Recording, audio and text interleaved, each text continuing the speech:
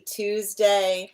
I'm the Grace Strega, and I'm here to give you your daily collective read for today. We are going to get started on today's daily collective read in the next few minutes, but if you would like to get on the list for today's daily collective read, the list, as always, is open. As always, it is 3 cards for a donation of 29 or more, 4 cards for a donation of 23 or more for my subscribers. Links in my bio. Please keep in mind there are 3 things I do not read for across these apps. Those are pregnancy, medical, and legal. Happy to give insight on anything in private readings, and you can book private readings on my site. We are also doing 2 giveaways today. Our first reading giveaway is going to be a reading giveaway when we get to 50K likes, so make sure you're tapping that screen. We'll get to 50K in no time. The other reading giveaway we're doing today is going to be a reading giveaway for the highest gifter between now and the conclusion of the daily collective read. So I wish you a lot of luck if you're participating in that giveaway as well. Prior to beginning today's daily collective read, I will be giving a brief recap on what we've been seeing in the cards over the last few days. If you would like to find those full readings, you can find them over on the place where we keep the videos. You can also find them over on the place where we keep the photos. You can also find them as a podcast over on my spot at Tarot Church and over on my stack. But before we get started today, first and foremost, how are we doing? Scale of 1 to 10. There are no wrong answers. We are welcome to eclipse season. Welcome to eclipse season. It's going to be an emotional one. It's an emotional roller coaster, but here's the thing about it. I like to point out preparation or working through this space of understanding and recognizing the volatility that often eclipse cycles can bring, allow us to be able to take new approaches to things, right? Preparation and the ability to effectively recognize or identify or work through energetic cycles helps us to effectively recognize and identify what is an internal issue, something that we're working through within, versus something that we're working through without. And it's not easy, right? And I need to point out, sometimes we often talk about the situations that we recognize that we're working on without frustrate us infinitely. There is a deep, pervasive desire to over internalize. And we're going to get into it because I feel like that's what a lot of this particular new moon energy that we're working through is about. What is up with the desire to over internalize? Well, let's talk about it. It feels more affirming to desire to over internalize upon something, because when you desire to over internalize upon something, it's the space of identifying that the fact that you can effectively control it, right? There's that deep longing. There's that deep longing to over internalize, because at least if it's an inside problem, then it's something that you can energetically work through, right? The ability to transform an internal issue is one that we effectively long for when we're in the space by which we're trying to effectively better or work towards a sense of betterness. But, and this is often what we have to go through as we're navigating and working into the context of healthy relationship, that ability of potentially recognizing and identifying things that are outside of our own ability to navigate, right? It helps us effectively come through new ways or new possibilities of working through things, right? And it's not easy.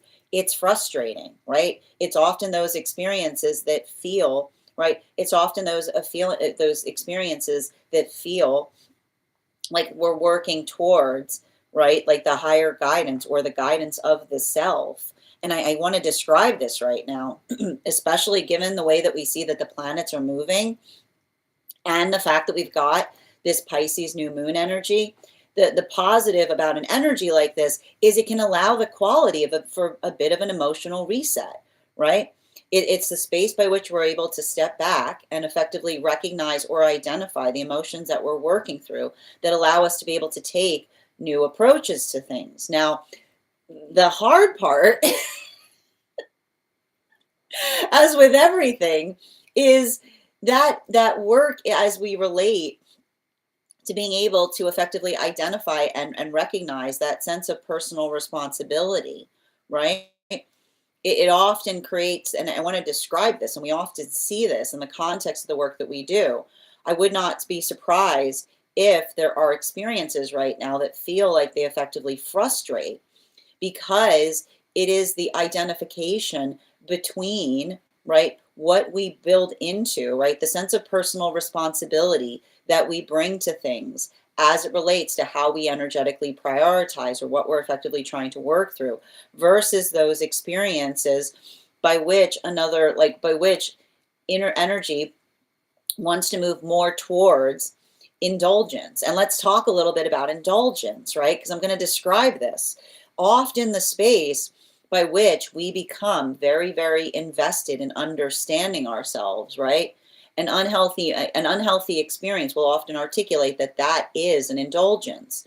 But we understand that the space by which we effectively work to understand ourselves is the best gift that we can bring to partnership, because it allows us to be able to identify where the work needs to go. Now, this is having a different impact depending on whether you connect to masculine, feminine, or non-binary energy, bearing in mind that this is not based on gender, but what one feels most aligned to.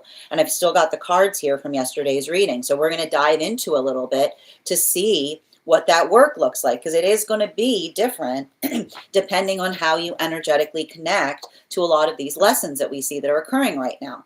Now, let's talk a little bit about the cards that we identified that were coming through for masculine energy at this time. And specifically, what we effectively see is this is a lot of the work that we identify in relationality to the observation of the working into the pathwork of maturation as it relates to the active listening of the energy around the self. And why do we effectively see that here? Because for a lot of the energy that's working through this, right, it's identifying, it's identifying the difference between something that feels energetically strong, right?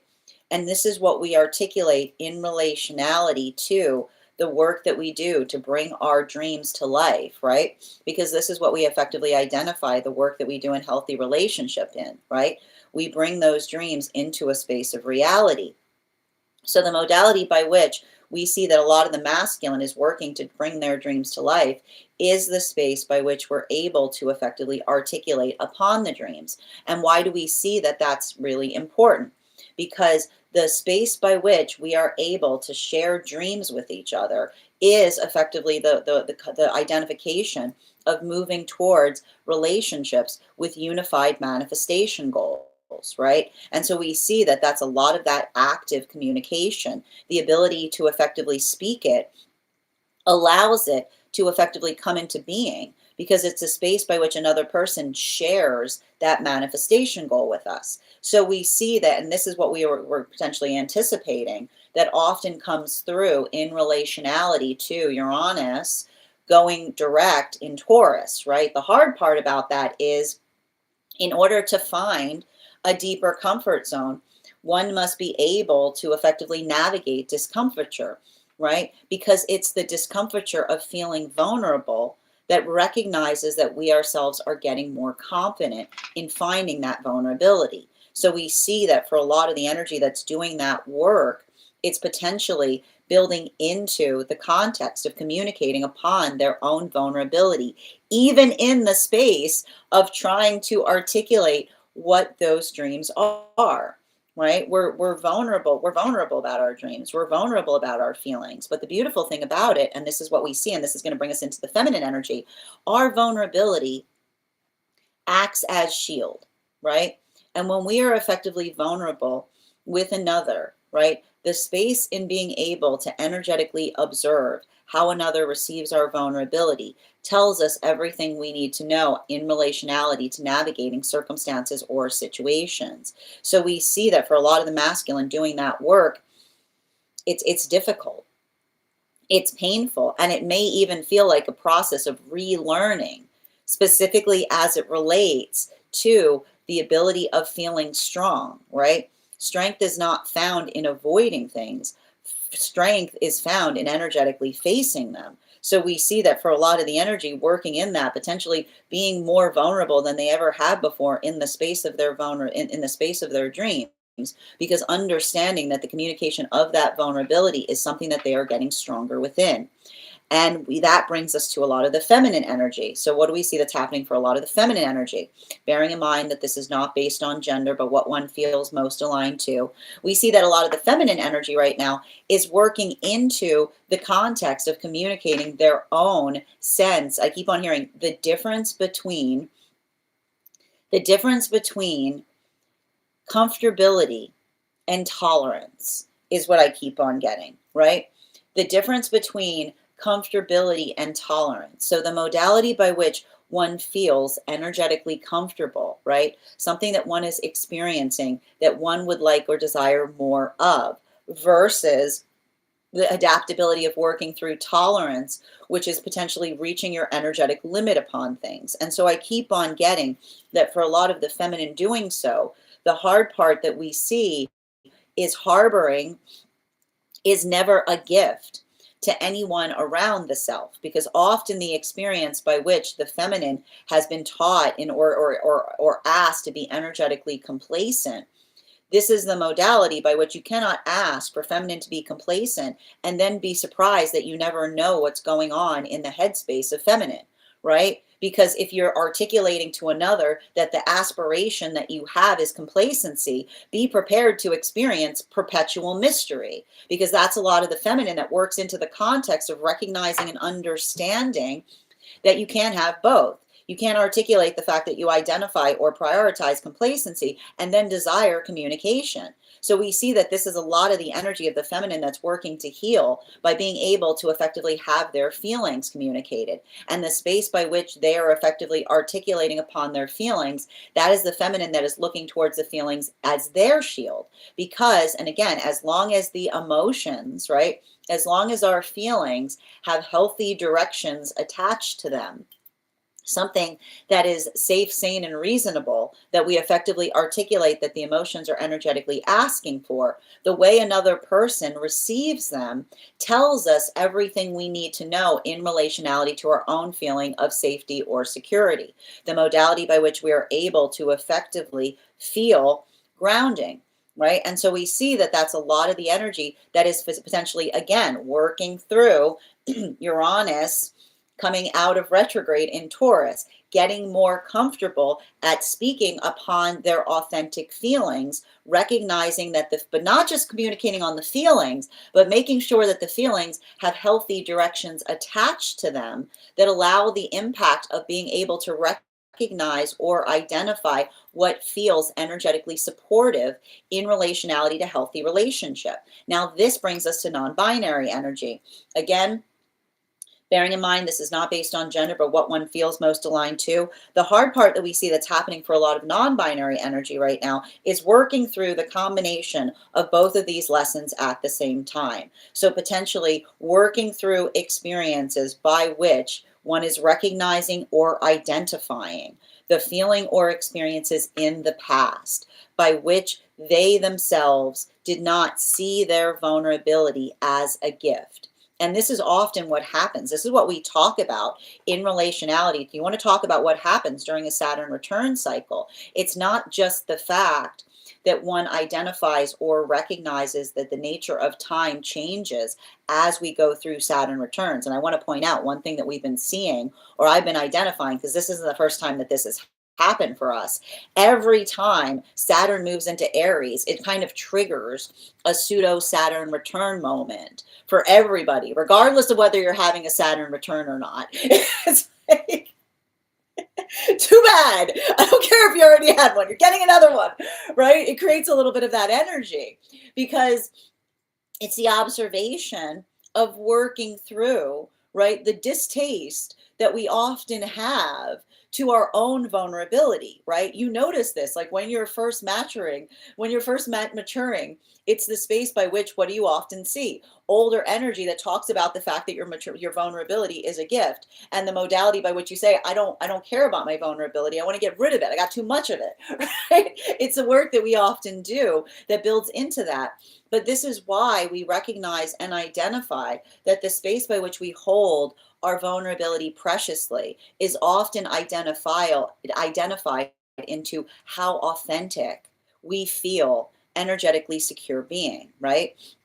And often what's beautiful about that is you'll recognize, this is what we talk about with someone that we often see and identify as energetically mature, right? The ability of recognizing or feeling the capability of understanding the vulnerability that is a gift, that allows one to be able to build into the context of recognizing that we ourselves are changing. And so we see that for a lot of the energy that's working through that, I want to describe, there's a lot of this educational element that I'm seeing right now in the non-binary lesson work, because it's a space by which we often articulate upon one's own experiences. Because in the space by which we articulate upon our own experiences, we feel that our experiences become shield for those who are also going through those same energetic processes. So we see that there's a lot of work that we identify there in relationality to the work of effectively healing, which feels like it's ongoing, while also trying to work in the capability of energetically sharing upon one's own learnings, but also amplifying that the force of care that we bring to things is how we energetically share. And that sharing, and the reason that we come into the space of not necessarily sharing with anybody or everyone, has to do with identifying the difference between those that are effectively in the space by which they themselves are willing to energetically receive something, right? The capability of communication by which we articulate and we're able to effectively share knowledge back and forth towards one another, versus those experiences by which another person doesn't necessarily want to energetically listen, right? It's a lot of that space by which another person effectively wants to effectively argue or come into the space of feeling the energetic opposition. And this is what we effectively identify, because one of the things that we see, right, and this is why we recognize that often those who have not done their shadow work properly, what is one of the first signs you often notice? Extremely confrontational, right? Extremely confrontational. Perpetually confrontational, potentially always trying to internalize, right? Potentially always almost like articulating an energetic distaste for something, but then walking directly into the direction of the thing that they have distaste for, which is often articulating upon the fact that they're energetically projecting because they're trying to work something out on the outside that should be something that they're trying to work on the inside. So we see that for a lot of that energy, it's working into the modality of kind of articulating why they're energetically precious with their time, because I keep on seeing they're looking towards those that understand the value or significance of the internal process that is able to effectively process outwards in the best way possible. The difference between an engaging, I keep on getting the difference between an engaging, powerful space versus one that is adversarial and confrontational. Now, that is where we find all of the energy prior to beginning today's daily collective read. But if you'd like to find that full reading, you can find it over on the place where we keep the videos. You can also find it over on the place where we keep the photos. You can also find it as a podcast over on my Spot and over on my Stack. I would also encourage you to head over to my Stack because we've got tarot class tomorrow. I'm so excited. We are going to be studying. We're going to be moving into the minor arcana.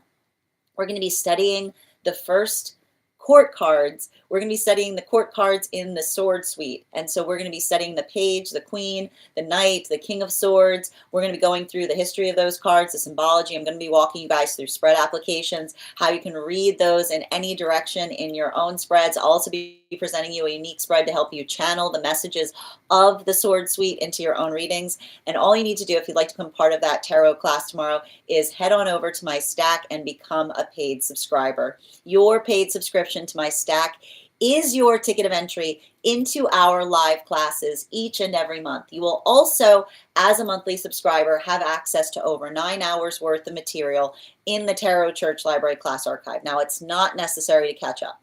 Okay, I know even if you're going to start classes tomorrow, it's totally fine. Okay, I'm going to give you a little rundown on everything we've studied. I'm going to give you a quick little summary to help you effectively move through into our classwork. And you'll also have access to a one-on-one chat with me and the other students to ask any questions they may have in relation to anything we've learned and studied thus far. And if you become a founding member to that stack, not only will you receive a discount on the whole year's worth of classes, but you'll also receive you'll also have access to over 20 hours worth of material in the Tarot Church Library class system, as well as the opportunity of receiving a complimentary mentorship class with me, where I will meet with you personally to assess where you are on your own personal tarot journey and give you the best insights in terms of how to utilize those classes to the best of your advantage, moving towards your tarot goals going forward.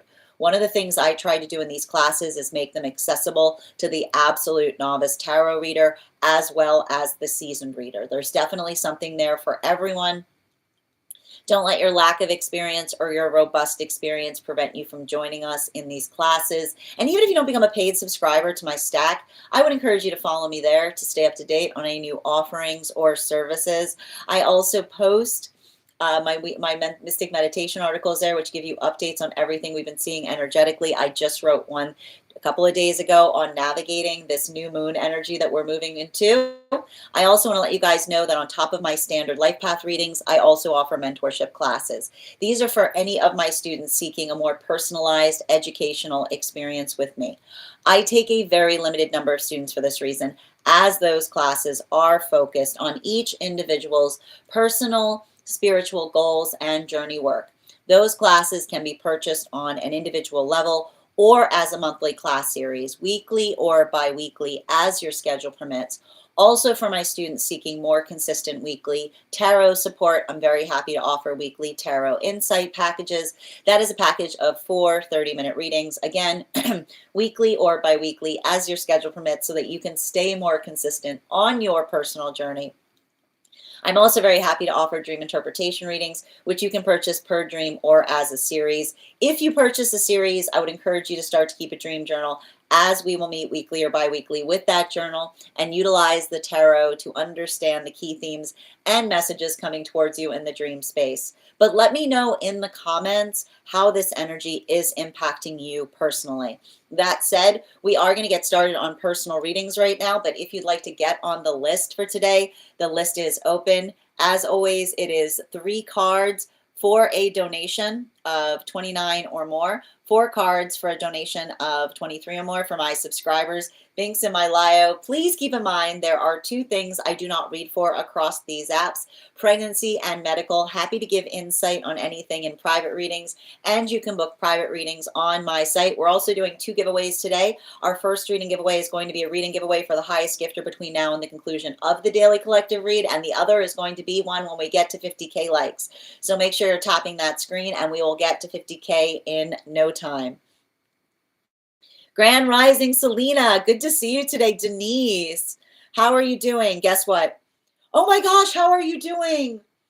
Oh my goodness, dear. I hope things are going well. I'm sending you so much support on your healing journey. I'm so glad to see you here with us today on the other side of that. How are you doing today, Sarah? I'm happy to read for you on that if you'd like to get on the list. List is open. You'll be the 3rd person read for. And Avatar, welcome. I hope you're having an absolutely beautiful day. 7, we're okay with the 7. A 7 is a pretty good space to be as we're navigating into this energy. And 8.5, I like that even more. Okay, guys, please welcome our mod K-Meg in today. Make sure you're giving them some love. Janie, thank you for getting on the list today. You will be the 3rd person read for. And if anybody else wants to get on the list today, you will be the 4th person read for. 3 cards for a donation. And Jamie, you will actually be the first person that we read once we complete the daily collective. As always, if you're on the list before we get started, you have top priority in having a reading today. So we'll be having Kay Megan's reading and Ava's, and then you'll be read for as soon as we complete the daily collective. And thank you for sharing the live, Kay. Always appreciate when you guys share the live. Hi there, Jacob. How are you doing today? Oh, you're so welcome, dear. Thank you for being here and being a part of this collective. Welcome, Tina. Good to see you today, and thank you for the follow. Thank you. I'm very aware Yeshua's watching for 144. Did you know only, oh wait, this is great. I love this. Hold on a minute. I got to read this. Wait, guys, look at this. Did you know, I like this. Hold on, this is great. Did you know that only real readers make their own cards? So what does that make you? See, that is fascinating because you have to understand that most of the cards that we see that are made today are based off of the Smith-Waite system. Now, the Smith-Waite system is based off of the traditional tarot cards, which are actually very ancient. We don't know necessarily the provenance. I'm going to be actually talking a lot about this in the class that I'm teaching tomorrow. However, most of the decks that you see made today are built upon and based upon the work of the Golden Dawn, which was the work of Arthur A. Waite and Pamela Coleman Smith. Now, you might not be aware of Pamela Coleman Smith because their name was effectively erased from history. They were a BIPOC queer artist who is the basis and the foundation of a lot of the cards that we build today. In fact, most of the individuals that you're speaking about who make their own cards are basing them off of Pamela Coleman Smith's designs. Now, what's interesting about Pamela Coleman Smith is that prior to Pamela Coleman Smith entering the picture, most of the minor arcana was not represented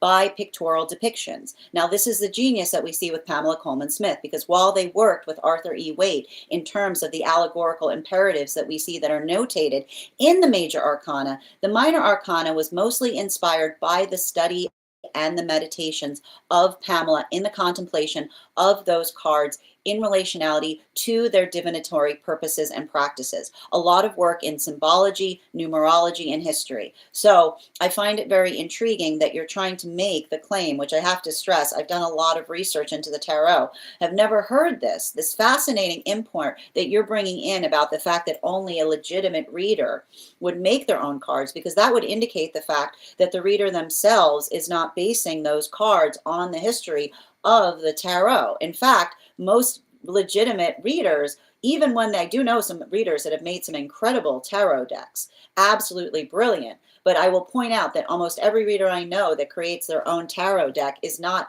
making a tarot deck off of nothing. They're all based on the provenance of the cards that are pre-existing. So again, thank you for that insight. I think that it might be a little bit off, but I would encourage you, if you'd like to learn more about this, we have tarot class tomorrow. I'll be talking about this in detail. So thank you for your input, and I hope that helps in relationality to clarifying what you're articulating. I'm happy to get a little bit more insight on it because it doesn't seem to make much sense. Thank you so much. And thank you so much, Avatar, for those beautiful gifts. And thank you as well, Tina, for the follow. I appreciate you. And thank you as well, Jacob, for being here and being a part of this collective. And thank you as well, Nikki. Good to see you. Excellent. And welcome, Kay. Good to see you, dear. Thank you as well. And guys, please thank our Mod K for all of their wonderful support today. Potato, I love those gifts. How are you doing today, Nikki? And Adam, thank you for those heart me's. Please remember, if you are a subscriber who is looking to have an animal spirit guide card on top of your free one card each day, make sure that you're recharging your heart me's. How are you doing today, Ava? I see you, dear, and I've got you on the list. You will be read for prior to beginning our daily collective. I hope you're having a beautiful start to your day. Just a reminder to those who are joining us over on the place where we keep the videos or the photos, you can also get on the list today via my tree that is being sent in my bio. And if you are a paid member over on the place where we keep the videos, you are also entitled to a free card each day. Now, anyone who becomes an instantaneous superfan or a paid member immediately gets that one card. How are you guys doing today? Welcome. It's gone. How are you doing today, Avatar? Good to see you. Adam, you learning some Italian there? How are you doing today, dear? Welcome. I see you, Adam. Hi there, Kay. Good to see you as well. And thank you. You're so welcome, Jacob. Thank you for being here and being a part of this collective. I hope you're having a beautiful start to your day. And welcome as well, Kay. Good to see you. Thank you. This is great. I love this. You're so welcome, Kay. It is definitely a new one.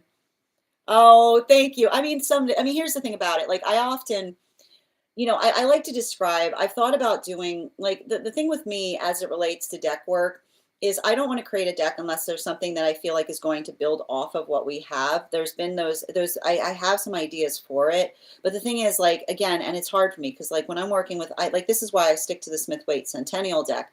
I feel like this deck is so strong. Now, obviously you guys see that often some of the other decks I pull for, I love the work that we see that other illustrators or artists have brought in relationality to that. Because, and I like to describe this, I feel like specifically, the beauty of a good tarot deck is it shows us a different perspective in relationality to the lessons that we're working through. And so even in the space by which the appreciation of understanding the multifarious nature of the cards themselves that allow for the context of interpretation. But I think that it's actually interesting because the individual who articulated it, there's no such thing as someone who literally creates their own tarot deck because it's a system. So even in the space by which another person says they create, there's no creation. Like the space of creating a tarot deck is not the space by which it's a new creation. It's a variation in the system itself. And good tarot creators understand that, and that's why their decks are so incredible, you know? I know, exactly.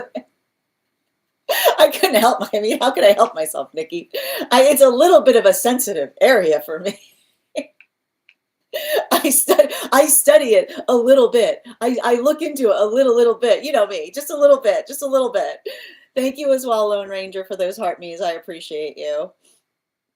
Absolutely. Like we should always be putting respect on Pamela's name. And this is why, again, I'm not a big supporter in calling it the Rider-Waite system, but rather the Smith-Waite system, because Rider is effectively just the name of the card company. So the ability for us to effectively articulate and call the deck the Smith-Waite system is effectively allowing us to pay homage to the artist that is very responsible to a lot of the beautiful symbology that we see and understand and help us recognize and interpret the cards today.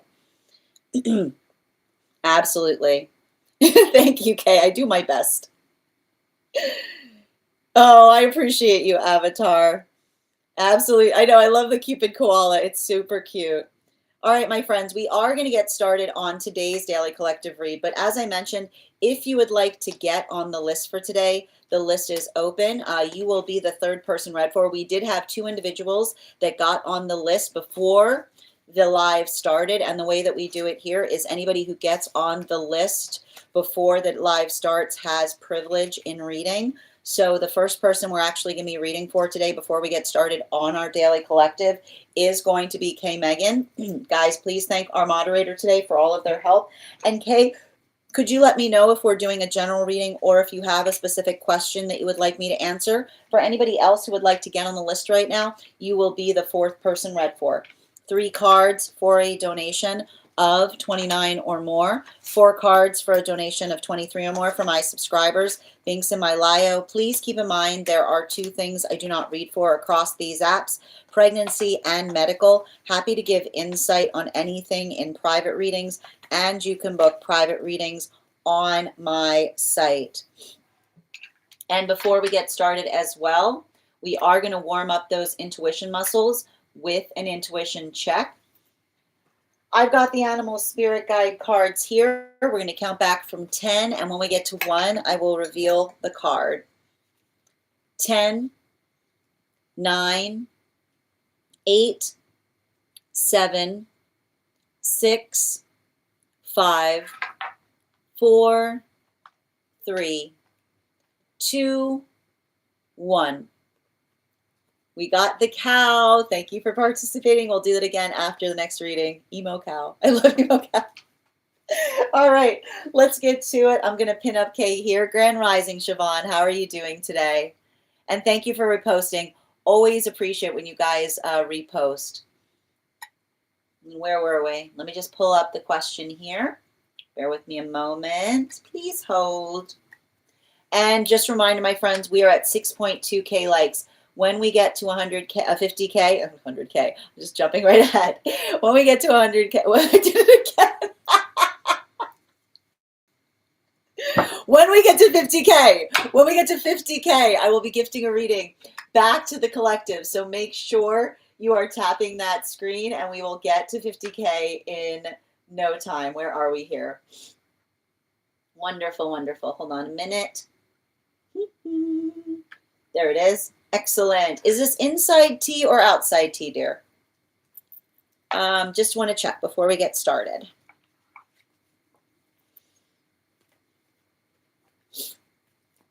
Okay.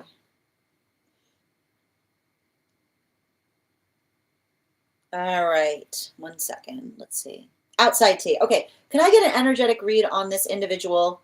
I'm wondering if they're in a relationship or the romantic energy you predicted seeing around me soon or not. When I asked if it would be friendship or relationship, you said you saw it being both, which fits for the circumstances as we get along as friends really well and aren't looking for anything serious. But with it being in the, yeah, there's a little bit of trickiness and relationality to it.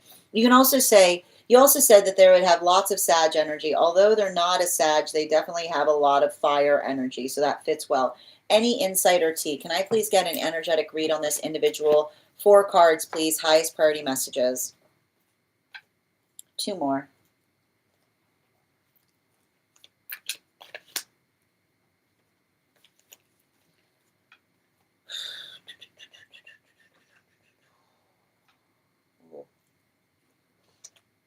Mm-hmm.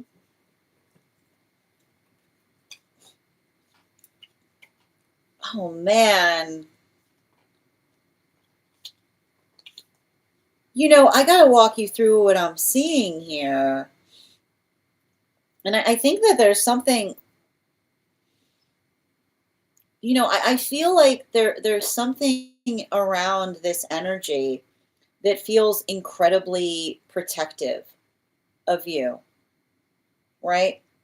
Like I'm getting here someone that like I keep on hearing like it feels like somebody who like wants to like throw their coat up and effectively like like they're very very like they look at you very preciously.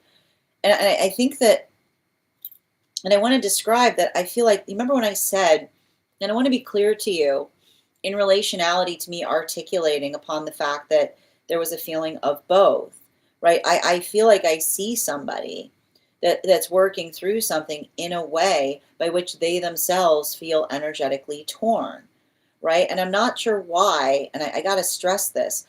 I don't know why, and I don't know if there's an actual age difference here, right? I don't know if there actually is, but there's something about the fact that they feel, right? I don't know why, but I keep on seeing the fact that they feel like there's something about you that's energetically innocent. Now, I think that this is interesting because I know, right?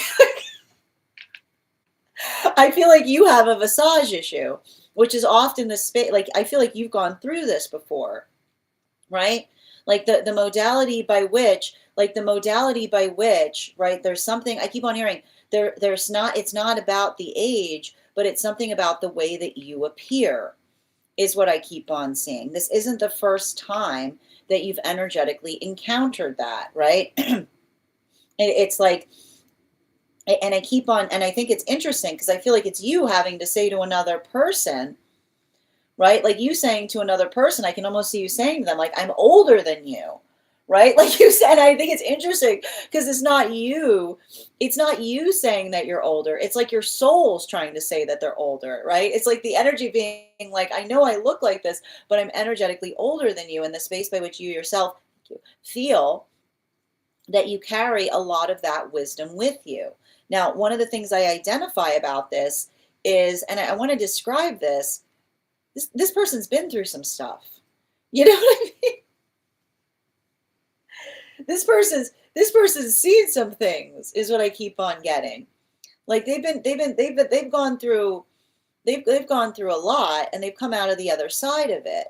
And that's why I keep on getting, I think it's interesting because I keep on hearing like young person old energy in relationality to the fact that they feel like, I feel like there's a little bit like I got this like, yeah, I've got this toot on somebody, right? It's giving me a little bit, it's giving me a little bit of this toot. You know what I mean? Let's talk about this toot. Right? There's like I keep on seeing, like, let's talk a little bit about this toot on somebody, because I keep on like and that's what I feel like it's interesting because you're talking about some of that fire energy, right? Like it's like and I want to describe, it's a type of energy that you only give off when you stopped caring about things that weren't important a long time ago, right? Like that's what I keep on getting on somebody. And it's interesting because I don't know why, but I'm getting a lot of heavy Libra places.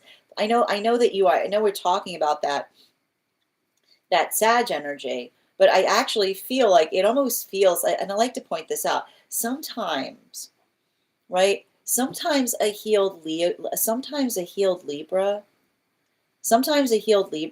will give off, and I don't know what it is about it, but sometimes a healed Libra will give off fire sign energy, which is the modality by which, right? It's like the modality by which the Libra just has stopped giving. Like they stopped care. Like it's just like the energy. It's like the life changing power of not caring what other people like overly stress about, right? It's like it's the energy that often comes through, like the healed Libra that is given up, like the healed Libra that is given up, like trying to navigate weird energy, right? It's often the space by which like and it's like it's often like the Libra that's like owned, like they're own their weirdness in being like they understand, right? They're like it's the proportionality that they bring to things by which they don't overstress upon the level of care, because right they're energetically aware of themselves is what I keep on getting. And so I feel like it's interesting because I almost see a situation by which another person has made peace. Like, I feel like I see somebody who's made peace with the fact that there's, like, I keep on getting some kind of flirtatious energy between you and them, right? Like, they're enjoying it for what it is, but they would never, like, I keep on seeing someone say, like, they would never move that into the space of wanting something to become uncomfortable, is what I keep on seeing.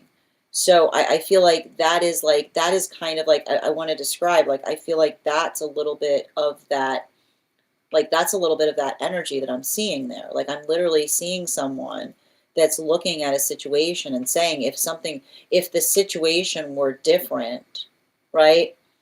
Then like I can almost see somebody being like, if the situation were different, then they might consider moving towards you. But I see them kind of having this like bit of a c'est la vie attitude to something in the space of enjoying I keep wondering, enjoying each other's company, or trying to effectively work through that. And that's why I said, remember when I said, in the space by which you quoted me in saying, right, like something there, but something not, right? And that's why I say, like, figure out where that person's Libra placements are, right?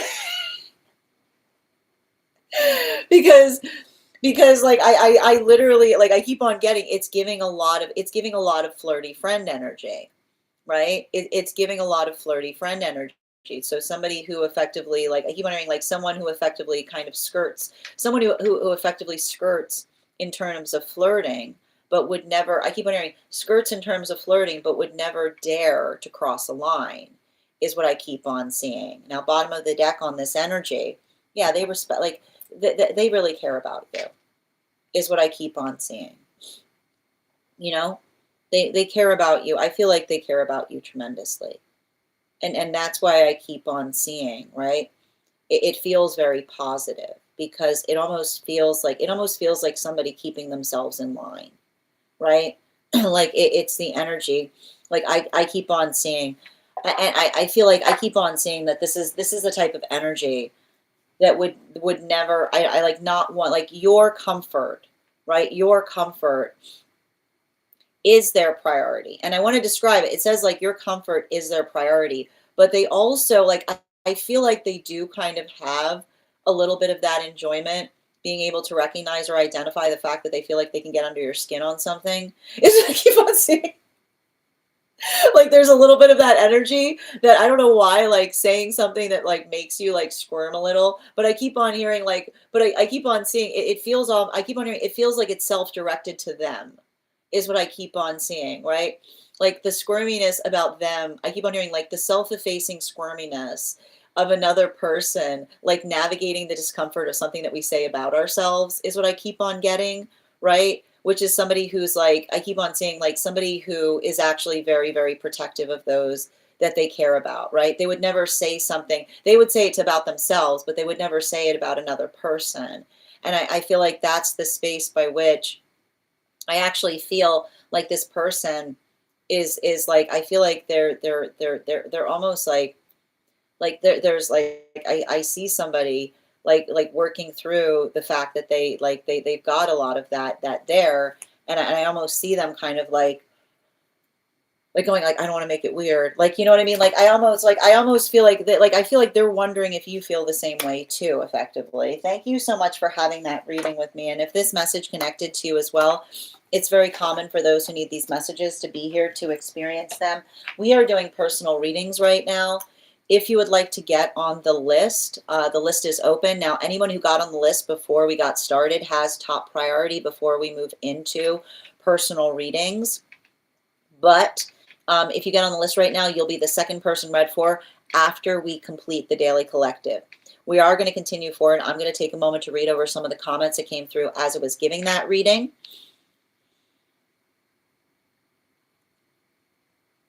And thank you so much, Outside Tea. I'm doing well, Siobhan. How are you doing? Excellent. And thank you for sharing the live. I appreciate you. Absolutely, girl. Hi there, sister. They are superior. Thank you for letting me know, Ava.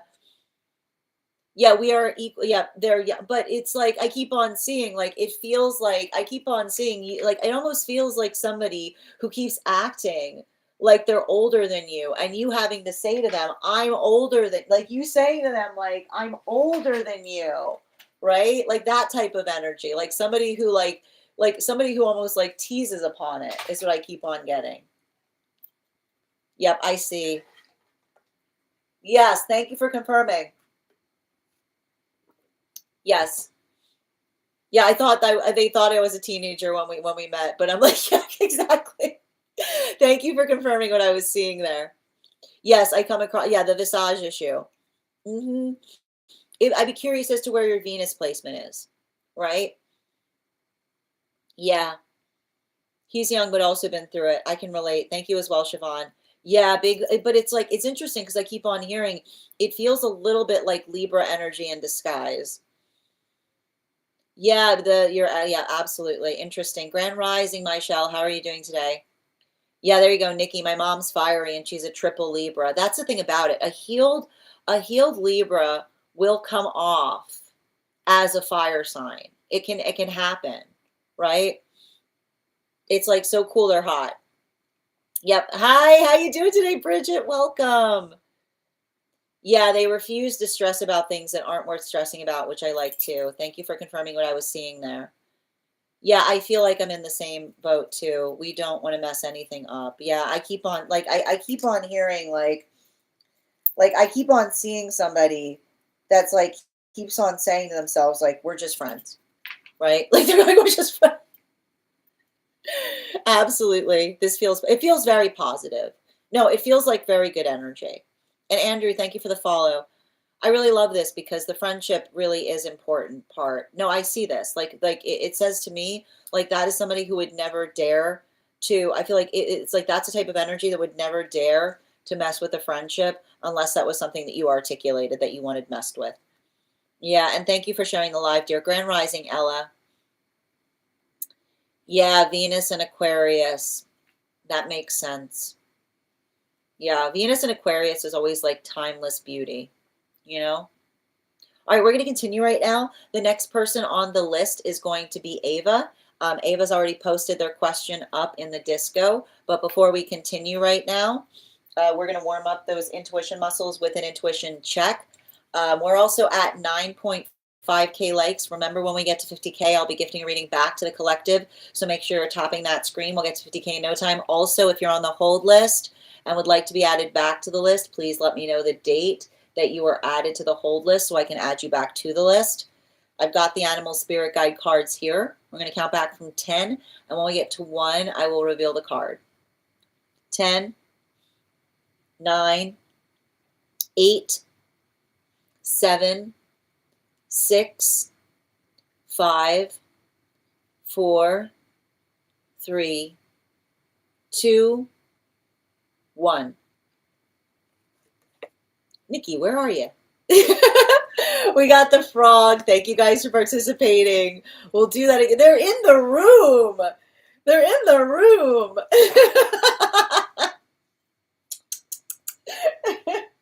We're going to do that again after the next. We're going to do it again after the next reading. Welcome, Bridget. Good to see you, my dear. All right, we're going to get started. Just reading over. And Phoenix, thank you for those gifts. And thank you for sharing the live. I don't know if she's healed, but she can definitely be firing. That's fantastic. I'm a Libra rising, and with Leah, like here's the thing though, like Libra and Leo energy is like peas and carrots, man. Libra Leo energy is like peas and carrots. Like when you get, like, for me, like a Libra and a Leo is like some of the most beautiful energy because they're always working towards that sense of healthy balance, right? It's working into that context.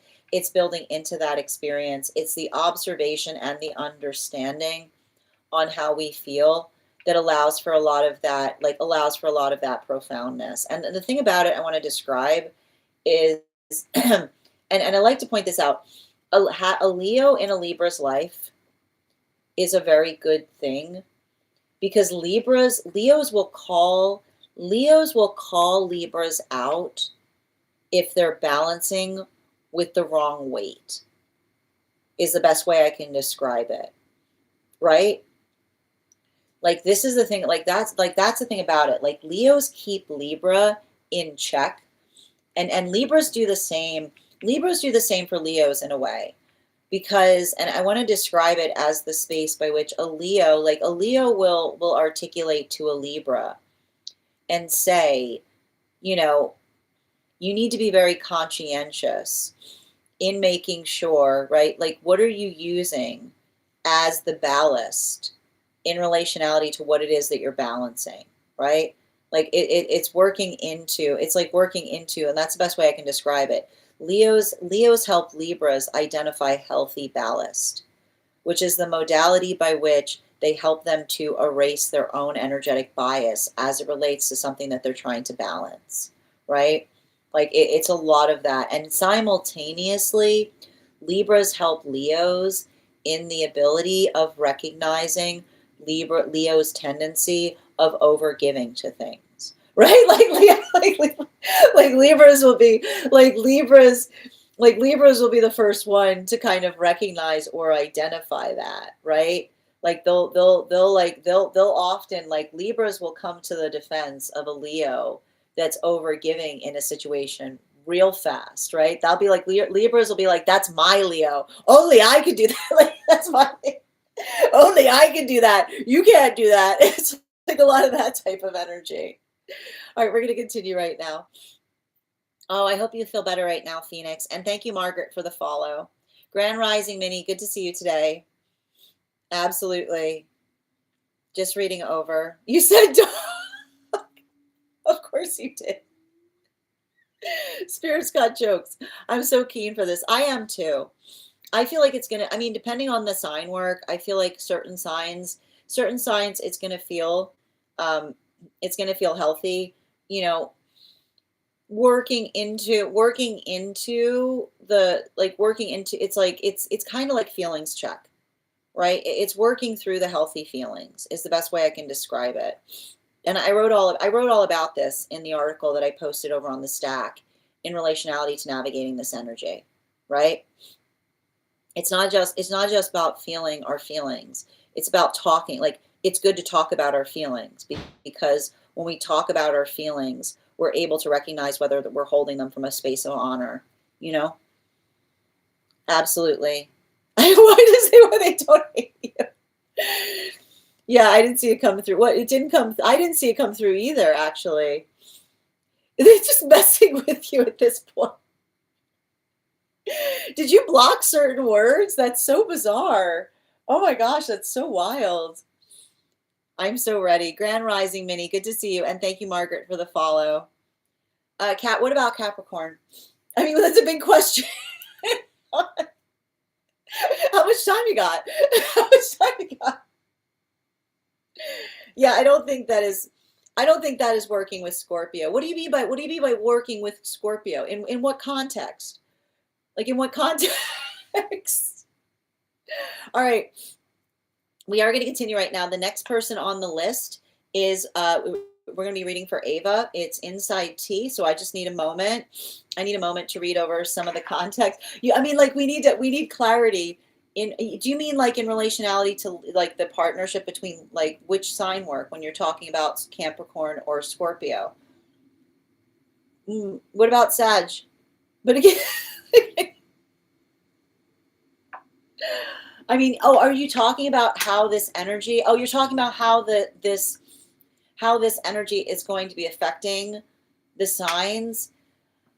You know, like the way I'm going to describe, like Scorpio, it's going to be a lot of I knew it.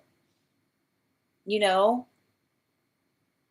like, and it's like I feel like this type of energy is going to be reaffirming to healed Scorpio specifically and relationality to how much like how it's proportional to how much Scorpio is working on their own shadow. You know?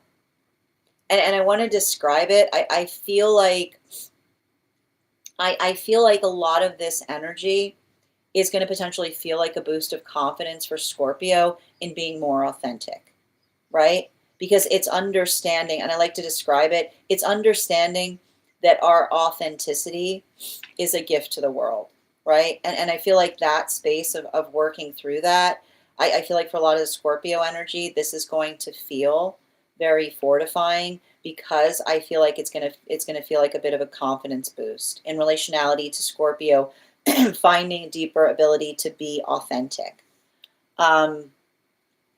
Capricorn energy right now, I feel like a lot of the Capricorn energy, what we're effectively seeing is I feel like this is going to help Capricorn energy feel more energetically sophisticated is what I'm potentially seeing, which is the space by which sometimes Capricorn has a hard time becoming multi-hyphenate, you know?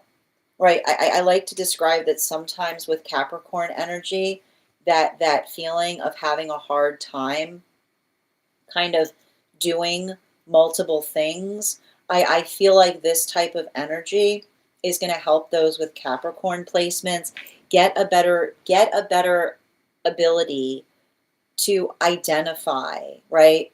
Like the full shape of what they're energetically trying to do, right? Not feeling so much like it's saying to me like the box, like there was when you feel energetically restricted in terms of feeling energetically pigeonholed, then we effectively we allow for the ability of identifying the nuance that helps another person be able to see us in a deeper way. So I feel like that's how it's going to help for those with Capricorn energy. Sag right now, watch that temper. Watch that temper, right? And here's the thing about it. Sages know this. Sages temper will sometimes take Sag to places that other signs would not go fully armed, right?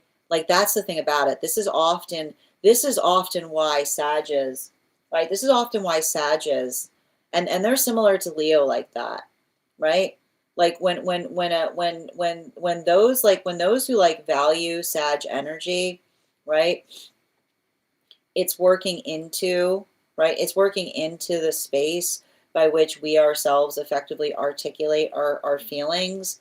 So I feel like this is going to be This might feel like Sag doing a lot of work to try to have their feelings heard, right? Because I like to point out, if we allow something to get us to the point that we're energetically emotional, right? Then the time for words is over. So I feel like this is a lot of the Sag that's getting better at utilizing their words to articulate upon their frustration instead of being more energetically reactive, if that makes sense. Oh, thank you, Flo. You like them? Absolutely. Excellent. Just reading over. Yep. Ooh, really? Did you post it on the disco? I'll definitely check it out, Bridget. Absolutely. And Rain, thank you for the follow. Oh, there's Scorpio. Excellent. What sign are you? Are you Sag? I can't give enough. Oh, and interesting. Thank you. Oh, no problem, Kay. Absolutely. Well, I'm glad I was able to do your reading. I hope you have a beautiful evening. Oh, did you? I know what show you're talking about. Bridget, I haven't been able to comment because I've been in a rush. I love it. I love it. I watched all of it. I've got feelings. I've got feelings. Yes. You're so welcome, dear. And thank you for the heart me's. Yeah, I'm about to. I know. Isn't it good? I know. It's so good. Absolutely. Yes. We are a match. Yep, absolutely. I love it. Yes, Sag and Venus. People should just listen to us then. Here's the thing with Sag and Venus, though, because here's the like, and you know this, like Sag and Venuses know this, right? Because Sag and Venuses need to they need to Sag and Venus often need to amp themselves up to do something, right? It's like, I'm gonna do it. I'm gonna do it. Should I do it? Should I do it? Should I do it? Like it's like that. Like that Sag and Venus energy, it's always like it's all about the wind up, right? It's like and that's like why when a Sag and Venus needs to do it, they just need to do it because it's never that they do something. It's all of the wind up in terms of them doing it, right? It's all of the anticipation. It's like, you know what I mean? It's like that, it's that starting gate kind of energy. All right, as I mentioned, we're going to get started. We're going to be reading now for, I need to, so again, anyone who gets on the list before we get started on the Daily Collective has first privilege in reading. So we're basically doing right now is I'm reading for the second person that had privilege today, and that's going to be Ava. If anybody else wants to get on the list right now, you will be the third person read for. You'll be the second person read for once we complete the Daily Collective. And thank you for those gifts, Ivana. So good to see you today. Welcome. I also have feelings. I know we need to have a meeting to talk about our feelings about the show. I'm very sad. I want more of it. I can't. I was like, I need this right now. We need more. I need more of it quickly. Absolutely. No, yeah, that's what the right that's what it is though. Right? You just hit the nail on the head. You feel like you head first and you head first, think about it later. But that's what others like. Here's the thing about it. That's why those who why those who have experience and I like to point out those with Sag Venus, Sag Venus is often very similar to Venus in Cancer energy, which is it's somebody, it's like when somebody has been loved by you, they never forget it, right? It's interesting too because Sag Venus is the energy. It's like I just did it, right? It's like a lot of that. It's a lot of that quickness. It's a lot of that space of someone when you think of someone sweeping you off your feet. A lot of the spontaneity we think about could be associated with the Sag Venus. Venus in Cancer is the care or the quiet. Like I like to point out, it's the quiet gesture that contains volumes, right? It's a lot of that. It's a lot more of that. It's a lot more of that space by which, and this is often what happens for those who have the Venus who experience Venus in Cancer, right? The consideration of a quiet force of love that you don't even recognize. It's often energy energy that's gone through Venus and Cancer. There'll be moments by which another person looks back and they'll see something in that moment that they did not see at the time that another person, like how hard another person was working or what they were trying to do, right? It's often interesting because I like to describe that like Venus Sag and Venus Cancer are almost like the point counterpoint in terms of like how we can love. Like Sages are all like Venus Sag is all about that dramatic gesture, right? And Venus Cancer Venus is a lot of that quiet stoic like architecture is the best way I can describe it. Oh God, I can't. It's gonna take too long. It's gonna take too long. Yep. If Margaret, if you want to get on the list, all you need to do, dear, is send the donation, and I'll be happy to read for you. We're about to get started on the Daily Collective, but if you get on the list right now, you will be the third person read for, and you'll be the second person read for once we complete the Daily Collective, which we're going to be starting after this reading. Mm-hmm. Yeah, and here I thought it was my Scorpio. Well, here's the thing about it. Like, and here's I need to point this out. Scorpio, when Scorpio leaves memories, like define, are they good? Are they good memories? Like, the thing about right, like the thing with Scorpios is often working through, right, often working through the like the conversation, right? Like the modality by which we articulate.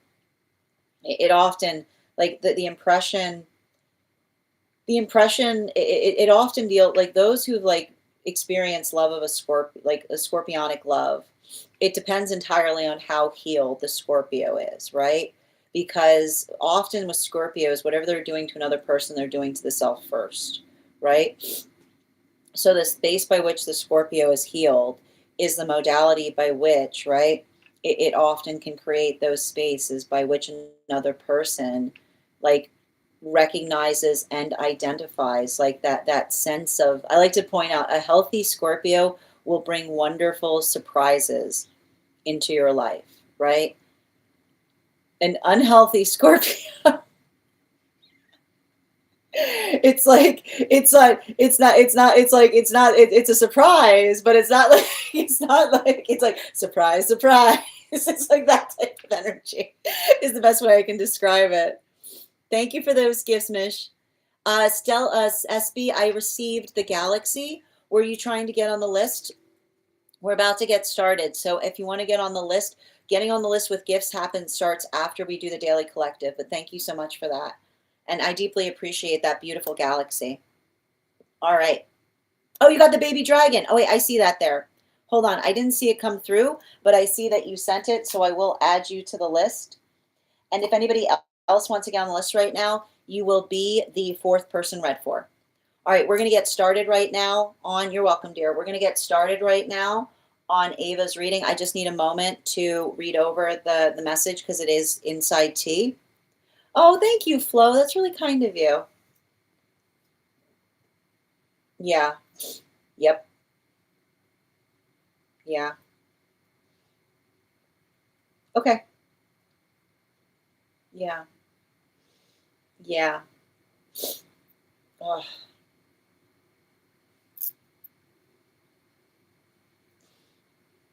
Mm. Yeah. I got you. Okay. Can I please get, and before we continue right now, yep. Yeah. Okay. So before we continue right now, yeah, can I get 4 cards, please? Yeah, 4 cards. And I want to draw an animal spirit guide card because I feel like it's relevant for this reading. So I'm going to count back from 10, and when I get to 1, I will reveal the card.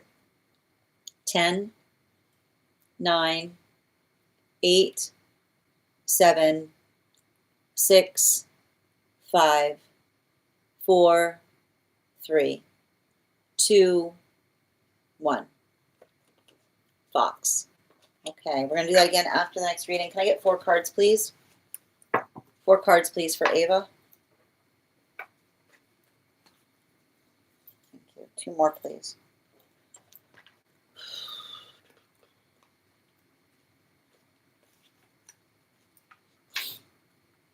Mm-hmm. Yeah. Okay, we'll keep that one there, too.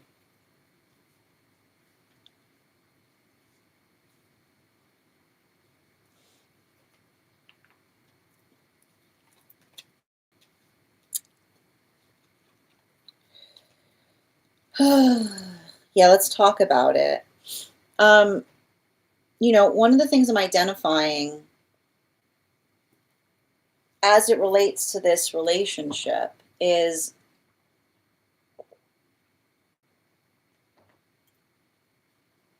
I want to just, I feel like you and another person are working through, um, you're working through disparate lessons is the best way I can describe it. Because I see a situation by which you and another person are very similar. And I see the space by which another person went through an experience and they profoundly thought, right? They thought that something was wrong with them, right? They thought that there was something that was profoundly wrong with them. And then they found something that was able to put words towards something that they were experiencing.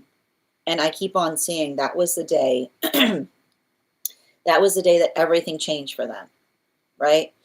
It's like I keep on hearing it's like somebody feels like the gift of the gift of their existence. Like they would not, I keep on hearing they would not have survived if they had not found that library.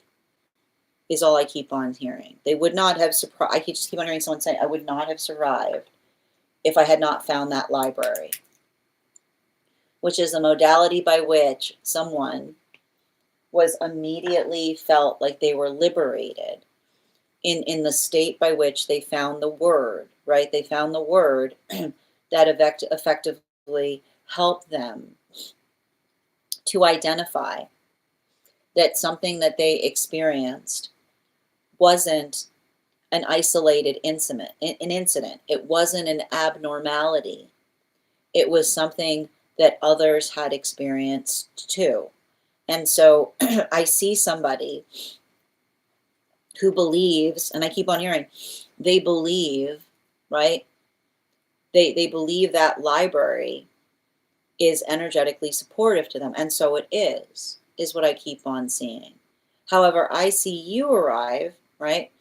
And what do we see that you're going through? I feel like you're going through the opposite circumstance, right? I feel like I see a situation by which rather than effectively searching for the words, you're surrounded by energy trying to effectively label you, or the modality by which another person tries to effectively like categorize or articulate something that you yourself are going through. And I see you kind of going through the opposite modality of them saying, I defy definition, right? Like what you're effectively trying to articulate is not is I keep on seeing you say to someone like and I want to, and this is why we identify that words are important, because and I think that this is what's significant.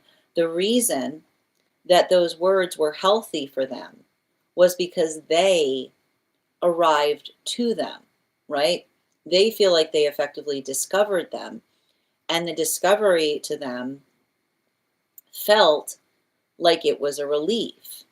But this is why I see you saying to them, release me, like release me of those words, because I keep on getting there's a profound difference, right? Can you see the profound difference? Can you see the profound difference that occurs in the space by which one person, right? Like one person feels an energetic weight upon something, and then they finally find the solution, and the solution feels like a gift, versus the space by which another person tries to articulate how they feel, right?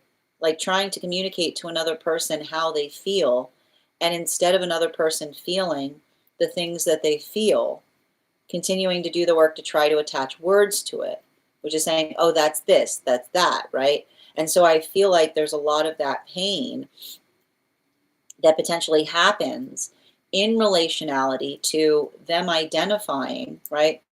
They're trying to effectively do what they did to themselves, which is the modality of saying, oh, no, I felt like that too. And then I found this word and then everything was okay because I knew, right? I knew that there was something that could resolve it, versus you saying to another person that the difference between arriving to something, right? The difference between energetically arriving to something that feels like it's catharsis, right?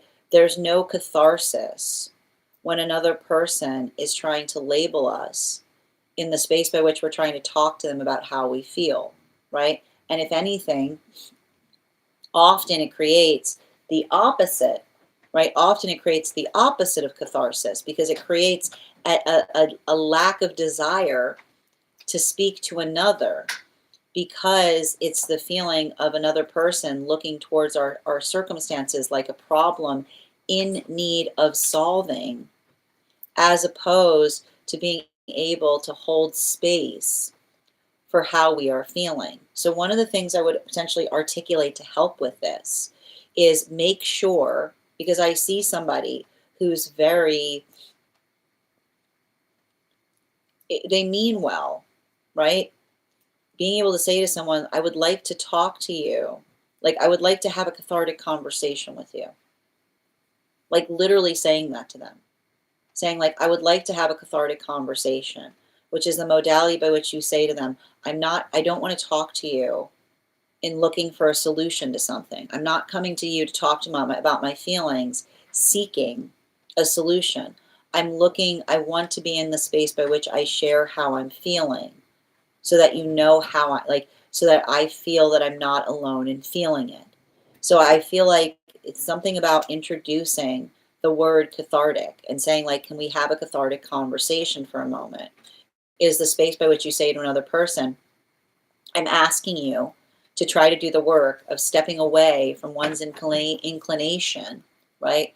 The inclination to try to energetically label something, but instead to be in a space by which you can hear what I'm saying and hear what I'm energetically asking for. But this is, and I feel like this is what's going to help you in terms of that communication. Make sure that when you're communicating emotions to this person, you have directions attached to them, right? Because I just keep on seeing the same experience, which is, if you like, they see emotions, like and it's not a negative thing. They see emotions as problems to be resolved. I don't know where their Virgo placements are, but I'm picking up a lot of Virgo energy around somebody. But they see emotions as something that is energetically resolvable, right?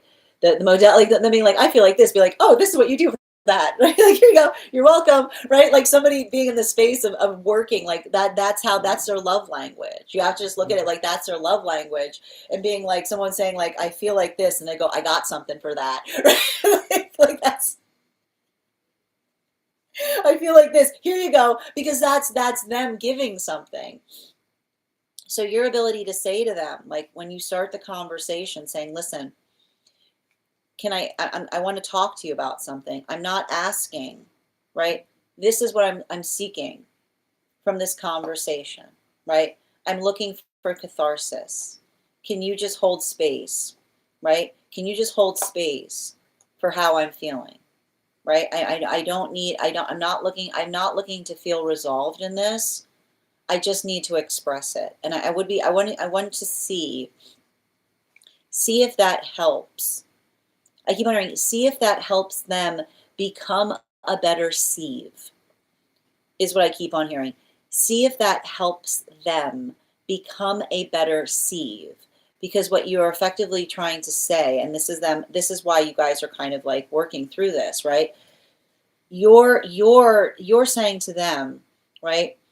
I'm not looking for a solution, right? Because you don't feel like it's something. I keep wondering, when you're working through something ephemeral, there's no solving the ephemeral, is what I keep on hearing. There's no solving the ephemeral, which is the understanding of working through, like, particularly when we're working through ephemeral problems, right? You're like, oh, my problem's existential. There's nothing you can, like, there's nothing you can get. If the problem is existential, there's nothing that one can do beyond beyond working through the process, that the existential problems are often profoundly ephemeral. They feel like they feel like they're hard to work through. But in the space by which we say to another person, and this is what's important about this is why we talk about, so why talking is good, right? Sometimes the nice thing with an existential, like sometimes the nice thing with an existential crisis or an existential problem is the minute that another person says, I felt that way too, immediately healing, right? Like the moment that we feel like, that's what's beautiful about an existential problem, is like the moment that another person says, I felt that too, then sometimes that is the beauty of it, because we create the space by which we don't feel like we're alone struggling through it, but the struggle we feel is energetically universal. So make sure that you're communicating that in relationality to working through that. Bottom of the deck, you guys are never going to necessarily see eye to eye on it, right? And I want to describe this. I feel like you guys are going through controversy. You're going through contra path work. Okay? And what's hard with contra path work is I see a situation by which this energy was going through something, and and everyone around them, as they were growing up, they were trying to say something was wrong, and somebody was saying that they needed more spirit, right? So I literally see a situation where another person was trying to articulate that something was wrong with them, and somebody was going, "No, there's nothing wrong with you that a little spirit won't fix," right? So the modality by which they felt that they found something that alleviated that, right? This is what I mean in terms of you guys going through contra work, because I see a situation by which you're going through something, and there's a solution for everything, and you identifying, saying, "Actually, I feel like a little spirit might help with this," and that's why they're like, "No," right? They're like no, because it feels like, right, it's working towards something in a different way, but that's why you're effectively healing it with one another, because it's going to be hard for them, because it's to them, they almost see you going through their path work in reverse. So when you recognize and identify that, right, the thing that you have to say to them is, the things that heal us are the things that we discover, because that is the unifying factor between yours and their journey, right? The identification of discovering something that helped one find that sense of wholeness. Thank you so much for having that reading with me. And if this message connected to you as well, it's very common for those who need these messages to be here to experience them. We are going to get started on our daily collective in the next few minutes, but if you'd like to get on the list to be read for once we complete the daily collective, you will be the third person read for.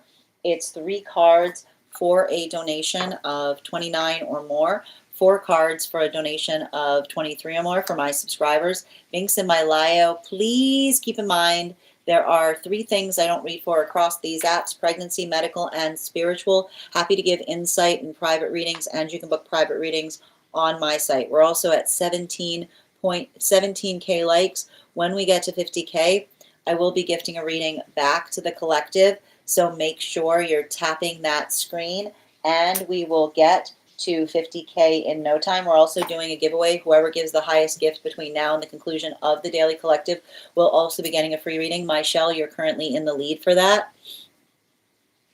Because the way that we do it here, Stella, is if you get on the list prior to the daily collective beginning, you get first privilege in being read for. So the 2 individuals that we just read for got on the list prior to us beginning the daily collective. So we're going to get started on the daily collective right now, and then we're effectively going to begin.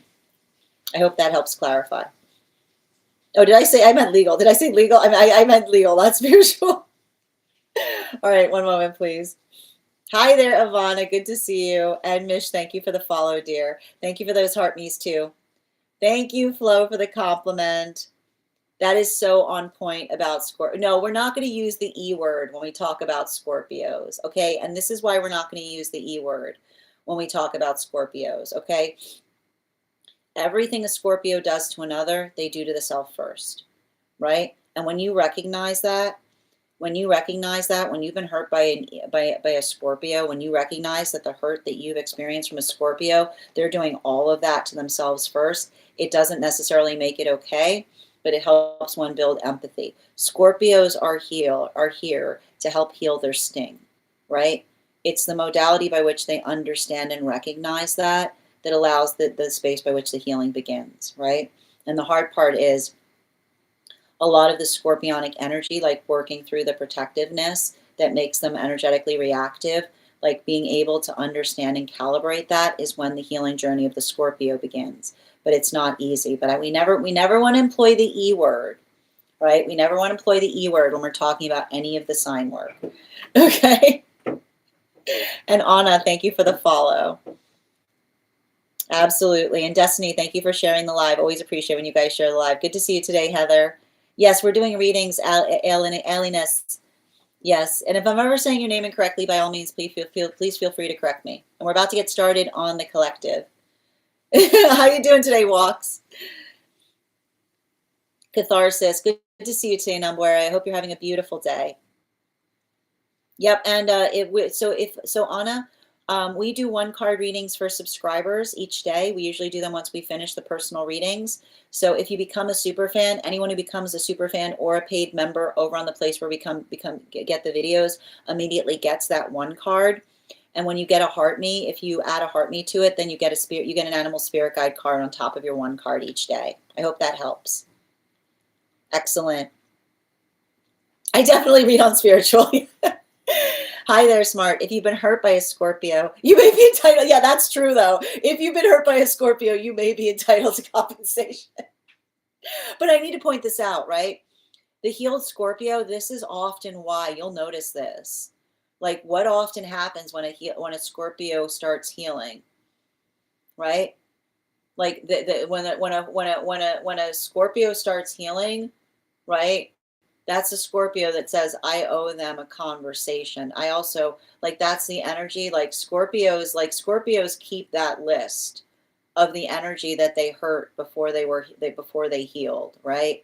Like Scorpios are very conscientious about that. But that's the reason why, because when Scorpios recognize it, right? Like when Scorpios recognize it, they're just like, oh, like it's, right? It's the observation of the pain and then wanting to work into a space of being able to heal it, right? It's like, but that's why, like, it's like a lot of, like, often you'll see those with scorpionic placements, right?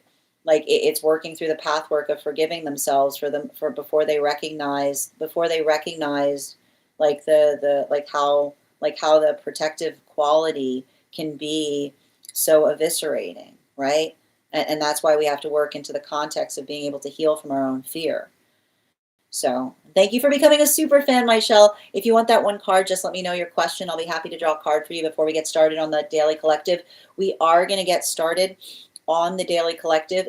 Just a reminder, we're doing 2 different giveaways today. Our first reading giveaway is when we get to 50K, I'll be gifting a reading back to the collective in the form of a giveaway. The other is the highest gifter between now and the conclusion of the Daily Collective will also be entitled to a free reading. Michelle, you're actually in the lead right now. So thank you so much for those gifts already. Henrietta, thank you for sharing the live. I deeply appreciate it. And before we get started on today's Daily Collective, why don't we warm up those intuition muscles with an intuition check? I've got the animal spirit guide cards here. We're going to count back from 10. And when we get to 1, I will reveal the card.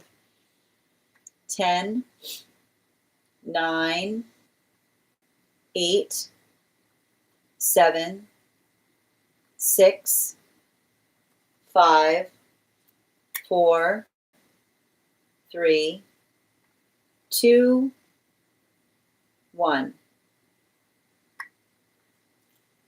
We got the hair. Thank you guys for participating. We'll do that again after the next reading. All right, let's get to it. As I mentioned, friends, we are going to get started on today's Daily Collective. If you'd like to get on the list to be read for after the Daily Collective finishes, you will be the 3rd person read for. A win is a win. Same difference. Amy, thank you so much for the follow. I appreciate you. That said, and as I mentioned, if you guys could do me a favor and share this live, I would appreciate it. Make sure anybody who would like to catch this reading live is here to receive it. That said, no better time than the present. Why don't we get started? Welcome, everyone. Happy Tuesday. I'm the Grace Strega, and I'm here to give you your daily collective read for today, Tuesday, February 17th, 2026. We are going to be doing a harmonic energy update. We're going to get started. The first two cards in our 5-card spread for today are, we've got coming through the Seven of Pentacles in its upright, in combination with our King of Swords in its reversal. Let's talk a little bit about this energy, shall we? We are officially in eclipse season. We are starting right now. We are going through a new moon in Pisces, with the combination of the eclipse cycle starting. A lot of emotionality that potentially be coming through, but I need to stress this. The nice thing about working through the emotionality, and I just wrote a whole article about this over on the Stack, right? This is the energy. This is the perfect energy for emotional reset. And what do we articulate, or what do we mean by emotional reset? The observation of being able to effectively identify how we feel, but also in the space by which we energetically recognize or identify the preciousness of our emotions, right? Our emotions are a precious resource, right? The space by which we energetically honor our emotions is often articulated upon how we effectively express them, right? It's the modality by which we recognize and identify how we are effectively working through things, or what it is that we're trying to effectively resolve. And what's beautiful about this, right? And this is what we mean in relationality to loving the process, right? When we're in a healthy spiritual space, it's not the fact that we're perfect, but the modality by which we work to effectively close the gap, if you will, or identify what it is that we're trying to do and finding better ways of doing it, right? Even in the space of our emotions, I feel like what we're effectively seeing is a lot of that work that is recognizing and identifying upon the healthy emotions that allow us to be able to energetically fortify direction, right? How easy it becomes, right? How easy it becomes when we honor our emotions. Because, and I need to point this out, that doesn't mean that all of our emotions are worth being honored. The way that we identify and recognize the emotions that we are effectively working to heal is being able to articulate and put directions towards them. It's the healthy direction that creates the space of identifying what that is. And so we see that for a lot of the energy that is invested in doing that work, right? The beauty that we identify there has to do with working through that process of personal emotional expansion. Now, this is having a different impact depending on where you find yourself on the frequency cycles. And we're going to start by talking about the energy that is currently in solitude. Now, the energy, we saw that there was a relationship shift that happened around the time of the most recent Capricorn new moon cycle. A lot of the energy that's coming together in relationship right now are working into the world card. And what do we see? The lessons of the world card. It's understanding, right? Building into the context of being centered in the self. And being centered in the self does not mean that one is perfect, but the reciprocal work that we put towards our own self that immediately becomes beneficial to the energy that is around us. What are the two cards that we see that are happening right now for a lot of that work in solitude? We've got here the Seven of Pentacles in its upright, in combination with the King of Swords in its upright. So these are very, and I want to describe this, these are very grounding, stabilized cards, even in the midst, right? Even in the midst of an energetic eclipse cycle. And I want to describe this too, right? One of the things that we often recognize with eclipse cycles is working through, right? And I like to describe this when I'm reading into eclipse energy. It's not the fact that eclipses create things that are not there. But what happens is it's like the energy that can take something small, right? It's like the molehill that becomes a mountain. Those modalities by which something that is granular feels like it becomes energetically overwhelming or amplified. Now, what's beautiful about that, when we recognize that, it allows us the ability to work through the eclipse much like a deep dive, right? Right? The ability, like when we understand that the quality and nature of the eclipse allows the observation of something microscopic to feel magnified, then we can apply that force of effort into states or spaces by which it helps us to effectively expand, right? It's the exposition of something micro that becomes macro in the space by which we're able to effectively deeply feel something, right? And that heightened sensitivity becomes a gift. So the thing about this particular eclipse cycle is it may feel a little polarizing depending on how much shadow work you've done, right? Because, and this is what happens, when you work into an eclipse cycle and you're carrying a lot of fear, right? If you've got a lot of fear in you and then you enter eclipse cycle, the fear gets magnified, right? You'll start feeling like it's everywhere. The fear is everywhere, right?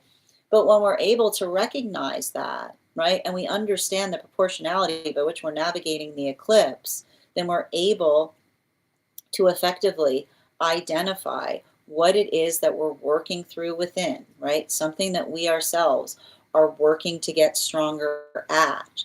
And I want to describe like what we effectively see, right? That like, and this is what we mean. Like this is what we mean when we say the only thing we have to fear is fear itself.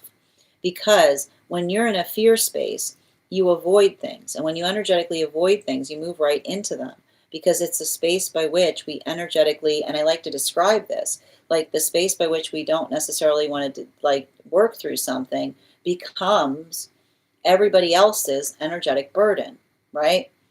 And this is why, and I like, this is always why I like the space by which we work through a new moon in Pisces, right on the heels of a full moon in Leo during Aquarius season, because it's a conversation that articulates the force of our love, right? When we love things, we find courage to do things that we've never done before, right? It's the space by which we amplify and articulate the care that feels that it moves beyond the self. And so I feel like what's beautiful about that, particularly for a lot of the energy that is working through a lot of this path work, is this is the energy that is in solitude working on relationship. And why are you saying, you're saying to me, you're saying if they're in solitude, why are they working on relationship? Who says that you need to be in relationship to work on relationship, right? When you recognize that the vested effort that you put in yourself, the ability to find joy, right? Recognizing that there's no manifestation on the planet that has joy on the other side of it. This is often the confusion that we have, right? You'll often see this in the journey of those who are energetically unsatisfied, right? What do the unsatisfied say? I'm unsatisfied now, but you rest assured, if I had that relationship, if I had that person, if I had this, if I had that, I would be in a bliss state. No, you wouldn't. No, we don't find bliss on the other side of manifestations. The bliss that we bring with us is amplified in healthy partnership. So this is what this, like, and I like to point this out, this eclipse is actually not being seen right now. Right, this eclipse is nobody's seeing this eclipse right now unless you're in Antarctica. Hello from Antarctica, enjoy the eclipse, because it works into like that. But even that is a continuation of this energetic lesson, which says, right, if we don't find the bliss, there's no manifestation on this planet by which we'll derive it, right? we find the bliss that we carry into our manifestation goals and into our relationships. So that's why we see that a lot of energy right now is not building into relationship like this, right? They're not looking around, they're working on it within. They're amplifying their bliss, because as you amplify your bliss, you move towards ideal partnership. You become very protective of that bliss, right? You're like, I made this myself, right? And this is what we also see that a lot of those relationships are doing right now, right? There's a little bit of conscientiousness. There's a new sense of conscientiousness that some of these relationships are bringing into partnership. They're very protective, right? This is my bliss. I worked very hard on it, right? But they're working into, right? They're working into the uncomfortability. Taurus coming out of retrograde in Uranus coming out of retrograde in Taurus, right? The only way we energetically expand is by being able to feel energetically uncomfortable in the best way possible, potentially as it relates to things we feel vulnerable about. So what do we effectively see that they're doing, right? They're getting better at articulating the vulnerability that they feel, trying to move towards partnership while also trying to protect their bliss, right? They're articulating to each other about that conscientiousness. Center card for today's spread, and this is moving us into those moon relationships. Now, the moon relationships were the energetic lessons that we were working through between the time of that Capricorn new moon that we experienced and up leading to the time that Uranus first went retrograde, which was in September 6th. Center card for today's spread. Woo, Page of Swords. There's so many swords here. We've got like 2 cards in the sword suite. We're actually going to be studying the sword suite tomorrow. If you want to become a part of that tarot class, you still have time to join. Anyone who is a paid subscriber to my stack will have access to that class. What we effectively see for a lot of those moon relationships, and I need to describe this, these moon relationships right now, like they're going through, I keep on hearing they're going through some kind of experience by which they're feeling the amplification of energetic victory upon things. And why do we see a lot of that energy right now? Specifically and particularly because for a lot of the energy that is invested in that path work right now, one of the things that we're identifying is working through, I keep on seeing, these are the 2 energies that we see. These are those moon relationships. Never before, these are very, very purpose-driven relationships. These are relationships that have a very, very strong sense of purpose. Never before have they been in a relationship where another person did not say that their purpose was detrimental to partnership. But this is often what we recognize in relationality to having purpose. Our purpose is not detrimental if another person shares our sense of purpose, right? And the space by which we often find healthy partnership is fine. It doesn't require us, right? It doesn't require us to have the same purpose, but the energy that is respective of each other's purpose does not take it personally as they continue to move closer towards it. So we see that that is a lot of the energy that is effectively articulating and recognizing, facilitating and doing that work.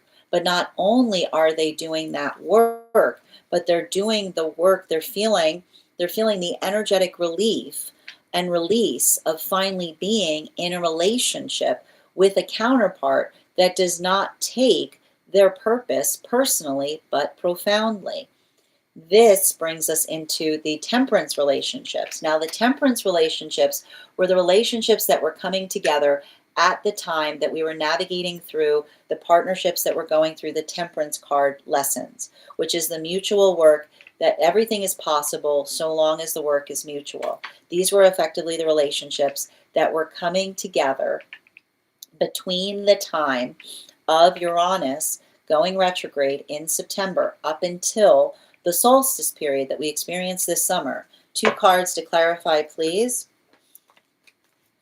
Clarification coming through right now with our Justice card in its upright, in combination with our Five of Swords in its upright. A lot of sword energy right now, but I have to admit, I don't mind the sword energy that we're seeing right now. And the one thing I want to point out, and I like this about the temperance relationships, they're very, very pragmatic. These temperance relationships work through, right? I want to describe this. It's not the fact that things are perfect, but the fact that it's working through. When we are effectively focused on perfect, we perfect, right? Focusing on perfect is how we perfect. And I keep on getting that for a lot of that energy, that ability of working through something, but not just working through something, the capability by which they effectively articulate, recognize, or define allows for the space by which they're able to effectively clarify. And I like this because I feel like this is a lot of the energy that works through, right? There are no mistakes, there are only lessons, right? The modality by which we effectively work through something in terms of not being energetically hard. I keep on hearing, we don't get hard on ourselves, we get refined, is what I keep on hearing, right? And this is why, I feel like this is why that energy effectively builds into that sense of determination, because I keep on hearing these are very determined partnerships, right? These are partnerships that are very energetically determined on finding perfect, and they understand that we don't, like, keep on hearing, they recognize that they don't they don't hurt each other with what's not perfect, but they work through the context of finding even greater solutions to every energetic problem. So there's a lot of that refinement there, right? There's a lot of that attenuation, but I keep on seeing even in the attenuation, there's a sense of celebration because it's the work that they effectively do in feeling, right? That the healthy relationship that they work through, that every time they go through something, it's like the only time, right? They work for it to be the only time that they themselves are going to energetically experience it. So there's a lot of energy that's very keen on finding those breakthroughs. Now, continuing, right? Moving back towards the energy in solitude, clarification between the Seven of Pentacles in its upright and that King of Swords energy. Can I please get one card to clarify? The Star card. And let's talk a little bit, about this Star card that we're seeing right now, because the one thing I want to describe that we're identifying with the Star card is, and I like this for what we're seeing for the energy in solitude right now, right? I feel like a lot of this energy in solitude is remembering their own preciousness, right? And the space by which we work through preciousness is not the space by which we look at ourselves as perfect. Far from it, right? Right? It's not about being perfect. It's about being precious. Because when we identify ourselves as precious, then we see ourselves as a work in progress. And the space by which we feel excited, right? We feel the genuine joy in being able to identify our progress, right? This is a lot of the energy that is that's reorienting their own perspective on relationship, right? Relationship is not the space that we go to fix our faults. And in fact, often those that look at relationship like the solution, right? Like somebody being like, I'm a mess, like, it'll fix me. A little relationship would fix me. There's no relationship on the planet that will fix any of us, right? But when we look at ourselves as a precious work in progress, then we see partnership as a continuation of that work, right? We're much more precious in relationality to building into it. And I think that one of the things that we see that's intriguing right now is I see that a lot of that energy is kind of working through, right? They're working through their own excitement as it relates to partnership, working through their frustration in the spaces by which they don't feel like they found it, but identifying, right? If we can feel it, it energetically exists, right? And they're working to release, like they're working to energetically release any feelings of, I keep hearing like any feelings of frustration in terms of, like I keep on seeing like the space by which the future holds things that we've never experienced before.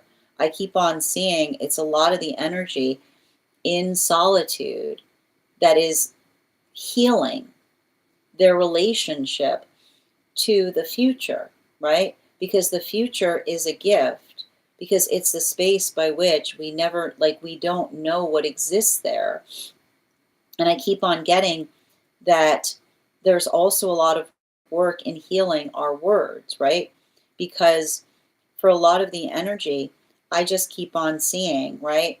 The ability, like the ability not to communicate from from a sense of frustration, but from a sense of elation, right? The elation that we give to the future that is a gift, because it is the space by which we identify the future that can elate and surprise us.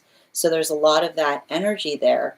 And I feel like even in the space by which they're doing that, they're building into, right? They're building into the vulnerability it takes, right? Because that is understanding and identifying that as long as we bring different standards with us, then the world that awaits us energetically changes, right? And so that's what I keep on identifying, because this is the energy that I keep on seeing that is working in solitude. And they're almost looking like they're looking at the journey in solitude and saying, this isn't a journey of solitude. This is a journey of union. This is me finding the energetic standards by which I'm going to energetically find the divine counterpart in relationality to holding oneself preciously. Now, the hard part about that, and this is bringing us into the new relationships that are coming together right now, right? What do we effectively see that is happening for a lot of those relationships? That observation, right? Working into the context of being able to energetically heal, but not just the space by which they're working to energetically heal, but the space by which they're recognizing and identifying and articulating to each other what potentially happened in past connection, right? It's not the last conversation they're having, it's a first, because it's a continuation of the energetic lessons that they are utilizing to refine and define upon what it is that they themselves are trying to enter to build into. And we see that for a lot of the energy doing that work, right? It's a continuation of recognizing the sense of being energetically content, right? There's not, I keep on seeing the discontentment that they're energetically feeling, right? They're being able to effectively identify and define the discontentment of the self, right? Like something that they're building into to be able to define a better sense of purpose for themselves versus having to navigate another's discontentment. And what often happens when we're not in a space by which we can navigate our discontentment? When we are feeling discontent and we haven't done our shadow work properly, we project our discontentment on everybody energetically around the self, right? It's the observation. And this is what we talk about. Like we often go through this with Aquarius season. There's no avoiding anything, right? Because when you're navigating the world in a discontent way, right? It's a space by which you're like, nothing's bothering me. And everyone's like, it's a space by which the others, like everybody else holds your discontentment for you, right? Because it's the space by which they feel it energetically projected off the self. So we see that that is a lot of the energy that's working through, like they're working through those experiences. But even in the state by which they're working through those experiences, they're finding new ways of articulating upon what it is that they identify as the energetic ideal versus what it is that they themselves are healing from. And I want to describe, like, and we're going to get to that, where this is bringing us back into those moon relationships. Clarification between the King of Swords and its upright and the Page of Swords and its upright as well. One card to clarify, please. We've got here the Seven of Wands in its reversal. So let's talk a little bit about that Seven of Wands energy. Because the Seven of Wands energy identifies and recognizes what we ourselves are working upon, feeling I keep wondering, the energetic elation of working into relationship by which another person does not take our sense of purpose personally. Because what often happens, right? When we have a sense of purpose, we heal our discontentment, right? And it's not the fact that there isn't still a feeling of discontentment. But the beauty of having a sense of purpose is it really helps you focus on why you feel energetically discontent, right? Because having a sense of purpose is being able to identify what one's ideal is, right? It's working towards an ideal. And it's very valid. And when we're able to define that, then it creates that sense of working towards that ideal. When we don't have it, right, we often feel restless, right? When we lack a sense of purpose, we often feel restless because we look to the world to satisfy us instead of answering the call in terms of effectively changing, like working towards the world that becomes energetically better. And when you're dealing with manifestation, it should always feel like you're answering the call, right? Which is the observation of not saying, where is it? Right? It's not the space you go like, I don't know where it is. Where is it, right? But the space by which we are effectively able to move towards something with a sense of proportion and determination. So we see that for a lot of the energy that is effectively doing that work, right? They're working, and I keep on saying, never before have they been in a relationship with someone that held their purpose as preciously as they themselves held it. And so the space by which they're in relationship with someone who holds their purpose as preciously as their own, what are they effectively finding? New feelings. Some of them potentially not good. In relationality to the healing that they've had to navigate, in relationality to being hurt in past experiences by which another person took that sense of purpose personally instead of profoundly. So I keep on getting, for a lot of these moon relationships, it's bittersweet right now because they're moving towards, they're building into that healthy relationship that is allowing them to be able to move towards their purpose like they never have before. And at the same time, there's a lot of feelings that are coming up about a past and being able to see the full shape of what it is that they're healing from. This is bringing us to the energy deep within divine union, those temperance relationships, clarification between that Page of Swords and the Justice card, Devil card in its reversal. And I want to describe, like, there's something about these temperance relationships that we need to talk about right now. And what we're effectively identifying in relationality to those temperance relationships has entirely to do with what it feels like to be in unified partnership. And the observation of working through unified partnership, being in unified partnership is prioritizing the state of not feeling of not feeling the modality or experience of navigating perpetual crisis, right? It's the observation of being able to recognize and identify the space by which we ourselves are energetically working. And everything I keep on seeing in relationality to a lot of that work has to do, right?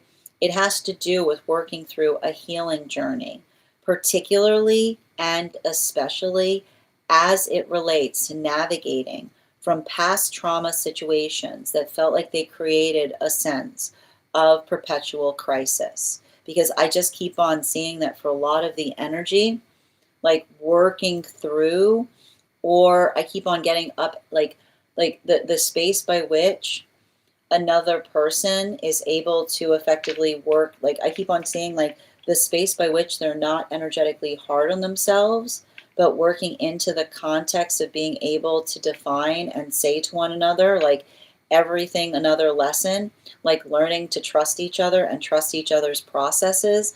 I just keep on seeing like every day a new step in the right direction, every day a new lesson, because I keep on seeing that the space by which they themselves are able to articulate and define the progress is how they themselves are able to identify something that they're working on that is perpetually getting better, right? It's the space by which they're identifying and working on it that's improving and continuing to improve via that perpetual state of refinement. Now, this brings us to the energy, moving back towards the energy in separation, clarification between our Justice card in its upright in combination with that Five of Swords in its upright. One card to clarify, please. Clarify. Oh, these cards. I literally tried to pull 3 different cards, and every time I tried to pull it, 2 cards wanted to come out. So we've got 2 cards coming out right now. We've got the Six of Swords in its upright in combination with our 10 of Wands in its upright. So let's talk a little bit about the energy that we're seeing there, because it has a lot to do, right? It has a lot to do with working into. I feel like there's a lot of energy right now in separation that is having a breakthrough. And the hard part about it, and I need to point this out, the hard part about it, a breakthrough and a breakdown can sometimes feel very similar, right? The only difference between a breakthrough and a breakdown is feeling very grounded as you're having it. It's the experience of feeling very energetically grounded as you're working through as you're working through something in a way by which you're able to effectively navigate it profoundly. And I keep on getting that one of the things that we're potentially seeing that is occurring for a lot of that energy in solitude, and we kind of like, again, to a certain extent, I want to say like this has a lot to do with the fact that we've got Saturn and Neptune that have moved into Aries, right? Like and I like to describe like Saturn and Neptune in Aries can sometimes feel a little bit like you and whose army. You know what I mean? Like, it's like when compassion is gone, audacity can also suffice, is what I keep on seeing, right? Like, and this is the thing we recognize, like this is what we talk about, like with the sense of care that we bring to things, right? It's often the observation that we recognize that says like when compassions run dry, audacity will do, right? It's like, it's a modality by which we work through something, by which we feel, right? And I like to describe this like it's the modality by which we experience something. And I like to point this out. Trauma has a lot of audacity, you know. Trauma's got a lot of audacity, and often the modality by which, and I like to describe this, the audacity that trauma will often like to bring to situations is the modality by which it's like while another person is trying to get their like is trying to like get their jaw off the floor, right? another person is like is working through that. But that's what I keep on seeing with a lot of this energy, right? Because it builds upon, and I like to describe this, healthy spaces have walls that are clear, right? The beautiful understanding of a healthy space with clear walls is the observation that when we have standards, right? We don't cringe in talking about them. We're very eager to. We'll be here all day, right? We'll talk about it, and we'll talk about it ad infinitum, because it's the modality by which we're able to define something that should be very clear, right? Trauma likes to confuse. Trauma likes to overcomplicate. Trauma likes to build into complication. But when we're building into the context of clarity, and this is what we recognize, our clarity acts as shield. Our vulnerability is a gift, right? Anything that makes us feel that our vulnerability is not a gift is trauma, because trauma thrives in confusion.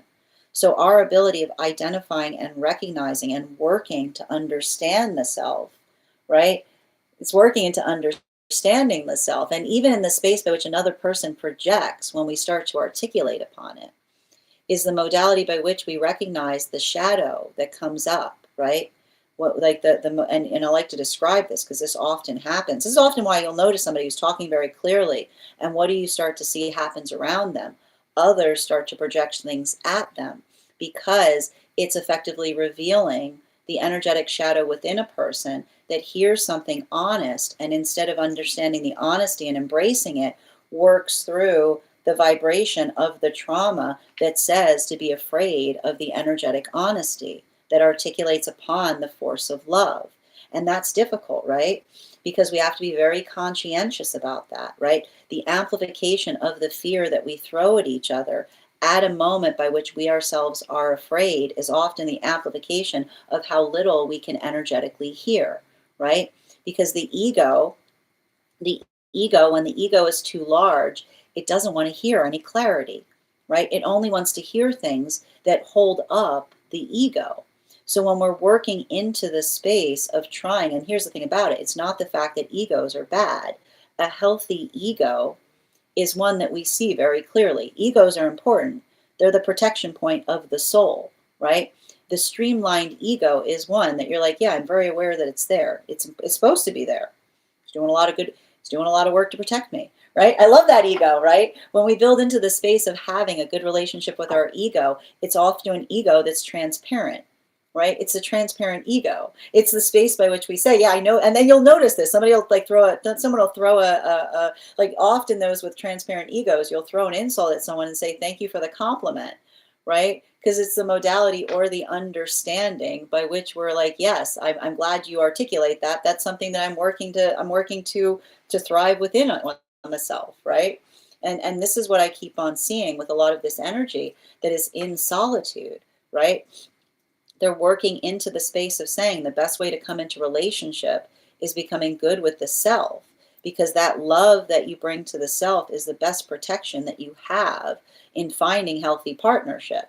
Because when you bring a love of the self into an unhealthy relationship, what is the first thing you're going to hear? You're so obsessed with yourself. You think you're so great. Yeah, I do. So should you, right? Yeah, I do. So should you. So should all of us. We're all absolutely precious. And that ability of being able to recognize and identify the force of compassion is our highest form of protection, right? Then we don't fear rejection. We welcome rejection. We literally understand that as we move towards perfect partnership, prepare to experience a lot of rejection, right? Prepare to experience a lot of energy by which you walk towards someone and say, hi, I love myself. Do you love yourself? How dare you come in here? How dare you come in here with that love of yourself? How dare you come in here? Who do you think you are to care about yourself so preciously, right? And the modality by which we experience that, and we don't feel bad, but the modality by which we take note to it, we say, got it, check, okay, check, right? The ability by which we say, I see, I understand, I recognize, I identify, okay, right? It's the modality by which we effectively understand and amplify, and that space by which we give ourselves that compassion.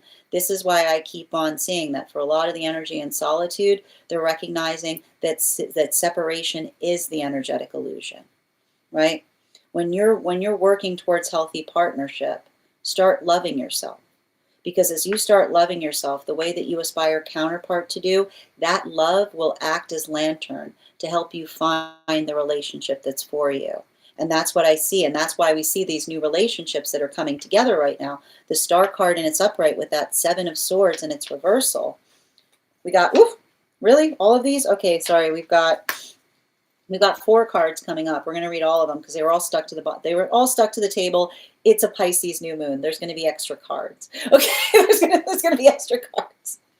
We've got here, oh man, how do I read these quickly? We've got the 2 of Swords, the 4 of Wands, the 10 of Pentacles, the Magician in its reversal.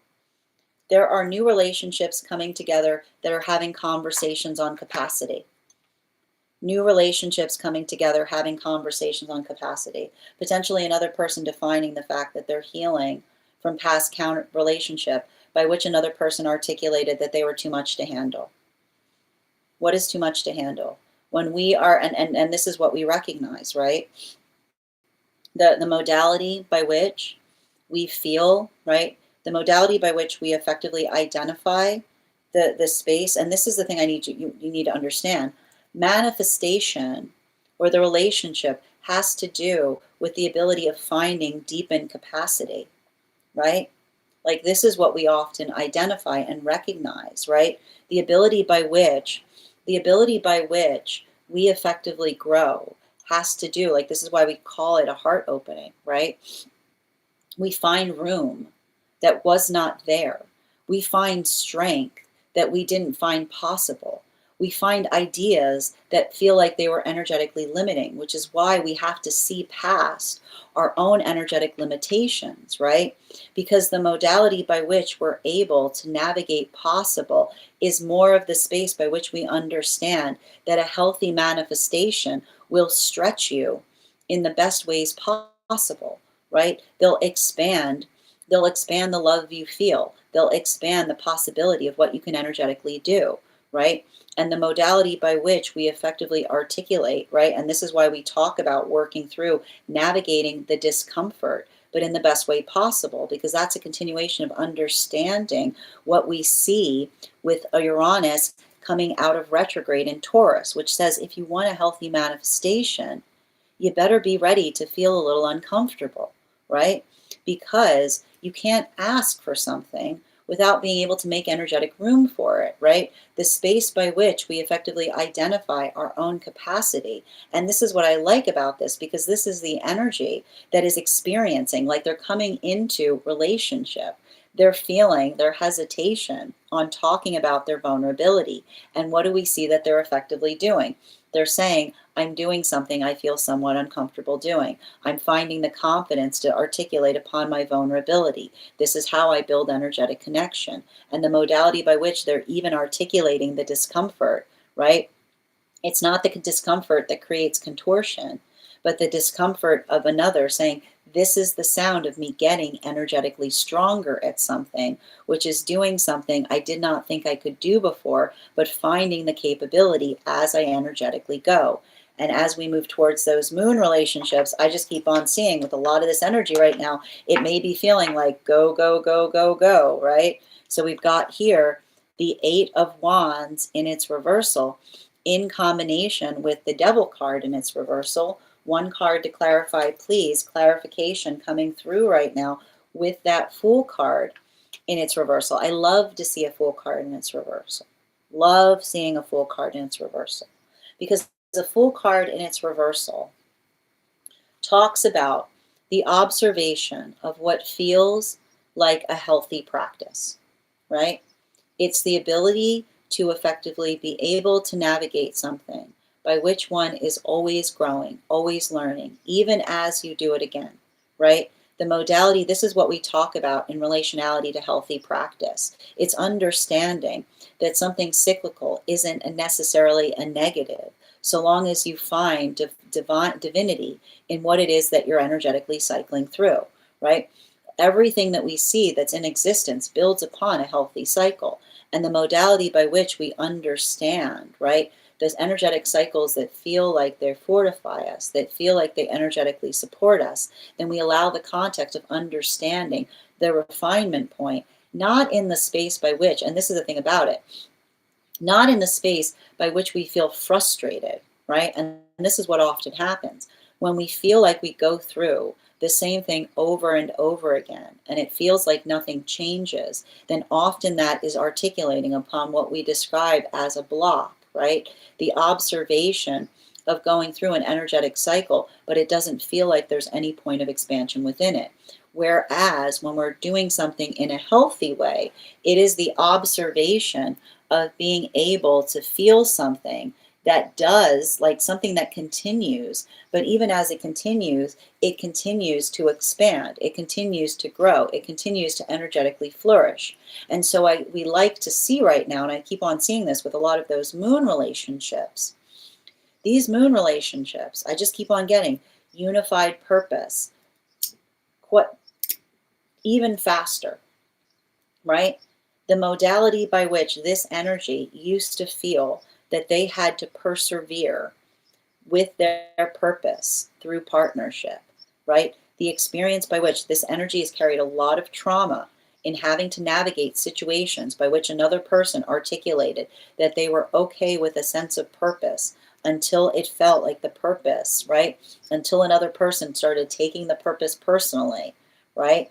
This is the energy that almost feels like they look at each other, and the relief that they feel is the sense that they see one another and say, I will never take your purpose personally. I will always take it profoundly. I don't see it as an energetic hurdle to partnership, but it is the effective space by which another person cares about another. And that's why we see that that is a lot of the energy that effectively works. I keep on hearing like they work through those things, and it's a feeling, and I keep on hearing it's like they feel that bond that is growing stronger. But what do we see that's happening there? There's a lot of feelings. There are a lot of feelings coming up.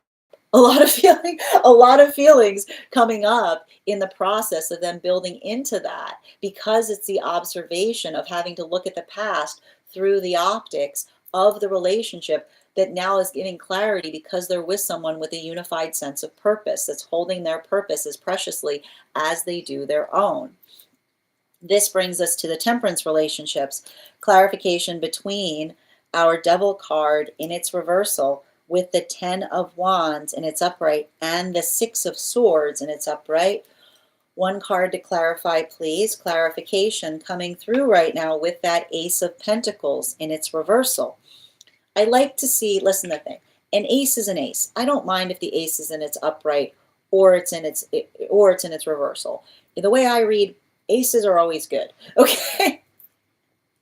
But you'll often, and I feel like this is the thing that we see often when it comes to the Ace of Pentacles in its reversal. And I sometimes like to read the Ace of Pentacles in its reversal as adding grease, is what I keep on describing. And I like to describe this, like the best way I can articulate this is working through, it's working through the capacity or the experience by which we ourselves, and I like to point this out, right? And this is why I keep on saying, this is the hard part with some of those temperance relationships, right? I can already see it. These temperance relationships are really are at the point by which they articulate, and they recognize the fact. They just recognize the fact they hold themselves to a higher standard, right? They hold themselves, I keep on hearing, they've understood the caveat of a higher standard, which is the modality that says it's okay to have a higher standard so long as you don't hold other people to it, right? It's okay to have a ridiculously high standard so long as you don't hold other people to it, right? It's the understanding. It's often in the space by which this energy effectively works through something in that capacity. But I want to describe this. This is why they care about each other so much. This is why they care about each other so much. This is like, I keep on seeing them go, this is my counterpart who holds themselves to an incredibly absurd standard. This is like the energy.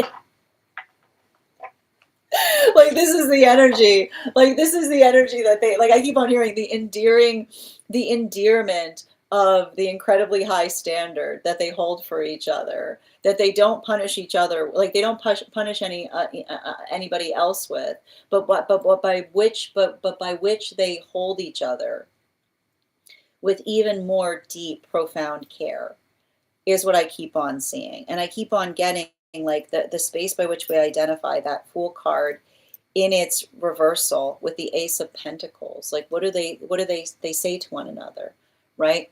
Hey, go carefully with those high standards, right? Go carefully, right? Go carefully with those high standards. Because the one thing that they're trying to articulate is when we recognize that we're holding ourselves with incredibly high standards, we can't feel like we're constantly punishing ourselves with them, right? Because there is, and I need to point this out, we don't talk about this enough, there is a detriment to moving with too much alacrity towards a higher purpose, right? What is the detriment to potentially moving with too much alacrity to a higher purpose? It's called burnout, right? Like the modality by which we recognize and we navigate things with a sense of proportionality is how we effectively recognize and identify what feels like it is sustainable versus what feels like it's energetically depleting. So we see that for a lot of the energy working through that, right? It's building into the context by which they're navigating situations or circumstances with a sense of care, but also energetically aware of their own tendencies to be overbearing on themselves, is what I keep on seeing. Continuing to get clarification between the Two of Swords, the Four of Wands in its reversal, the Ten of Cups, the Ten of Pentacles in its upright, the Magician in its reversal, in combination with that Fool card in its reversal. One card to clarify, please. Clarification coming through right now with that Two of Wands in its reversal. So this is bringing us back. We got to talk a little bit about what's happening right now. For some of these moon relationships and situations built upon and based upon the past. Because I feel like what we're seeing with some of these moon relationships right now is some hard feelings coming up in relationality to some of that past work. But this is why I want to describe, like there's a lot, like I keep on hearing a lot of energetic celebration right now, but a lot of rumination, celebration, and equal parts celebration and rumination. And why do we see that there's equal parts celebration and rumination that is potentially happening right now in terms of some of those partnerships? This is energy, as I mentioned, they're going through a breakthrough because never before have they been in partnership with someone who holds their sense of purpose as preciously as they hold their own. And the modality by which they see how easy it is to build into a relationship by which they're not constantly feeling like they have to check the temperature of the climate of the partnership, because these are relationships that have had moments by which they thought everything was fine, but another person was harboring something.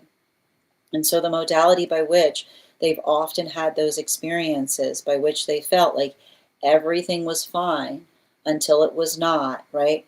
The space by which they effectively felt that energetic temperature. And this is why we don't harbor in partnership.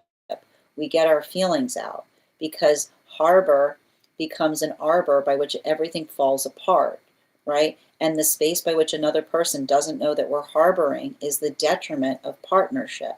So the modality by which they were constantly working through experiences by which they articulated, another person that articulated that they were fine with a sense of purpose, but truly they were actually harboring. This is a relationship that they're finally breathing a sigh of relief because they're feeling the weight of something being fine and truly knowing that it is fine, right? Not feeling, not having to work through, not having to work through that confusing modality of another person saying something's fine. Or, and I keep on hearing, when we lack energetic integrity, then our yeses don't say yeses and our noes don't say noes. So what is happening right now? This is energy that's finally finding that, and they're looking back at a past and they're realizing that they're carrying wounds of integrity. And integrity wounds occur in the space by which another person's yeses don't say yeses or their noes don't say noes. The modality by which we feel wounded because another person lacked the integrity because we didn't recognize that in the time that they said something, they didn't mean it, they were actually harboring. So this is why we see that a lot of that energy, I told you, they're going through a modality of feeling the elation of relationship while also working through the space of healing from those wounds that they're now identifying in relationality to another person's lack of integrity.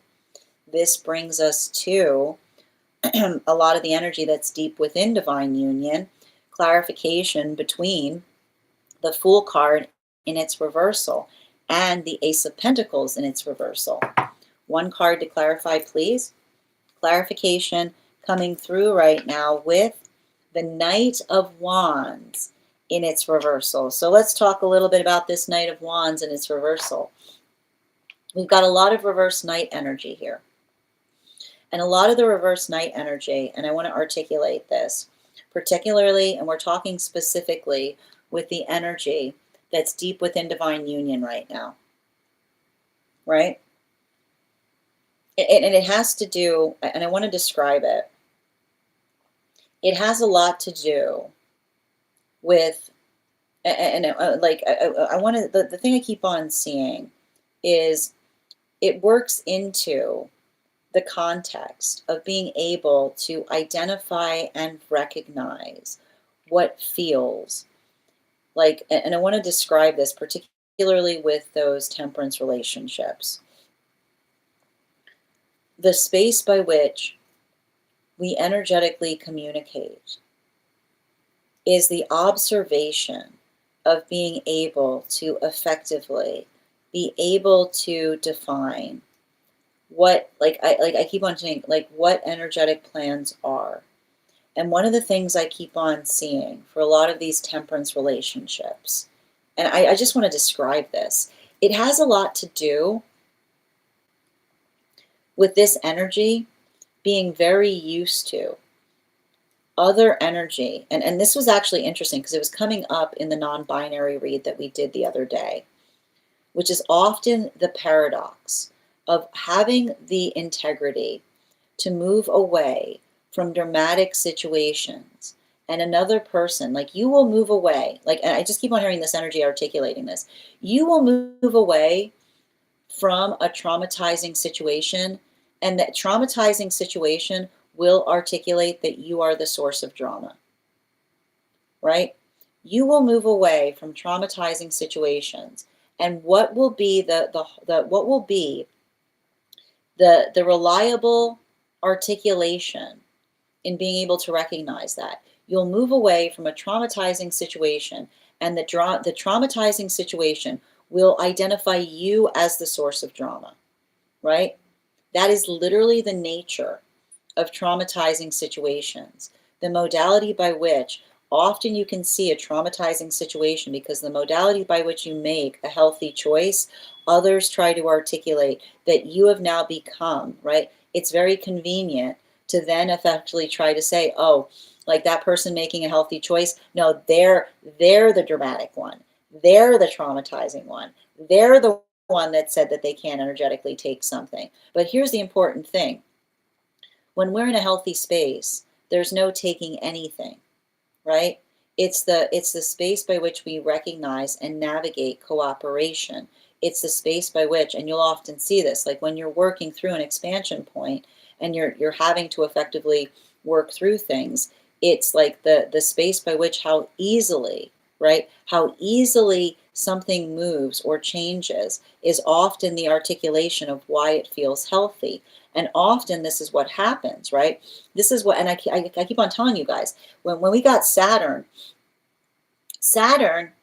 moving into Aries again almost is triggering a pseudo Saturn return for everybody. Or I don't care where you are right now, you're going to get a little bit of a pseudo Saturn return moment, which is the modality by which you're potentially making a change and another person has some real strong feelings for it, even though you know that that change is necessary and healthy. And what's wild about that is when we are up in our feels in the space of another person making a mature choice, we ruin the possibility of ever having a future with one another, right?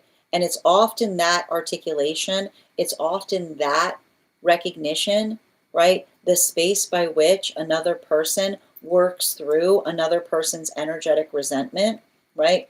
This is why I see that a lot of that energy has had to have experiences by which they've had, I keep on hearing, you can't get anywhere in the modality of another person energetically resenting you making healthy choices. And this is why I keep on seeing that there's something about that energy that is articulating that to one another, right? Like often, often the sound that you will hear as you're making healthy choices is navigating another person's unreasonable disappointment. But that doesn't necessarily mean that it's the wrong energetic decision. The observation of being able to articulate why we're disappointed helps us to recognize what feels like it is profound, right? Something that we feel can heal versus something that we need to take personal, or the space by which we have to work upon it within. So I keep on seeing that for a lot of the energy working through those modalities, it's having, like, it's working through hard feelings, but it's saying, like, don't be surprised to find hard feelings as you're making healthy choices. In fact, finding hard feelings are probably a sign that you're making really good choices, especially and particularly as it relates to the fact that the only time we should have hard feelings is if we're navigating audacity, which is the space by which another person is making a choice that doesn't necessarily feel like it's beneficial to anyone except the self. So I keep on seeing that that's hard because that's a lot of the energy that is articulating upon the fact that it's not enough to have feelings, right? It's not about honoring every feeling. It's about fortifying the feelings with reason to determine what are the feelings that are reasonable versus feelings that you feel that potentially show the fact that you need to do a little work on the self. Final card for today's spread, between the Two of Wands in its reversal in combination with the Knight of Wands in its reversal. We've got here the Four of Cups in its upright. So what are we effectively seeing there with that Four of Cups energy? And I want to describe this, and this has a little bit to do with like working through the eclipses. I know that like when the eclipse season comes, everybody's like, oh no, it's like the sky is falling. everybody gets like a little bit energetically panicked. There's nothing to be panicked about when we're going through eclipse season, right? And yeah, it's true. If somebody is not in the space, like here's the thing about it, eclipses amplify. They amplify. If something is a problem, it's going to feel like a big problem. If something's a joy, something's going to feel like a big joy, right? It's working into the fact that it's like, I like to describe, whenever I describe it, I'm like, the eclipse season's like someone takes the amp and just cranks it to 11, right? Like everything just feels like, it feels like everything is a lot more intense. When we recognize that that's the nature of things, we don't let the intensity affect our energetic choices, right? Intensity should not change choice, right? And the space by which we welcome intensity is usually the way it usually calibrates for how well we navigate eclipse cycles, right? Like, so if like that's why there's like the fire sign energy is be like fine right now, we're like woohoo. But like the space by which we articulate, like working through energetic intensity, can also refine our own capacity for things. So make sure if you're feeling like, and I like to, you know how I always say this, I'm already going to draw the bottom of the deck on, I knew it. King of Cups and its reversal. So this is all I'm going to say in relationality to feelings. And the one thing we want to be kind of conscientious about when we're going through eclipse cycles, and it has, and you probably heard me say this before, okay? And it has to do with that wild idea, okay? And it's not to say, all right, you've heard me say this before, it's not to say that when you're going through an eclipse season, you can't do something energetically spontaneous, okay? Spontaneity is fine, but what you want to be what you want to be conscientious of, okay, is the difference between something that is energetically spontaneous in the space by which you've thought about it, you've thought about doing it for a while, and you decide to energetically activate upon it during the eclipse cycle, right? So something that was like rolling around in the brain pan, that then you're like, you know what, why don't I do it now? Like that's something helpful. But what you want to avoid, right, is the issue. And I often have this with those I read for, being like, why'd you do that? And somebody being like, it felt like a good idea at the time, and being like, was it an eclipse cycle? And being like, yes. I'm like, yes, you just got the navigation of working through a lot of the emotionality, the sudden, like, I know what to do in an eclipse cycle, that then goes, oh no, what have I done? Right? So it's where I like to describe, if you're ever unsure about that, when you're going through an eclipse cycle, if it's a good idea now and it's just come to you, the nice thing with a good egg is that you can sit on it for a minute. Okay. The nice thing with a good egg, with a good idea, is that you can sit on it for a minute and it's still fine. It's as good idea now as it is in 5 minutes, as it is in 5 hours.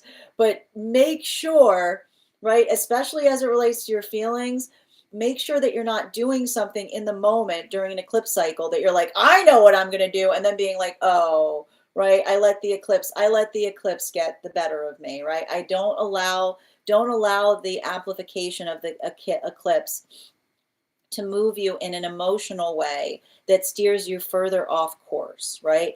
And that's just to say, like, make sure that you're navigating situations with gravitas, right? And that's what we talk about with gravitas, which is not the fact that you feel something, but the space by which you're able to understand the weight of it. That is our daily collective read for today. I want to thank you guys so much for being here and receiving it. Just a reminder, if you'd like to book a private reading with me, it is a two-step process. You have to book the reading, you have to pay for the reading. Please make sure you do both if you'd like to have that reading.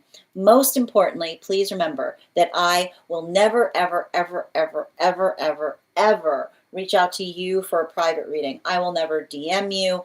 I will never PM you. I will never slide into your inbox and tell you that I have a very important message that only I can deliver. The only way you can book a reading with me is if you book one on my site, so I would encourage you to do it there.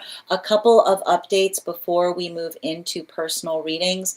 First and foremost, thank you to everyone who participated in our recent class on the World card. Our next tarot class is tomorrow night. I would like to invite you to join me as we will be studying the court cards in the Sword Suite.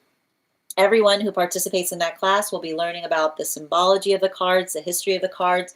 We're going to be working through spread applications, how to read those cards in any direction that they may appear in your own readings. I'm also going to be presenting you a unique spread that you can take from that class to channel the messages of that card, of those cards, into your own reading.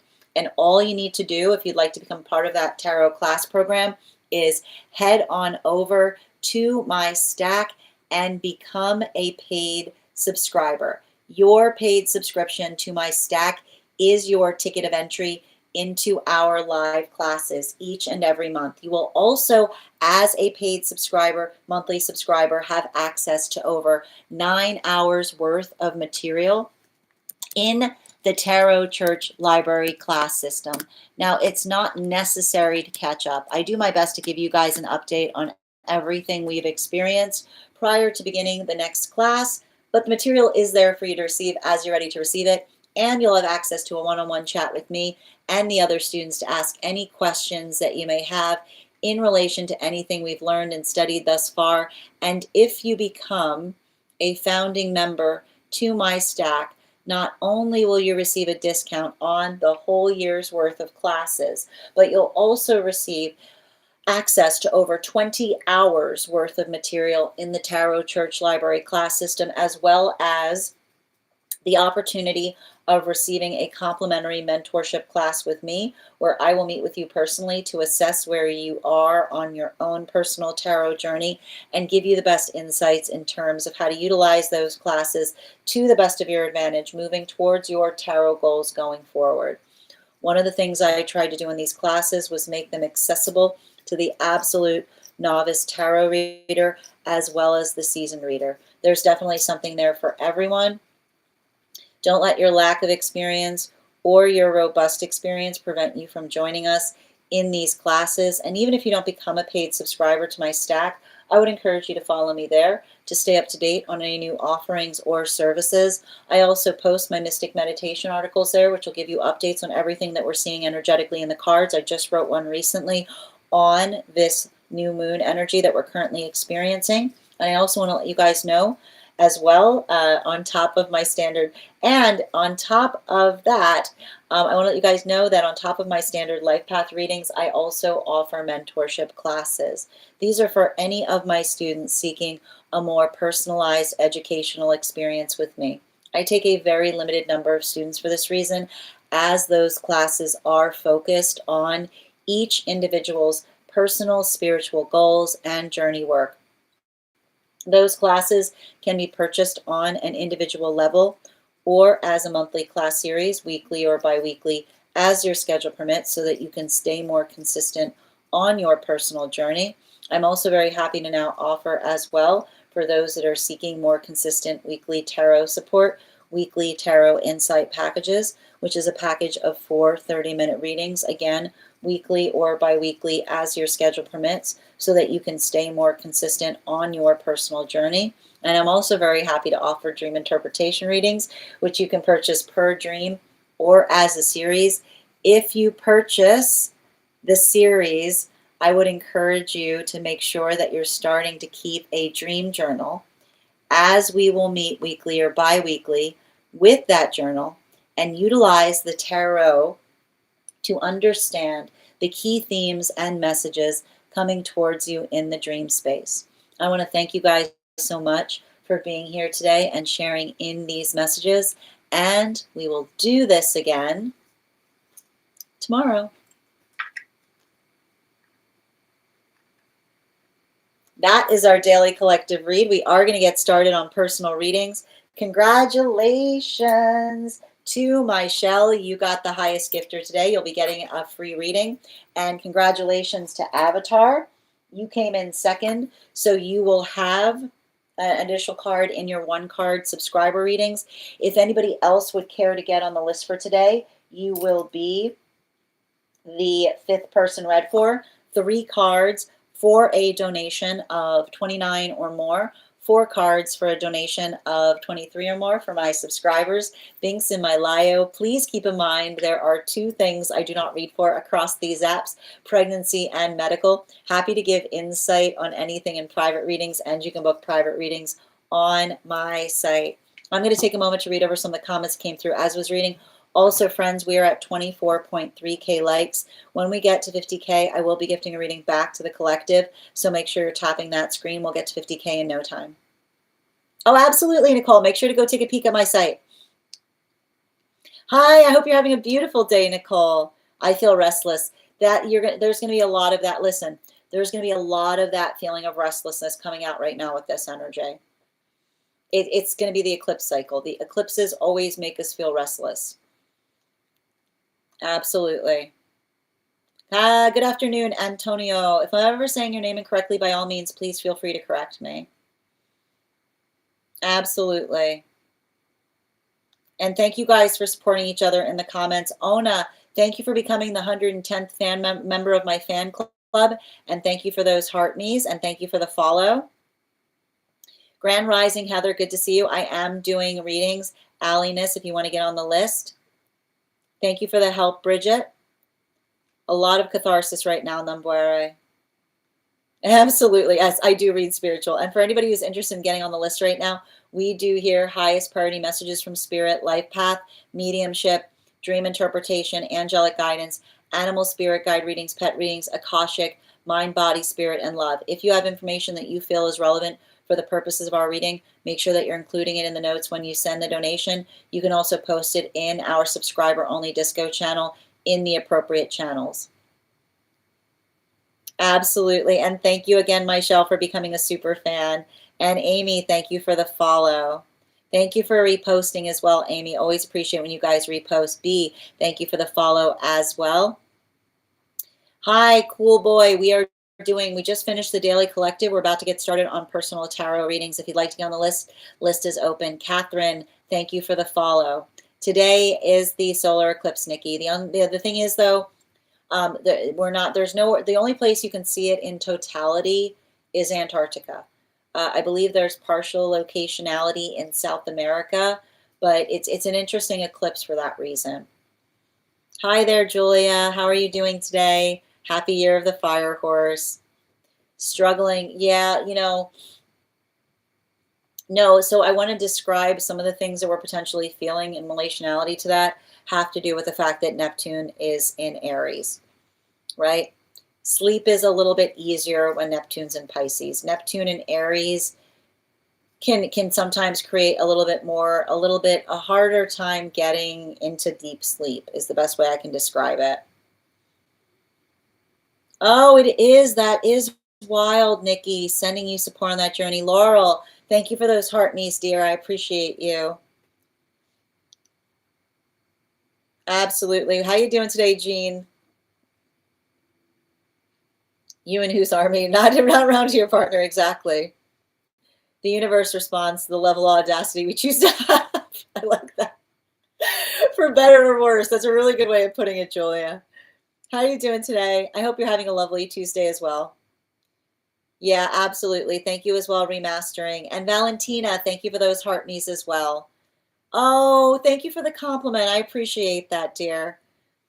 Oh, thank you. Yes, the frequency of truth and love can rip right through others' hearts and then get filtered out. As wild too, I need to point this out, like as soon as I was articulating that, there was someone over on the place where we keep the videos, like you can go see it in the comments, that just started projecting like wild. So, and again, I hope you find the healing that you need, that you're seeking right now, Sav. And I hope that you find a way to heal that hurt in your heart to be able to say something like that to other people. Yep, absolutely. Oh, thank you so much, dear. I appreciate you, Nicole. Absolutely. Thank you as well, Jean. Oh, interesting. That is really interesting, Bridget. I feel like that's why I've been feeling off lately. Yeah, I get it. I wouldn't be surprised right now if you feel like if you're feeling like there's something you're experiencing that feels discordant. It's like it's incongruous energy. Absolutely. And thank you. I'm going to read the list. Thank you for also getting on the list today, Tempest. I've got you added as well. Minnie, yeah, being with someone who cares about my purpose as their own is really new to me. Sending you so much support on that journey, Minnie. Incredibly absurd standards right here. I see your incredibly absurd standards, and I honor you for them, Julia. Thank you guys for supporting each other. King, happy to read for you on that. If you'd like to get on the list is open. You'll be the 5th person read for today, and thank you for the follow. Yeah, I'm still working through that. I know it's hard, right? That blindside energy is no joke. Thank you as well, Nikki. I became the problem. Sending you so much support, Nikki. And Drew, thank you for reposting. What did you say? I'm not sure what you mean by that, Maka. You have to clarify. I really do not need the cranking right now. I get it. And thank you as well, Nikki. Thank you for that compliment. Literally, the universe is cranking it to 1,000. For me, the crank feels good because I need the extra energy.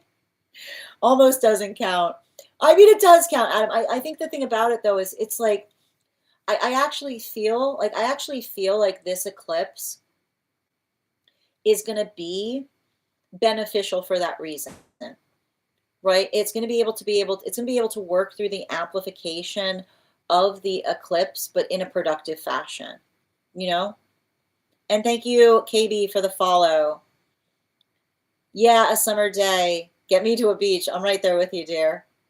Um, Julia, did you get on the list? I apologize if I missed you. Can you just let me know? Because did you get, one moment. Excellent. Oh, wonderful, Nicole. And thank you for reposting. Absolutely. Hold on a moment. We haven't done the one cards yet, Nicole. We usually do the one card for subscribers once we finish the personals. Neptune in Aries. Yeah, well, and I want to describe this, right? If you've got, so I feel like if your Neptune is in Aries right now, I actually feel like it's going to feel really activating. Like it's going to be like, let's do this. Like, what are we waiting for? Type of energy. Oh, thank you for the compliment, Soup. I appreciate you. You know I'm already there. I like that. Excellent. Absolutely. Yep. No problem, Nicole. Wait, Julia, stop. Don't go. Don't be right back. Wait. I need to get you. I don't even have you on the list here. Come back here. Slow. Come back here, Julia. I'm trying to confirm you on the list, and you're saying to me you're coming back for the reading. I need you. Come back. Come back. Bring it back in. Bring it back in. We need to get on the same page, okay? Where did you get on the list? Julia's like, I'm on the list. Peace out. I'm like, where are you on the list? I don't see. Oh Lord, hold on a minute. Did she post? Wait, did she post in the disco and I missed it? Let me just check. Hold on. We got to do a little check. We got to do a little checky check here. Okay, bear with me a minute. So I'm going to read the list right now. I'm going to read the list. She's like, one moment, please. Let me see if I can get a handle on where Julia is on this list. I don't see Julia. I don't even see Julia having gotten on the list. Um. Oh, but did she say that she wanted to get back on it? I didn't see her post about it. Did it get filtered?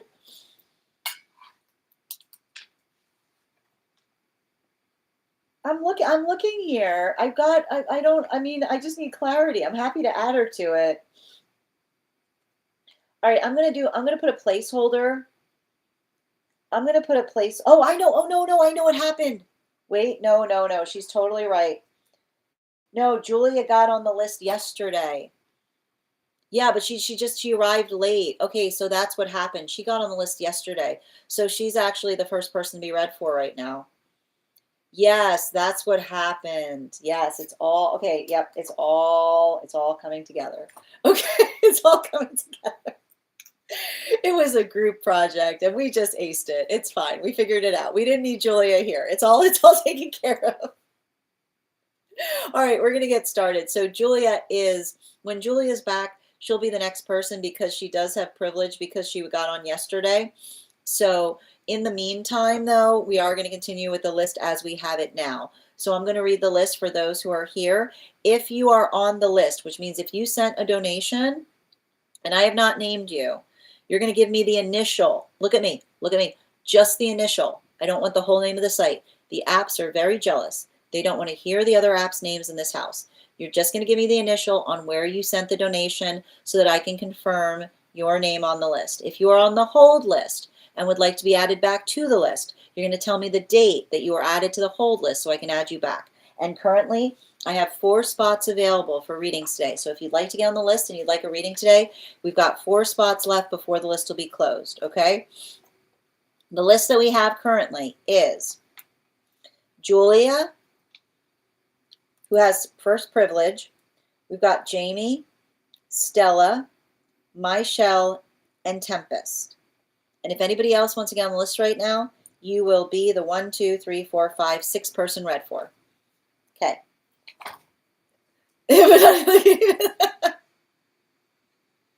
Eventually. Absolutely. Okay. Perfect. And due to the eclipse, we will forget again. Exactly. It's beautifully stated. But at least we know. Knowledge is power. Knowledge is power. Okay. Me looking at you, even though I'm not on the list. I love that. All right, we're going to get started. First person, so Julia had to step away. First person we're reading for today is Jamie. Jamie, if you're here, can you respond in all caps? Let me know if you'd like a general reading or if you have a specific question you'd like me to answer. And if anybody else wants to get on the list right now, beautiful time to get on the list. For anybody else, 3 cards for a donation of $29 or more, 4 cards for a donation of $23 or more for my subscribers, links in my bio. Please keep in mind there are 2 things I do not read for across these apps, pregnancy and medical. Happy to do and read for things in private readings, and you can book private readings on my site. All right, what do we have here? Bear with me a second. There we go. 10 minutes later, why is Julia on the list? Squirrel. All right. And before we continue right now, we are going to warm up those intuition muscles with an intuition check. Rarely before we begin, just bear with me a moment, please. All right. And rarely before we begin, if you could just give me, if you could please provide the second initial. If you could please provide the second initial in terms of where of the payment coming through. I just need to confirm. I just need to confirm the payment.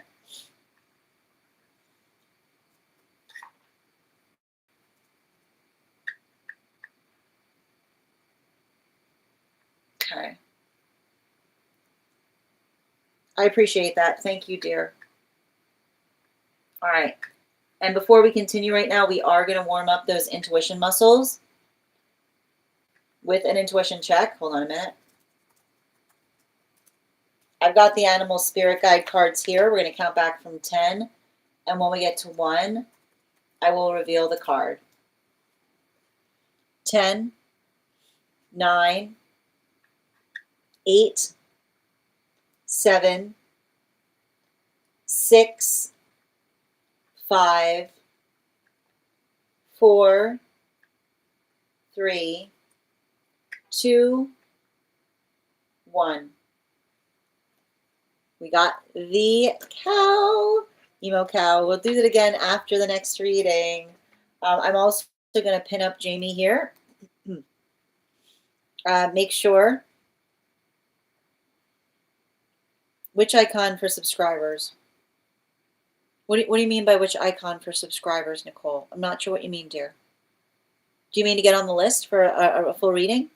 So if you would like a full reading as a subscriber, you can send 23 as opposed to 29, and you get 4 cards instead of 3, if that makes sense.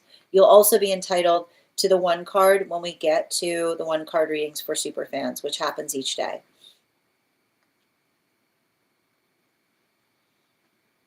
Oh, I cannot give you tutorials on how to read birth charts. So what's interesting with me is I look to the astrology to help me understand what I'm reading energetically. That said, I know some absolutely fantastic astrologers, and also given the fact that you're now a super fan, make sure to message me a disco gif.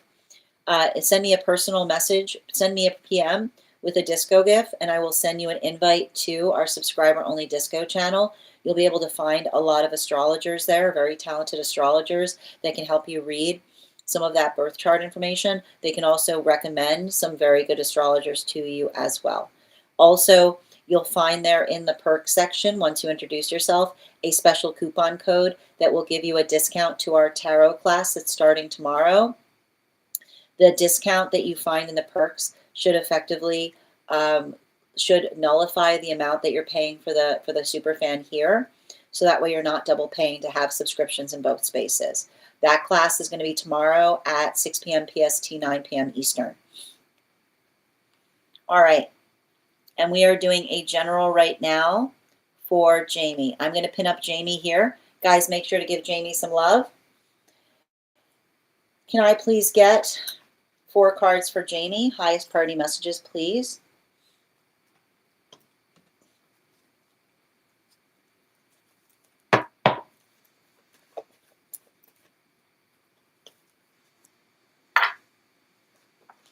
Mm.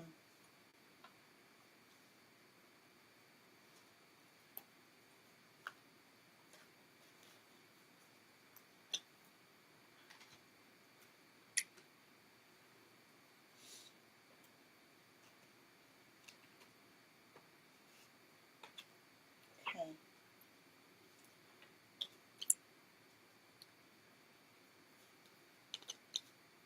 You know, there's something really like I can't like there's something I have to stress. Um, you know,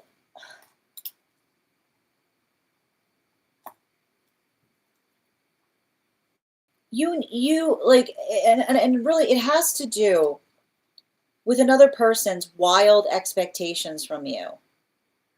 Like absolutely wild expectations, which is the state by which another person, like I feel like you have to have a conversation with someone in terms of saying, right, like what would you prefer I do?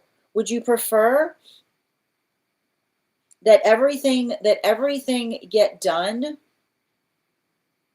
or would you prefer that you accomplish something? Is what I keep on seeing.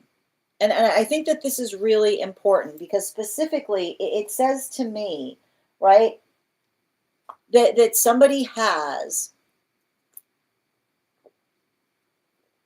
some kind of wildly archaic view as it relates to responsibility, which is, and I want to describe this, like we often see this in the space of energy working into the context of identifying what it feels like to be able to I like it feels like somebody taking you for granted, which is the modality by which you try to tell someone how much time it takes to do something, right? And them only them only complaining in the space by which something doesn't get done. And it's interesting too because it says to me that somebody might not recognize the fact that something you do is a full-time job, right? Like I keep on hearing you say to somebody, why aren't you doing something? And you saying to them, because taking care of you is a full-time job. Straight up. And it has to do, and I need to describe this. Like this is often the sound that we have when another person is taking us for granted, right? The modality by which another person sees us working exhaustively, and then they look at something and being like, why didn't this get done? And you being having to say to them, oh, it's okay, I'll just make time where time does not exist, right? I'll just make time where time does not exist. I'll get right on top of making time where time doesn't exist. And I feel like if someone is not being respective of everything that you do, that person is not for you. That person is not for you. And I need to stress this. Not only is that person not for you, like they're not for themselves as well. Because often, like when I see energy like this, right, and I like to point this out, the sound that you will hear when someone is trying to take advantage of you. Do you know the song you will hear when someone is taking advantage of you? You're really disappointing me, right? The sound you will hear when someone's taking advantage of you, they're not going to tell you that they're taking advantage of you. They're going to articulate that they see you operating, firing on all cylinders. And instead of saying thank you, saying, you're really disappointing me. I guess it wasn't important to you, right? Like the modality by which they effectively make you feel bad, instead of having empathy, that is the sound of someone taking advantage, right? That is the sound of someone taking advantage.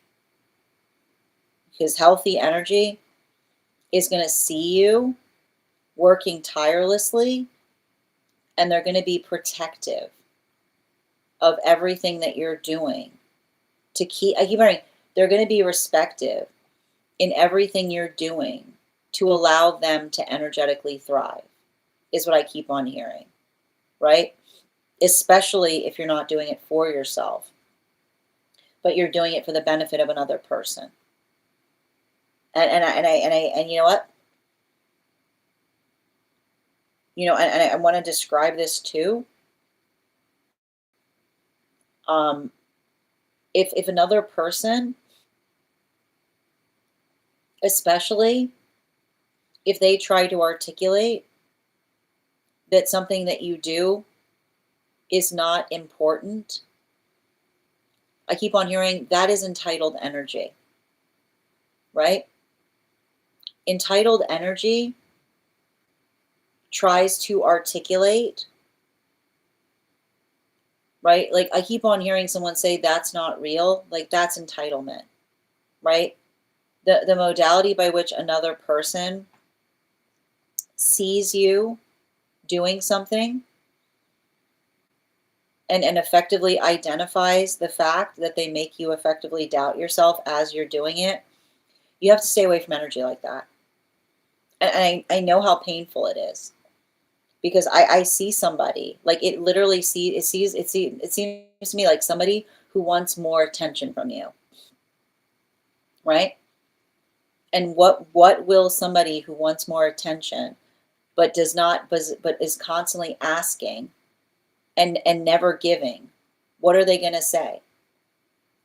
They're going to say, right? They're going to create those modalities by which, and I keep on hearing, especially and particularly if they articulate that they're doing things. And then when you ask them why, they say, because you weren't there to stop me, right? That is literally someone trying to punish you for not being attentive in the space by which you are literally, like I keep on hearing, you're not making choices, you're operating from a state of need. That energy, like it's not about fixing it, it's about identifying the force, is what I keep on hearing. Some things are not to be fixed, some things are to be identifying the force of inconvenience, right? And I know how painful that is, especially if we effectively care about someone. But the state by which, right? The state by which we identify and we work towards a space of gratitude is being able to understand the energetic pressure that we're under, especially if you're doing it for another person's benefit. Especially, I keep wondering, especially if you're doing it for another person's benefit. I'm going to give you some bottom of the deck information on this read. I don't like reading on this energy. It literally, I am irritated reading for it, because it's the observation, the sign of ingratitude, right? The sign of ingratitude is when you are literally doing everything to keep a roof over another person's head, right? When you are literally, you will, and I know it's painful, you will be in experiences. Like this is what happens. Like compassionate energy needs to have healthy boundaries, because compassionate energy will literally be doing everything possible to keep the roof over another's head. And someone will describe the fact that they don't like the color of the roof, right? Right? The distaste. They'll be like, oh, this is the best you could do. This is the best you could do, right? The sound of you literally keeping a roof over someone's head and the space by which they say, this is the best you can do, right? They do not get to stay under that energetic roof, right? You say to them, you know what? If you can do better, go for it, right? You should not be saying, I'll try harder. You should say, you know what? It's yours now. I give you, I keep learning, I give you, like you say to them, like, you know what? I give you the gift, right? If you can do it better, right? If you can do it better, you knock yourself out. You knock yourself out. Let them knock themselves out.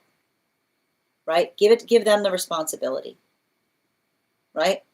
Give it to them. Give it to them. Don't argue with them, give it to them. Let them energetically learn. Right? Because, and I need to point out, healthy energy, right? Healthy energy isn't going to have to require that type of education. Healthy energy understands how hard healthy energy works into a space of saying, I understand. I know, I understand how energetically precious this is, right? And they're gonna treat that preciously as they do their own. Thank you so much for having that reading with me. And if this message connected to you as well, it's very common for those who need these messages to be here to experience them. We are doing personal readings right now. If you would like to get on the list, I got 2 spots available today before the list will be closed. 3 cards for a donation of $29 or more. 4 cards for a donation of $23 or more for my subscribers, links in my bio. Please keep in mind there are 2 things I do not read for across these apps: pregnancy and medical. Happy to give insight on anything in private readings, and you can book private readings on my site. We're also at 25.6K likes. When we get to 50K, I will be gifting a reading back to the collective. So make sure you're tapping that screen. We'll get to 50K in no time. We'll be able to give away that reading. I'm also going to take a moment to read over some of the comments that came through as I was reading. Please remember, individuals asking you to private message them are usually not above the board. That's all I'm going to say. And true readers will never ask you to message them either. This is my only account. All right, just reading over.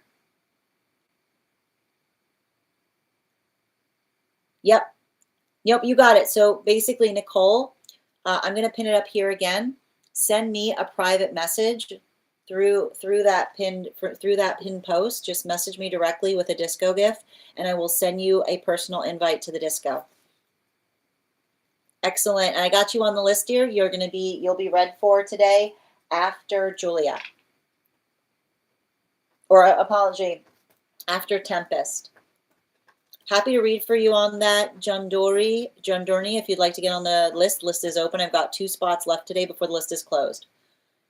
Yes, holding me to standards that they have not met themselves. Yeah, that's like that's I can't even read for it. It bothers me too much. Right? Like literally, I literally see somebody living in a fantasy land. You know, and again, beware of someone trying to summon the name of a past person. Like, beware of someone trying to summon the name of a past person. It's very convenient, isn't it? That past person who was perfect. If they were so perfect, where are they? Right? What if they were so perfect, what happened? They don't have that conversation, do they? Yep, absolutely. Definitely feel projected on, so I have pulled away. And here's the thing about it, like, don't, like, and I keep on hearing, I miss you is not the same as I recognize what I've done. Like, if that energy is not taking accountability, do not let them get sentimental upon how much they miss you. Let them recognize and identify what that work is. And Susanna, thank you for the follow. Good evening, Masa. Yes, I just stated a few months ago, now that I'm at that point, sending you so much support, dear. Don't, and here's the thing, if you're busy right now, don't let energy like that distract you, right? Healthy energy is going to recognize if this is an important time for you, right? If somebody has the audacity of trying to like create a ruckus for you at this time, like that is literally being like, that is you like taking that note, you know, like taking that note and letting that fortify your decision.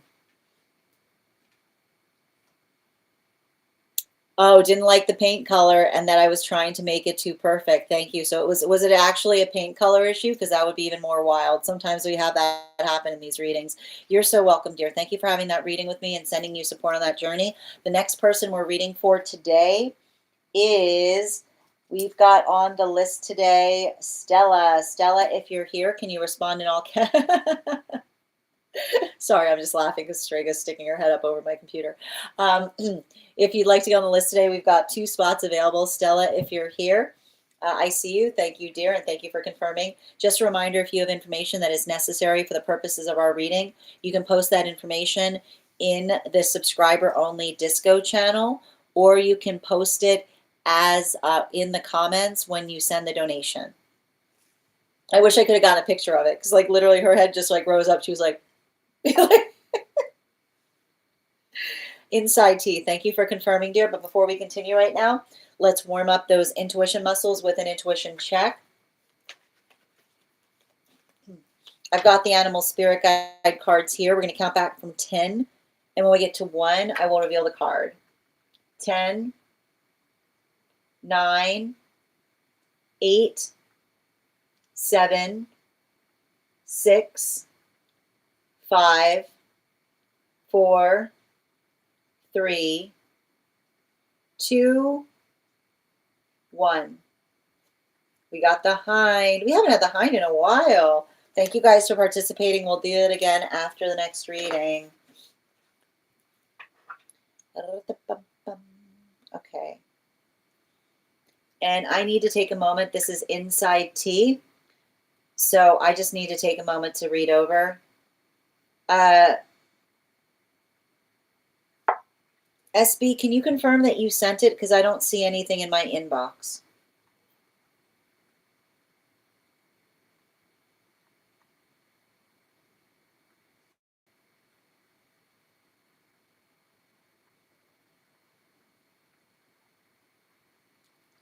Yeah. No, I need you sent it over. You sent it through email?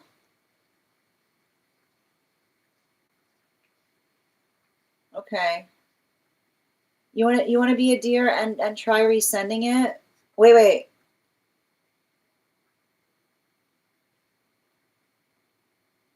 Hold on a moment.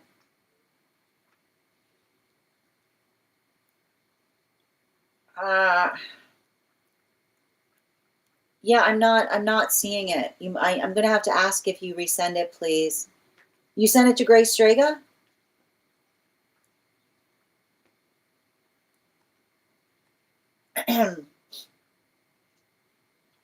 Yeah, please resend, dear.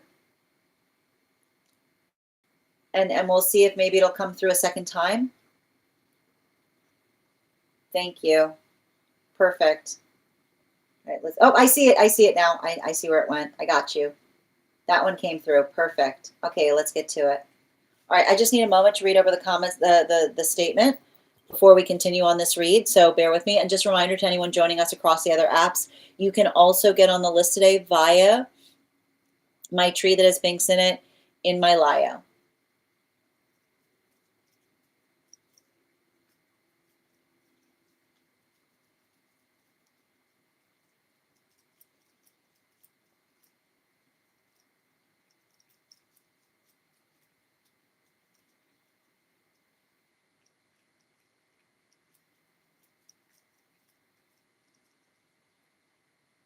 Hold on a moment.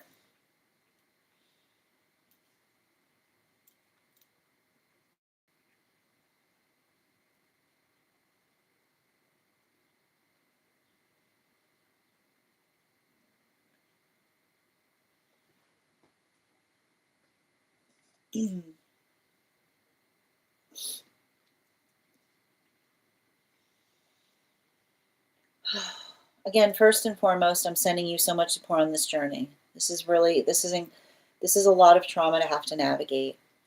And so I want to thank you for having the ability to both continue to heal from it, but also to allow me to read for it. Can I get 4 cards, please? Energy read.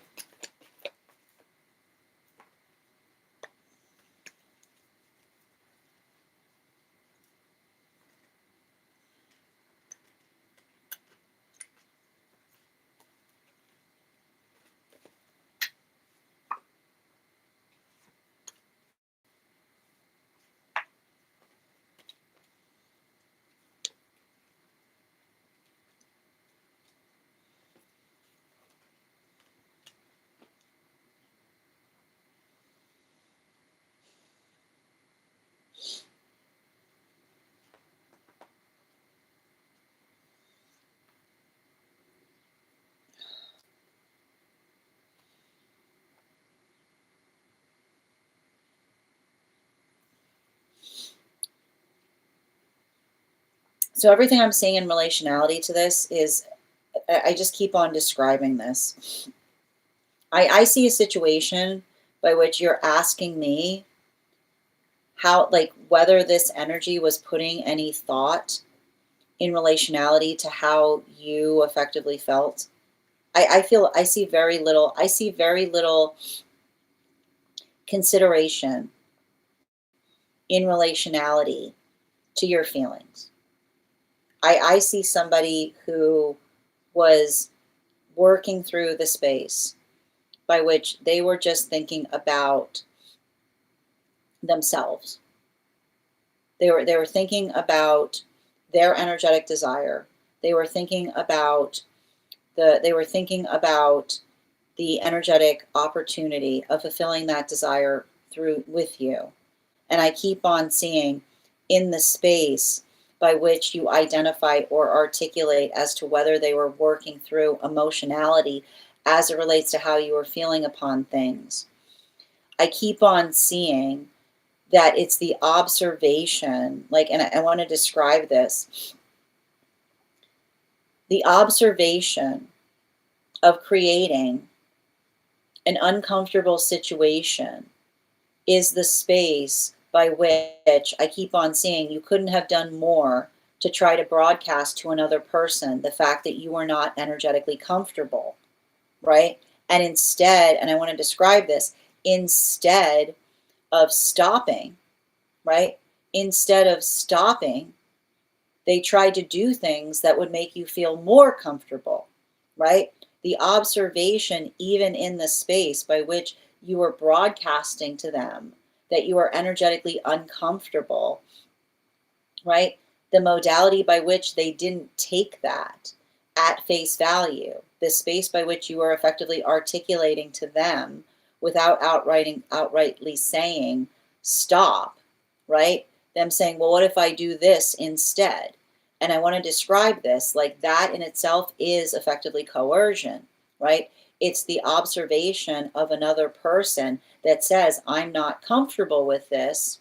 And instead of another person saying, got it, noted, like, we're good, everything effectively stops, them saying, well, would you be comfortable with this instead? Right? The modality by which another person was trying to bring you into a modality of easement. Now, in relationality to how they think about it, right? I keep on seeing a situation by which they look at something and say, right, that because, right, and this is often what we see in relationality to understanding or navigating comfortability, right? The fact that it should not require, right? The fact that it should not require another person to effectively have to come into, right? It should not require another person to have to come into fight mode, right? To be able to articulate the fact that they're not energetically comfortable with something. I keep on seeing that this is the energy that tries. And I told you, remember when I said this person does not have a connection to their higher self? And usually the best way you can describe, usually when I'm reading for someone, the way I can usually tell that someone's higher self is no longer in conversation with them is because when I read into them, I hear them trying to defend themselves to the higher self, right?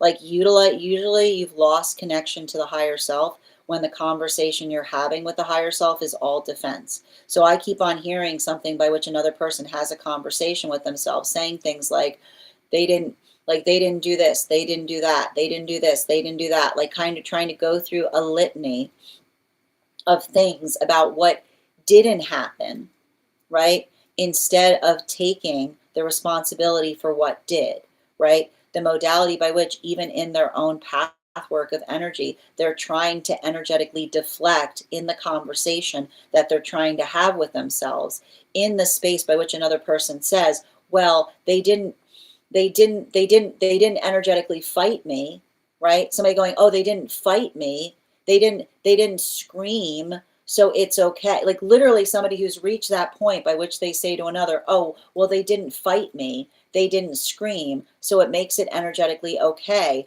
failing to recognize the fact that what doesn't make it okay is all of the signs that another person is broadcasting in relationality to what they themselves feel energetically comfortable upon. So I see a lot of the energy that goes through this modality or capacity by which they try to say to themselves, I didn't do anything wrong. And I need to point this out. Usually, if you're having a conversation, in your head that starts with I didn't do anything wrong, you're already probably like you've already like I need to stress I need to stress this. If you're already in the space by which you articulate I did not do anything wrong, right? Then it's a wrong song. Is basically what it is. It's a wrong song. It's a wrong song. It's already the wrong song that you're singing because it's a space by which you're effectively articulating and saying, I didn't, if you're starting the song with I didn't do anything wrong, you're already singing the wrong song is basically is the message coming through. If you're starting the song with I didn't do anything wrong, you're already singing the wrong song, right? Because you didn't do anything right, did you? Right? That's what the higher self has to say about it, right? If we start the song with I didn't do anything wrong, be like, well, tell me what you did that was right. Right? Tell me what you did. Tell me what you did. And this is why their higher self isn't in communication with them, right?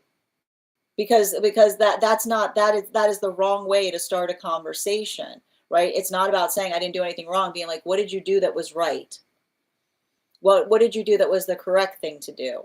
Right? You don't start the conversation by trying to articulate that the wrongness is calibrated by the fact that you can think about something that would have been wronger, right? Being like, at least I didn't do this is not the way to start a conversation. And I see somebody that tries, like I see somebody that often recognizes path work by which they recognize something that they shouldn't be doing. And then they make themselves feel better by going, at least I didn't do this, right? Like way beyond the pale in the way that they themselves should be thinking about things. Bottom of the deck on this reading. Yeah, right? It's not about what you did wrong. What did you do that was right? Right? This is why it's like when the higher self won't talk to someone, the higher self has no conversation that starts with I didn't do anything wrong, because often it indicates the fact that there wasn't any right in it, was there, right? The modality by which one is not looking at something being right, but trying to articulate that it could have been wronger, is often the space by which we recognize that we're already very far from what should have been happening. And so I just keep on seeing, right? I feel like I see a situation by which this person, right? This person, and I'll read for some energy like this, like the modality, and this is why we don't move towards immediate gratification on things, right? Guess what? You can have a life of immediate gratification. Say goodbye to a healthy conversation with the higher self, right? Immediate gratification is a wasteland, right? It's the space by which you'll effectively identify what you're reaching for without care or consideration for how others feel about it, right? And it creates a vacuous life by which you often feel, I keep on getting, it's the vacuous life by which you only find more hunger, right? The vacuous life by which you always find more hunger, because all you've said to the universe is, I'm hungry and I don't care. I don't care about feeding others. I don't care about nourishing the energy around me. I only feed my hunger, and so hunger is all they find.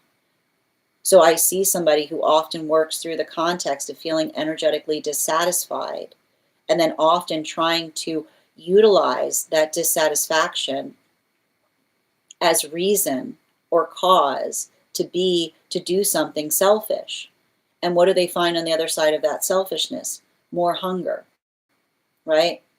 Their existence becomes a veritable wasteland, because all they, like the higher self says, if you are so hungry, then hunger is all I will give you.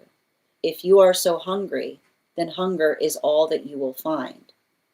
Thank you so much for having this reading with me. And if this message connected to you as well, it's very common for those who need these messages to be here to experience them.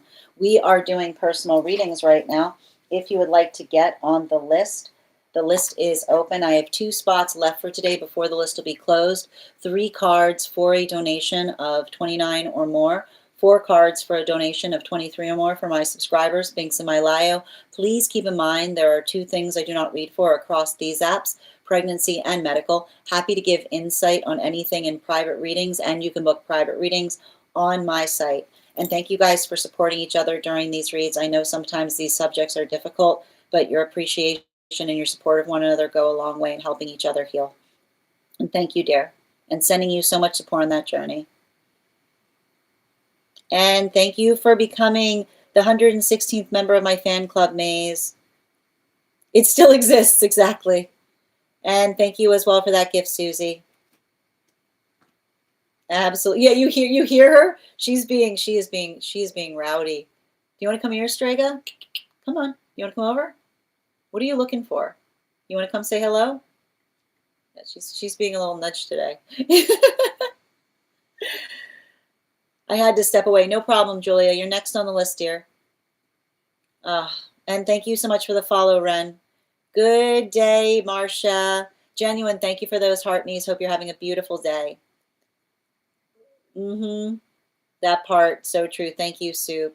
No, exactly. You got it right there, SB. Absolutely. All right. I got you, dear. Excellent. Hi there, Jace. How are you doing today? All right, we're going to continue right now. The next person on the list for today is Julia. I believe, Julia, you're posting your question right now in the disco. Just a reminder, if you're a super fan and you have information you think is relevant for the purpose of our read, you can include it in the disco channel. If you can also post it, if you're not a super fan, in in the notes when you send the donation. And before we continue, let's warm up those intuition muscles with an intuition check. I've got the animal spirit guide cards here. We're going to count back from 10. And when we get to 1, I will reveal the card. 10, 9, 8, 7, 6, 5, 4, 3, 2, 1. Got the seal. We'll do it again after the next reading. And we're also at 28K likes, friends. When we get to 50K, I will be gifting a reading back to the collective. We've got 2 spots left for today before the list will be closed. I am going to read the list right now to confirm I have everybody on it. If you have sent a donation and I've not named you, just put the initial where you sent the donation. Don't put the whole name. The apps hate hearing the other apps' names. They're very jealous. And if you're on the hold list and would like to be added back to the list, just tell me the date that you were added to the hold list. I'll be happy to add you to the list as well. The list we have right now is we've got Julia, we've got Michelle, we've got Tempest, we've got Nicole, and we've got Denise. Okay. And if you're joining us across the other apps, you can also get on the list today via my tree that has links in it in my bio. It had something to do with an S. Excellent. All right. Hi there, Jason. We're doing well today. We're over in the States. All right, let's get started. Where are we? I got to pull up. Hold on a minute. Just pulling up Julia's reading. Is this, okay, outside tea. Okay.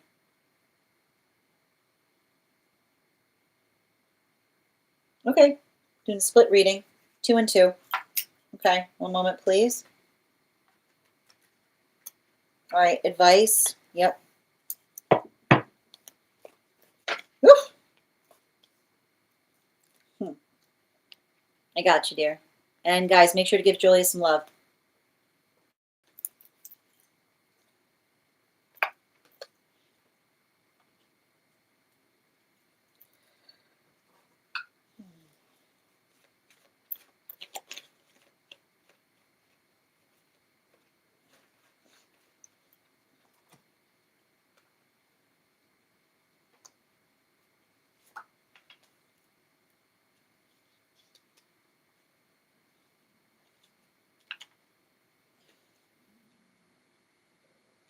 Okay, we're going to talk a little bit about what we're seeing here. In relationality to the opportunity, I feel like you make sure that you're having a conversation in relationality to time commitment is what I keep on seeing. Because the only thing I'm identifying with it is there's something I'm seeing there in relationality to working through um like it almost feels like it feels to me like somebody potentially presenting something to you that they need to get buy-in for is what I keep on getting. You know, like it feels like somebody trying to get an idea off the ground. And so the hard part about trying to get an idea off the ground is potentially like somebody offering, like I see like somebody offering something to you and being and you being like, yeah, I would love to do that, and then being like, let me get back to you on it. Because I keep on hearing they're not fully in the space by which they've had the energy the project fully, like I keep on hearing like fully supported, and I keep on seeing it. It almost feels like somebody saying like, I want to know if you would be comfortable with me effectively putting you forward for something is what I keep on seeing. So don't I keep on getting it feels like good ground is what I keep on hearing. And the thing with good ground is that even if something doesn't get off the ground, it's good to have that conversation because it means that they can move with more speed towards you, right? Like they can move with more speed towards you, recognizing and identifying that you've already had that conversation is what I keep on seeing. So just be conscientious about that, because and I keep on hearing like make sure that you're having a healthy conversation with someone in relationality to your own schedule or previous time commitments is what I keep on seeing. Like I keep on hearing like give them give them a full view in terms of, like I keep wondering, give them a full view of anything that you've previously committed yourself to, right? So that way to I keep wondering like so that way to avoid like I keep wondering like to avoid any kind of conflict between, and it's a continuation of what you talked about, something that you might need to activate upon immediately, and being able to identify and refine. Like I feel like it's not going to be I don't feel like it's going to be like a huge issue, but that mode like but that experience by which you are effectively articulating to them and saying like I just want to make sure, like you almost saying like I just want to make sure that we're on the same page about this, like I don't know why I keep on hearing like get it in writing,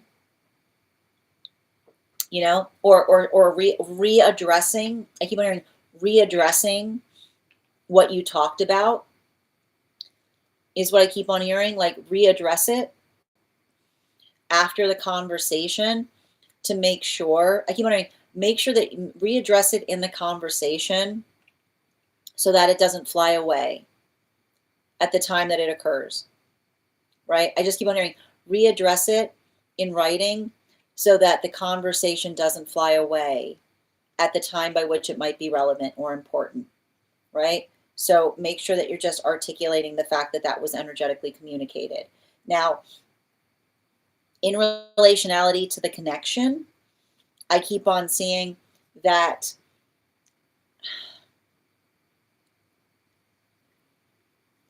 this energy is hot and cold. You know,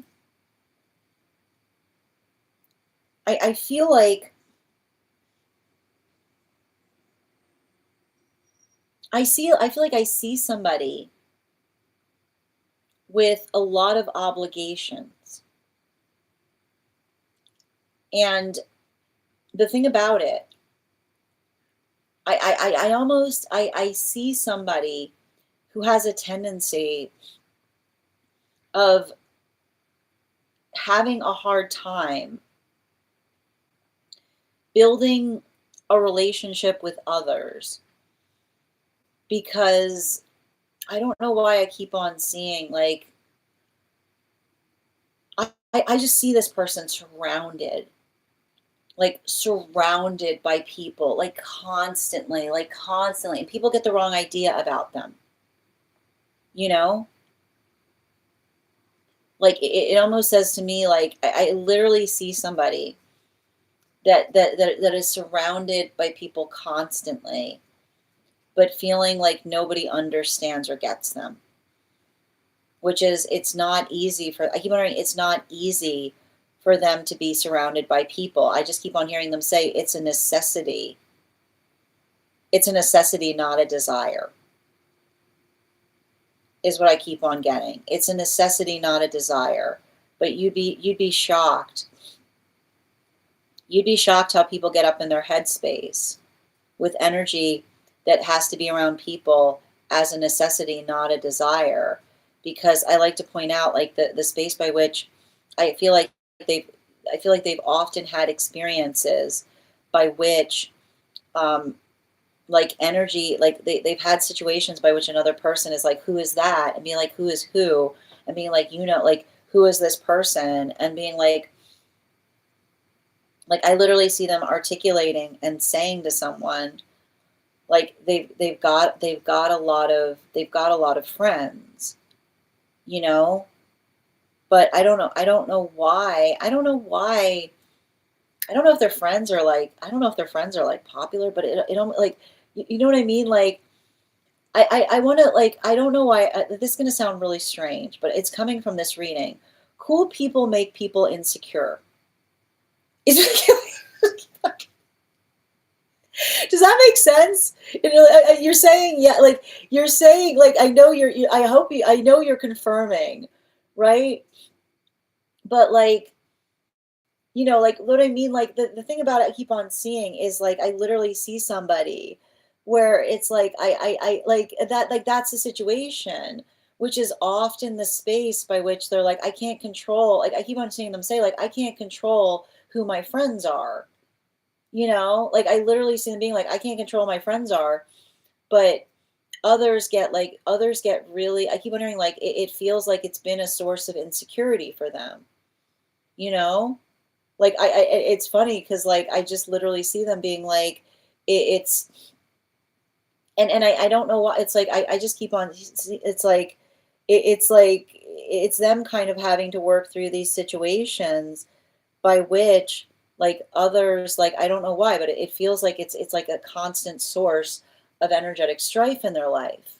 So I feel like, in a way, like, it says to me, like, I feel like that's the hurdle that they often experience, which is often others, like, having the wrong idea, right? Or, like, working into the context that, like, they say they're energetically cool with something until they recognize, like, too far down the line, that someone is, like, super, like, I keep on hearing, like, super not cool with something, is what I keep on getting. But I keep on getting, like, a lot of that, just, I mean,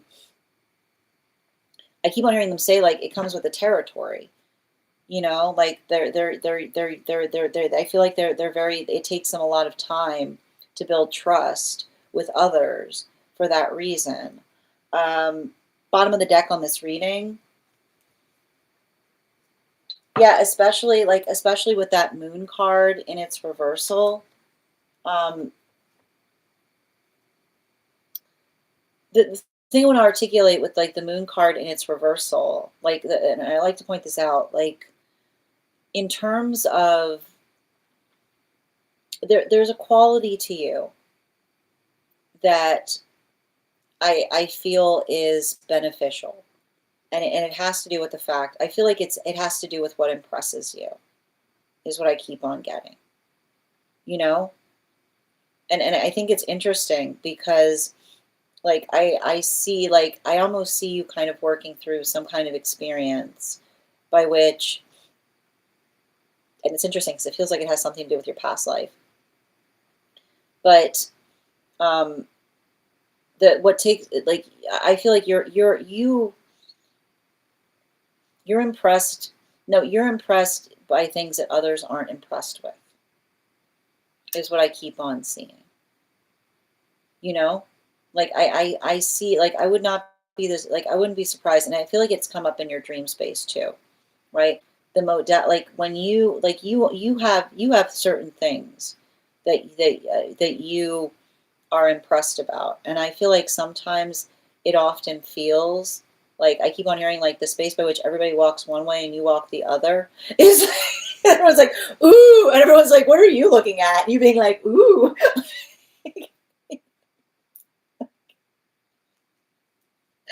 In a way, and I want to describe this as like it's beneficial, it's positive, because I feel like to a certain extent, like, and I want you to understand, like you have a level-headedness to things that I feel like sometimes surprises others. So, and I think that in a way, and I think it's interesting because um like I almost see you kind of navigating these situations, and I don't know why it feels like it's unified, in terms of like I feel like somebody trying to say to you like, oh, like there's something important here, and you being like, that doesn't feel important to me. You know what I mean? Like it's like I see, like I feel like it's almost you saying like important. I keep on hearing you say to somebody, important is earned. It's not carried, right? Important is earned, it's not carried, which is the identification. And I feel like sometimes I feel like you're finally coming into a space by which it's not going to feel like a negative. It's going to feel like a positive, because I feel like it's you almost like not being impressed by things that others aren't impressed about, but actually allows you to be able to kind of build healthy ground between another person, right? Because it's like you kind of focusing on like your ability of like focusing on what's important. Like I feel like I told you, the continuation of saying, get ready for the crutch to feel a blessing. Like get ready for the space by which another person articulated that was your problem. Another person being able to tell you that that's the thing that they love most about you. Thank you so much for having that reading with me. And if this message connected to you as well, it's very common for those who need these messages to be here to experience them. We are doing personal readings right now. If you would like to get on the list, I've got 2 spots left before the list will be closed. 3 cards for a donation of 29 or more. 4 cards for a donation of 23 or more for my subscribers, Binks in my Lio. Please keep in mind there are 2 things I don't read for across these apps, pregnancy and medical. Happy to give insight on anything in private readings, and you can book private readings on my site. We do here highest priority messages from spirit, life path, mediumship, dream interpretation, angelic guidance, animal spirit guide readings, pet readings, akashic, and mind, body, spirit. If you have information that you feel is relevant for the purposes of our reading, go ahead and let me know either in the notes when you send the donation or post it in our subscriber only disco channel in the appropriate channel. Who's the next person I'm reading for? The next person we're reading for today is Michelle. Michelle, I also want to take a moment to read over some of the comments that came through as I was reading.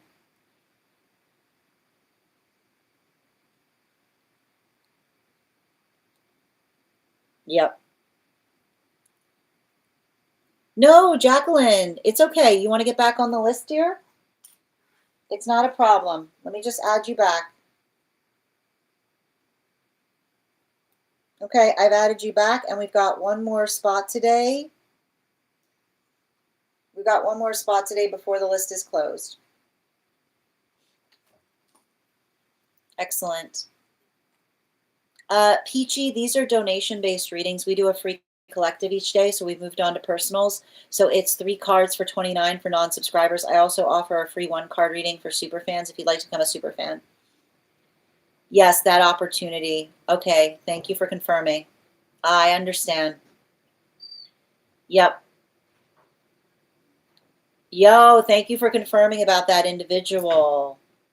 Yes, thank you for confirming on that. No, but that's why I keep on hearing, like, that's gonna feel like a blessing, right? Like, I keep on hearing, prepare for something that another person used to say was a negative becoming a positive. Yep. You had a crazy, okay, crazy. Thank you for confirming the dream. You had a crazy dream about it. Yeah, and I keep on hearing refer back. It was funny because I kept on hearing refer back to the dream, and I was trying to remember the dream. It was funny because I was like, "What dream?" I was like, "Wait, which dream?" I was like, wait, I'm like, "Which dream am I referring back to?" Yeah, it's the speed in which we're traveling almost alarms us both. I understand. Yep. No, that makes sense. Excellent. I got you, Michelle. I'm Michelle. Yep. I'm very aware that Joshua loves us, Lyndon. All right, one moment. Might get on for a friend. Yeah, it's entirely. I mean, what I'm happy to do that. Oh, I'm sad to hear that. Well, we've got one more spot today if you want to claim the spot, dear. Hold on, I gotta move Strega because she's being naughty. So hold on, everybody's gonna get a visit from Strega right now. I know what she wants too. God, why do you have to be so pushy? Yeah, I know. There, are you happy? But now you gotta say hi to everybody. Now you gotta say hi to everybody. You squishy baby. You wanna say hello? You wanna say hello to all the nice people? Ah, say hello to all the people. I've got a sweater. I found her sweater. I'm gonna put it on her later. You wanna say hello? She's so nonplussed. Look how nonplussed she is. She just doesn't care. I love you. Okay. All right. She's a meatball. All right. You go do your thing. You're welcome. Okay. Where were we? All right. We're going to continue right now. All right. The next person we are reading for. Okay. Okay. Yes, I know. She just always looks so grumpy. She's got the grumpiest look on her face. I love it. All right, before we continue right now, we're going to do an intuition check. I've got the animal spirit guide cards here. Oh, you sent the baby drag? I got you, Nikki. All right, the list is now closed. If anybody gets on the list today, you'll be the first person read for. Tomorrow, you'll also have privilege. So you'll be read for, if you get on the list today, you'll be read for before we start the daily collective read tomorrow. All right, and before we continue right now, let's warm up those intuition muscles with an intuition check. I've got the animal spirit guide card here. We're going to count back from 10, and when we get to 1, I will reveal the card. 10, 9, 8, 7, 6, 5, 4, 3, 2, 1. Got the Wren. Thank you for participating. We'll do that again after the next reading. And I'm going to pin up my shell here. Everybody's saying hi to Strega. She's a meatball. All right, where were we? And we've got highest priority, please. Guys, make sure to give my shell some love. 4 cards, please.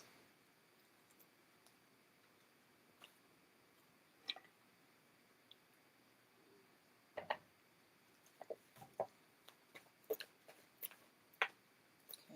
2 more.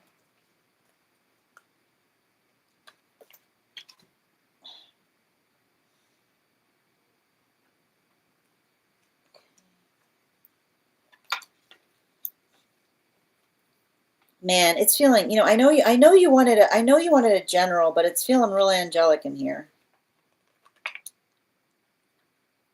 What's protection? Why are you getting all twisted up on you doing something wrong when it was protection? What is this? What am I seeing here?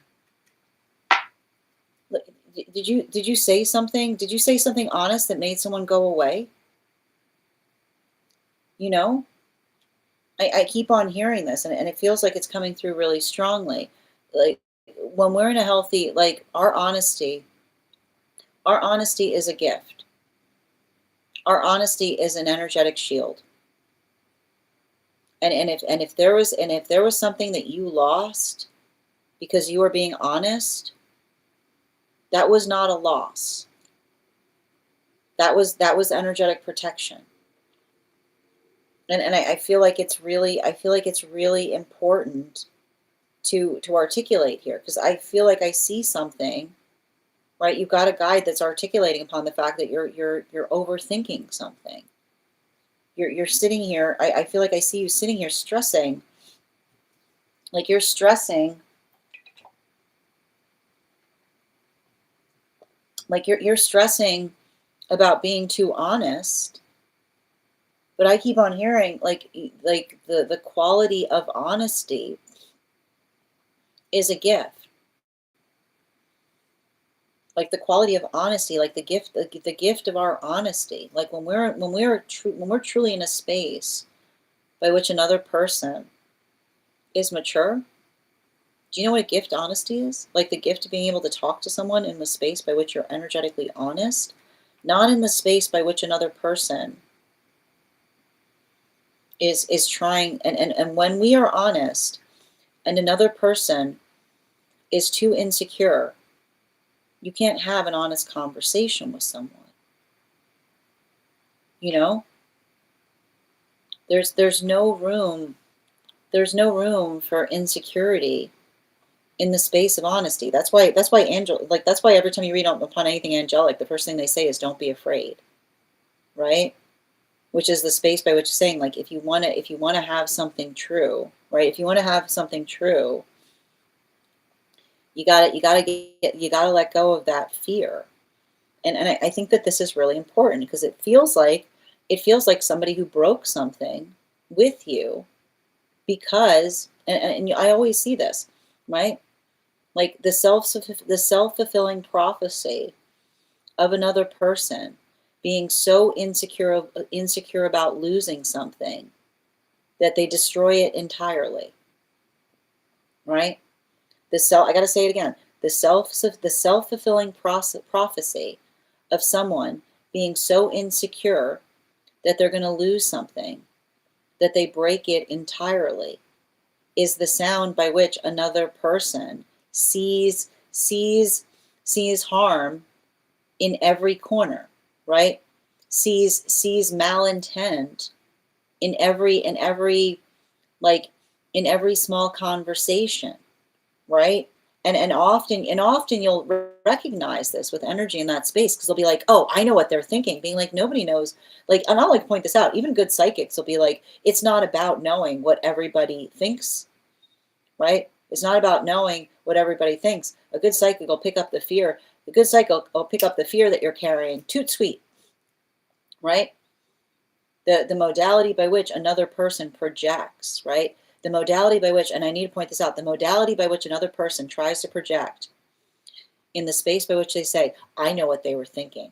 No, I know what they were thinking. No, you don't. But boy, did you just reveal yourself, right? Uh-huh. No, you don't. But you just revealed yourself in what you think that you thought that they're thinking, right? And the hard part is when you're in a connection with someone like that, and I feel like they're trying to articulate this, and I need to stress this. The difference between someone, if you're ever unsure whether someone is intuitive or delusional, I like to point this out. Usually someone who's intuitive, they really hate what they're being intuitive on, right? Hate it. Hate it. You go find a real intuitive, you go ask that intuitive, be like, are you happy when you, no, usually not. Usually not, right? That's a problem with intuition. You're like, ugh. Usually the sound when you have intuition on things is ugh. It's that, oh man, it's that gut check that you're like, darn, I really like. That's the thing about intuitives. Like intuitives are always like, it's a burden for a reason. You know why? Because it's not delusional. It's a burden. It's a burden for a reason, because you can usually tell someone intuitive because it's not something that feels like it's indulgent to what they want to think. It's usually quite the opposite, being like, man, it's often the understanding, right? That's why it's profound. It's not because you're delighted in terms of what you find there, but you'll find someone delusional real quick. You know why? And it's funny because I was about to say quick, and instead I got quack. You're like, you'll find. I was trying to say you'll find someone delusional real quick, and instead I heard you'll find someone delusional real quack, right? Because often someone's delusional, right? Everything they find, like verifies the craziest thought that they've ever thought, ever that's ever been thunk, right? It's like it's the craziest thought. It's like, oh, someone being like, oh, the craziest thought I've ever been thunk, because they're effectively perpetually contorting things into the space by which they create, like they create the situation that it ends up being the way that it is, but not because of what they say, but because of the way that they're acting, right? Like often, like that's why I kept on hearing the self-fulfilling prophecy of someone that articulates that something, that they're so afraid of something breaking that they destroy it in the process of trying to protect it, right? And then trying to say, oh, I was right, look, it broke, and being like, yeah, you were right, but it didn't break because of what you were afraid of. It broke because you were being a nut, right? You're like, it broke because you broke it, right? And then they break it and they go, I knew it, and being like, the only thing you knew was your own energetic tendency, right? And you can't get anywhere with someone like that. But it can be really painful, right? Because often energy that's like that will often, you'll usually tell, because man, they will insist to you, right? They will insist to you that I keep hearing, they will insist to you that they've got some kind of main line to what's happening, right? They'll insist to you, right? And I like to point this out. Usually energy that's in that space, right? Often the way you'll tell is the space by which it says this always happens, right? The space by which another person says this always happens. And then you having to say to another person, nothing always happens. If something always happens to you, there's a unifying factor there, right? There's a unifying factor. And the hard part is often when somebody is in that space, right? Like the space by which they try to effectively articulate that something is always happening, and then you build into a sense of empathy until you experience it, and then you start experiencing the reason, like what they're doing that is effectively causing it. All you can do is try to make someone aware of it. If you make someone aware in that moment and you say, I'm going to step away from this, but I want to show you something, right? Recognize you're already being the angelic force in that person's life, because you're not allowing that cycle to continue. You're trying to say to them, I'm going to step away from you, and I'm going to leave you with a gift that I hope helps you, so you recognize and identify that this doesn't continue. And I know that sometimes that's the hardest way that we have to love someone, right? But recognize that's why it's still love. Because being able to say to somebody, I care about you so much that I would rather give you something that I think will heal you, even if it means I have to keep my distance, even if it means that it might cause interference. That's what I mean in terms of healthy energy. We'll always recognize our truth for the gift that it is. The only sound you should hear is thank you. And if you hear how dare you in that moment, that too is a gift, because you're helping them understand and identify. And I want you to understand, usually you can tell someone like that's truly on their side because you recognize and say, what good does it bring me to tell you? What good does it bring me to tell you? If they can't recognize it, that's not your job. One day they will. One day they will. Bottom of the deck. Right? And that's the hard part usually about that. Energy like that, they always move towards energy that just tells them what they want to hear instead of what they need to know. Right? They'll move towards what they want to hear instead of what they need to know. And the most important way that you can usually tell when someone cares about you is being able to say, what good does it bring me to tell you? And often those who tell us things that are hardest to hear risk damaging relationships. And the question that we need to ask ourselves is, when somebody tells us something real, the way we can tell it's real is the space by which we identify that says, what good does it bring me to tell you, right? Not the space by which we're trying to make another person feel bad, but the space by which we tell someone something important because we feel they need to know it. That's always a gift. You're always working on the side of spirit if you're working in that direction. Recognize, if they don't see it, spirit sees it. Thank you so much for having that reading with me. And if this message connected to you as well, it's very common for those who need these messages to be here to experience them. We are doing personal readings right now. If you would like to get on the list is closed today, but if you get on the list today, you'll have first privilege tomorrow, which means you'll be able to be read for before we start the Daily Collective. I'm going to take a moment to read over some of the comments that came through as I was reading.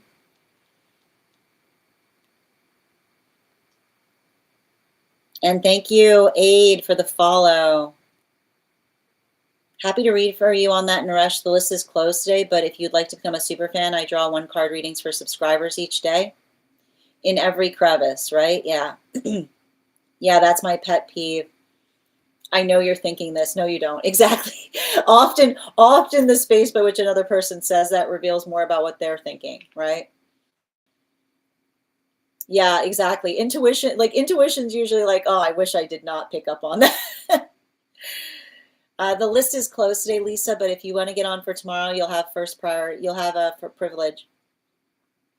Yeah, the threat of impermanence that assures, like that assures that it will be, right? I know it's hard hearing it. And Dr. David, thank you for the follow. You're so welcome, dear. We haven't done 1 card yet, Ella. We've got, so for anybody who's sticking around for 1 card, we've got 1, 2, 3, 4, we've got 5 readings left today, and then we'll get started on 1 card. So we're probably looking at about within the next hour. Excellent. All right. Oh, I do my best, Laurel. I'm so glad that these messages help. All right, we're going to continue right now. The next person on the list for today is Tempest. Tempest, if you're here, can you respond in all caps? Let me know if you'd like a general reading or if you have a specific question you'd like me to answer. I'm happy to read the list order for those who are here. The list we have right now is Tempest, Nicole, Denise, Jacqueline, and Nikki. Hi there, Nick. How are you doing today, Tempest? Good to see you, dear. All right, and before we continue right now, we are going to warm up those intuition muscles with an intuition check. I've got the animal spirit guide cards here. We're going to count back from 10. When we get to 1, I'll reveal the card. 10, 9, 8, 7, 6, 5, 4, 3, 2, 1. We got the boar. Thank you for participating. We'll do that again after the next reading. And I'm going to pin up Tempest here. I'm doing wonderful, dear. So good to see you. All right. 4 cards, please.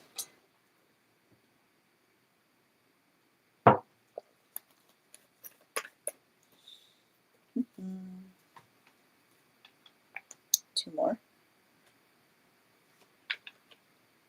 And 1 more.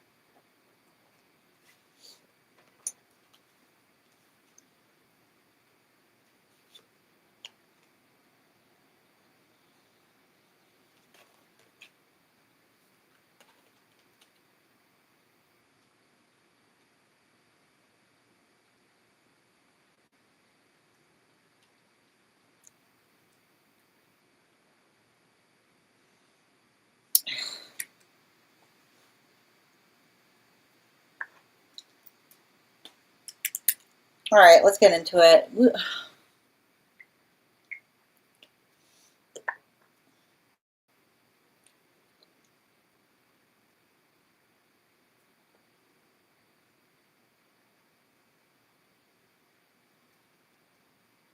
I feel like I've got this like somebody like wanting to come back to you to have a conversation about something. And I almost feel like you saying to someone like there's nothing to talk about, you know?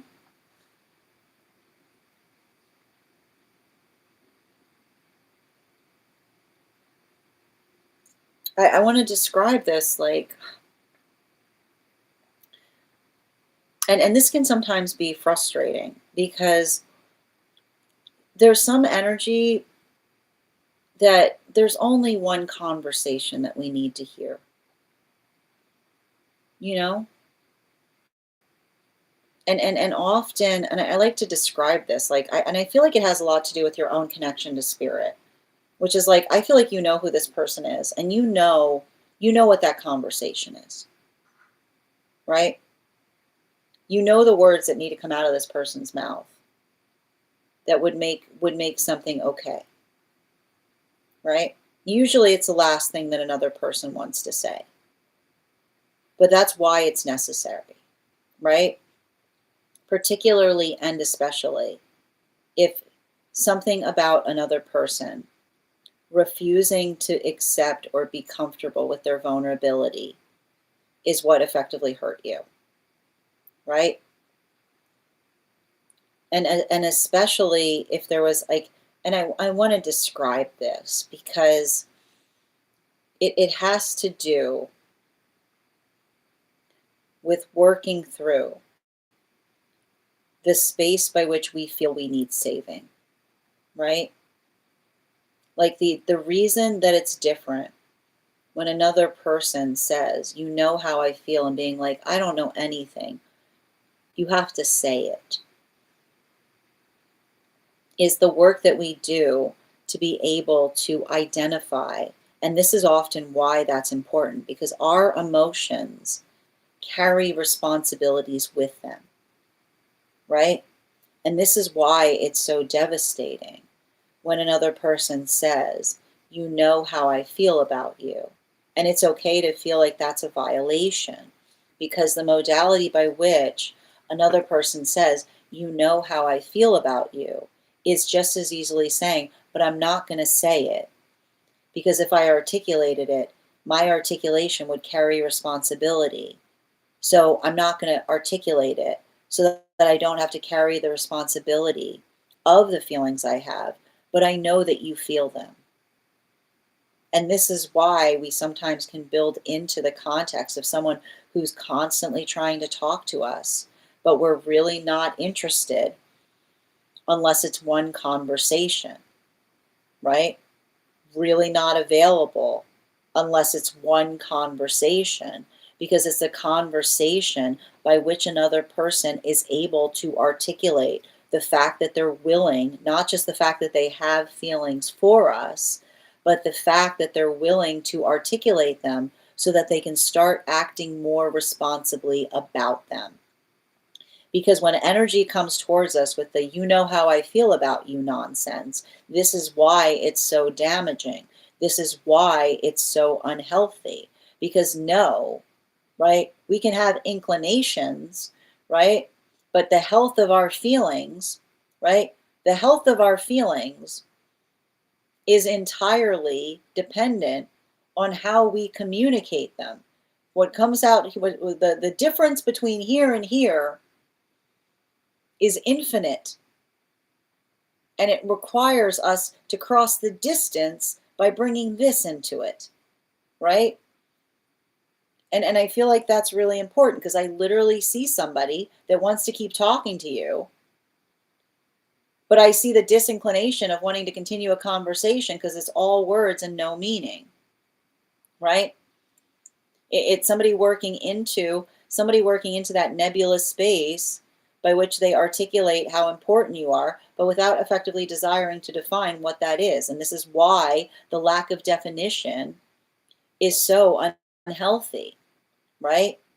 Because if somebody's in a modality by which they articulate that they can't feel, they can't live without us, but in the same breath, they say, but I can't tell you how I feel about you Because if I tell you how I feel about you, then that would require me to have to take responsibility for those feelings. And that would be obligations. And I'm really not inclined to do that. But you mean everything to me.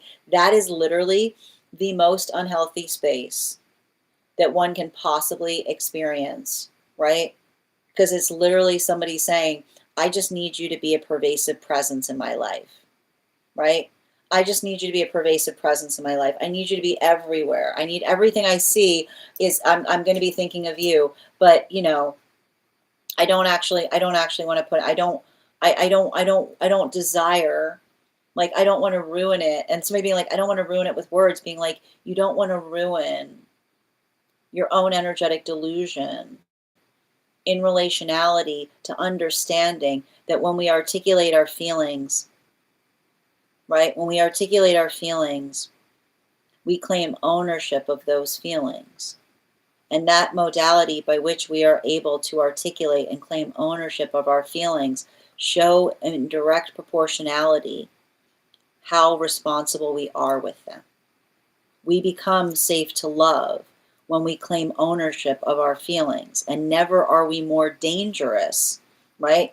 Never are we more dangerous to each other than when we try to create the nebulous space of saying, you mean everything to me, but I'm not going to say that because that way, right? Because that way I don't have to effectively do anything. I don't have to effectively put any responsibility towards the relationship beyond the warm fuzzies that I feel in navigating or having an energetic connection. That, right? Even deep friendship, we communicate what we mean to one another. We are very clear. So be like, and this is why I keep on seeing if somebody's saying to you, right, like, oh, you mean we can't have anything? No, you can't. If you want something from someone, you can't have anything because it often feels like torture, right? It literally feels like torture for another person to be in the space of being like, oh, well, you know, you feel tremendous, like I have all these feelings for you, right? I can't live without you, but I can't energetically commit to you. Oh, and then people, so this is why it's okay to say to someone, we cannot be friends, right? Because it would feel, right? It's another person being like, oh, it's great, we're friends, being like, I'm glad you feel like it's friendship. This feels like energetic torture, right? And healthy energy is respective of that. Healthy energy understands the valuation in the significance upon what we place as it relates to relationship. Don't let somebody try to navigate this muddy area with you by which they articulate the fact that they can't live without you, but they refuse to articulate what the nature of the relationship is, because that is the most dangerous space. And don't let another person say that you're being cruel in the asking for clarification. The cruelty exists in the nebulous aspect, right? The cruelty exists in the question mark. And when we are working to heal, we are absolutely clear in relationality to not only how we feel about each other, but also the nature of the relationship. And here's the thing about it. A relationship can be very complicated, but it can also be very clear in the complication. Bottom of the deck. Yeah, right? Every relationship is complicated. It's not the fact that it's not the fact that it's complicated. It's taking responsibility to understand the complication, right? Being in a relationship is being able to own the weird and making sure that there's a mutual understanding of the weirdness. And it's amazing because as soon as we own our weird, it's not weird anymore, right? It becomes common ground, right? Two people sharing weirdness. Congratulations, common ground. It's amazing. Look at that new ground. It's so great. But only if we energetically share our weirdness. So make sure if you're doing that portion of your work, if you do your work to share your weirdness and another person just wants to make it weird, then they're not sharing common ground with you, right? And you can articulate to another that that's the reason that you're not having a conversation with them. That's exactly what you need to say. Being like, yeah, they're being weird, but in a weird way, not in like a great way. So keep on here. Thank you so much for having that reading with me, dear. And if this message connected to you as well, it's very common for those who need these messages to be here to experience them. We are doing personal readings right now. If you would like to get on the list is open. It is the list is closed, but you can get on the list for tomorrow, and you'll have first privilege to a reading, so you'll be able to be read for before we start the daily collective. I'm going to take a moment to read over some of the comments that came through as I was reading.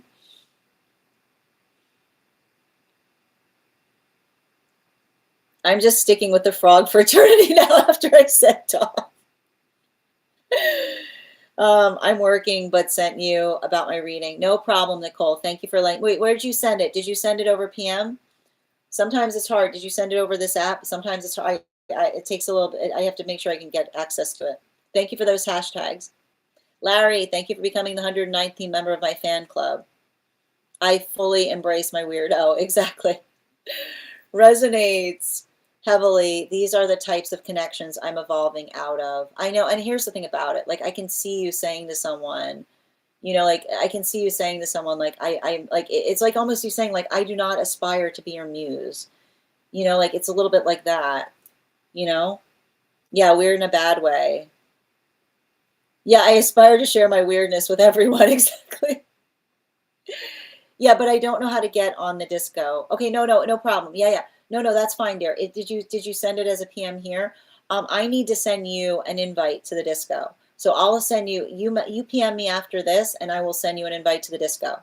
Okay? Absolutely. All right. I'll be able to pull it up. Let me see if I can pull it up. The next person we are reading for today is Nicole.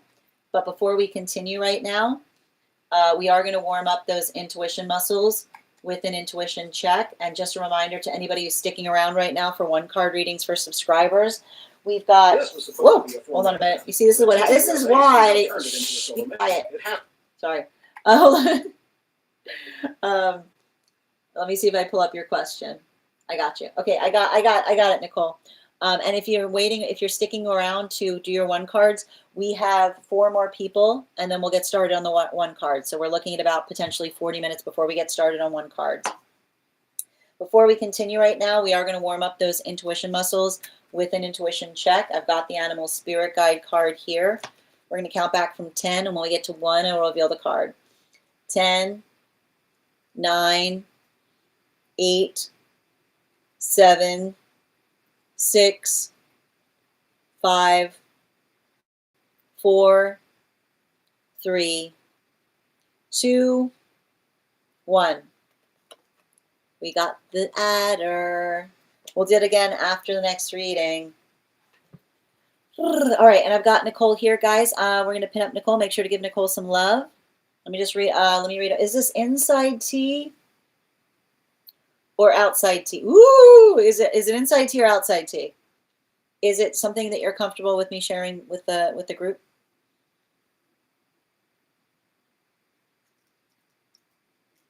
Just waiting for confirmation. Okay, great. Outside tea. And guys, it's a dream interpretation. You know what that means? Yes. Okay. I am getting better at it. Okay. All right. Let's get started. Okay. Dream interpretation. My reading, I want a spirit-led, but might end up being a dream interpretation.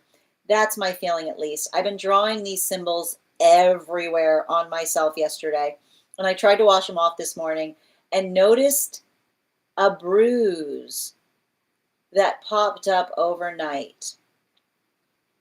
I felt a need to get a reading because of the blockage I have for myself. I get a sense there's a message or confirmation you can navigate. The dreams are high energy last night, but I remember them being very positive. Some fears came up. However, I was calm and unbothered by them.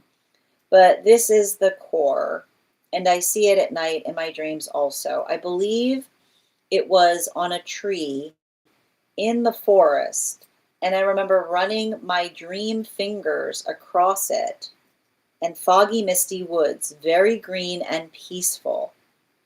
Hope that comes through. 4 cards, please.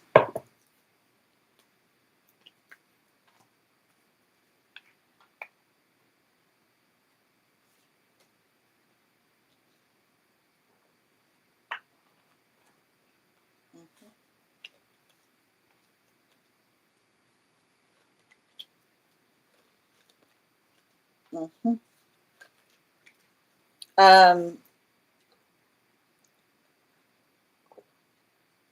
Strong indications of past life memories resurfacing. Completion of karmic cycle that's triggered the activation of a past life memory resurfacing. What did you just heal? What did you just move away from? Is what I keep on seeing. I want to describe what I'm effectively identifying here.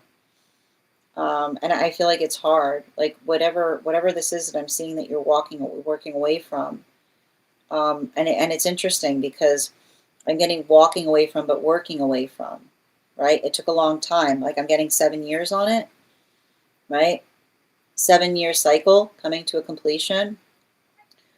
I feel like you had the work that you were identifying. You would stay so long as your presence was helping, but not a minute after.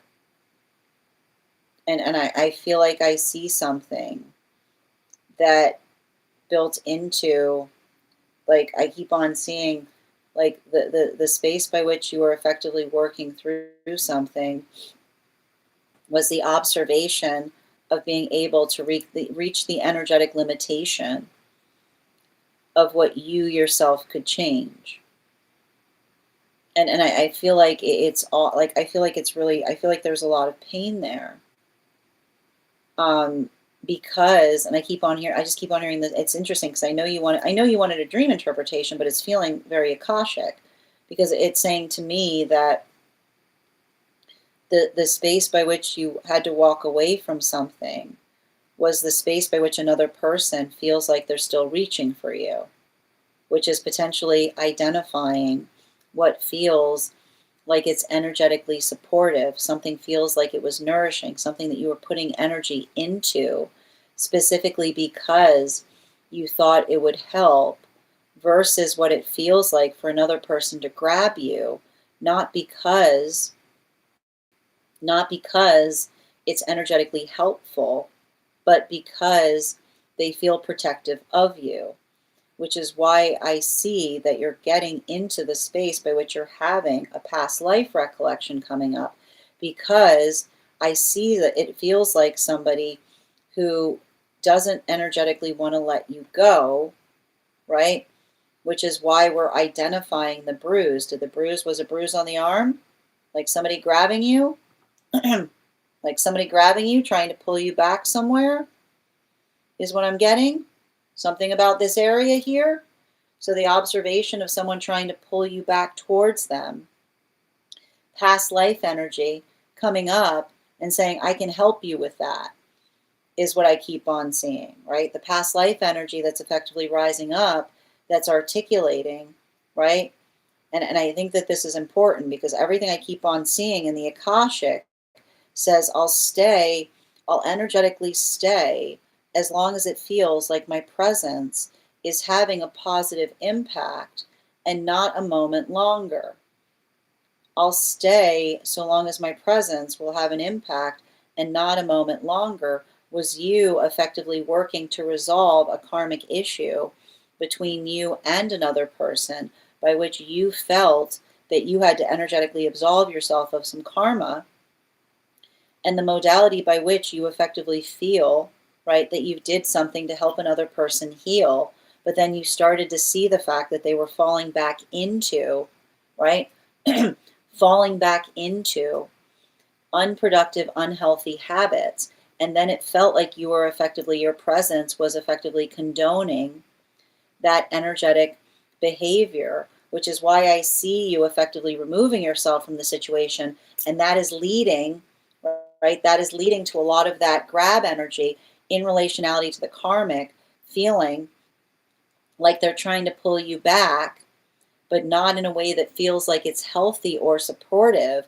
but in the space by which they're like in the space by which they don't recognize or realize that they're hurting you with their need, right? Because when we're and I would not be surprised if this is someone that potentially is having issues as it relates to unhealthy vices. Because when we're having issues with unhealthy vices, the space by which we don't recognize, right? The space by which we don't recognize the effect, the force that we're putting on things, right? Is often the space by which it amplifies why it's not energetically safe to be in another person's presence. And this is bringing us to the fact that you're drawing those symbols, because I keep on getting, again, I don't know what the symbols are, but I keep on getting that this is a past life connection that's coming towards you, acting as guide, that is effectively trying to articulate upon. I keep on hearing something about that symbol being a symbol of protection as it relates to another person's, like, I keep on hearing, like, as it relates to another person potentially feeling that possessiveness, but not in a way that feels like it's beneficial to you, but in a way by which they're feeling covetous of you.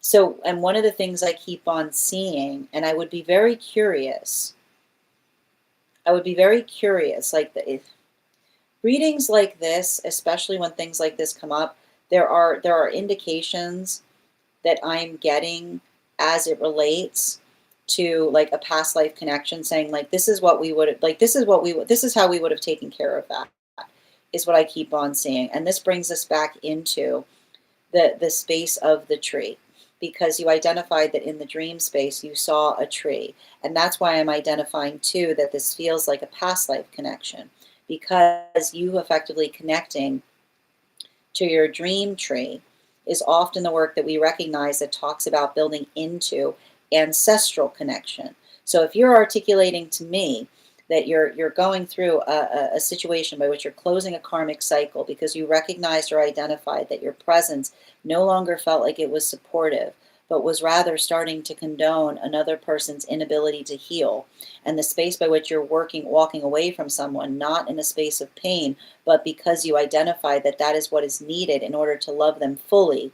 And then you're having a dream by which you connect to a tree, and then you're touching the tree, and all of a sudden you're seeing a lot of symbols, and also you're having a dream by which you're having a bruise, then it's the energy that's effectively the ancestral connection that's articulating upon the space of being energetically protective of your energy, the validation point that feels like you're making the right call in putting distance between you and another person, because it's the observation of the fact that the choices that they're making don't feel like they are potentially safe choices, particularly as it relates to your own self, in the space by which another person grabs us, not in the state by which they're trying to care about us, but in the space by which we're energetically possessive, or they're trying to drag us back somewhere.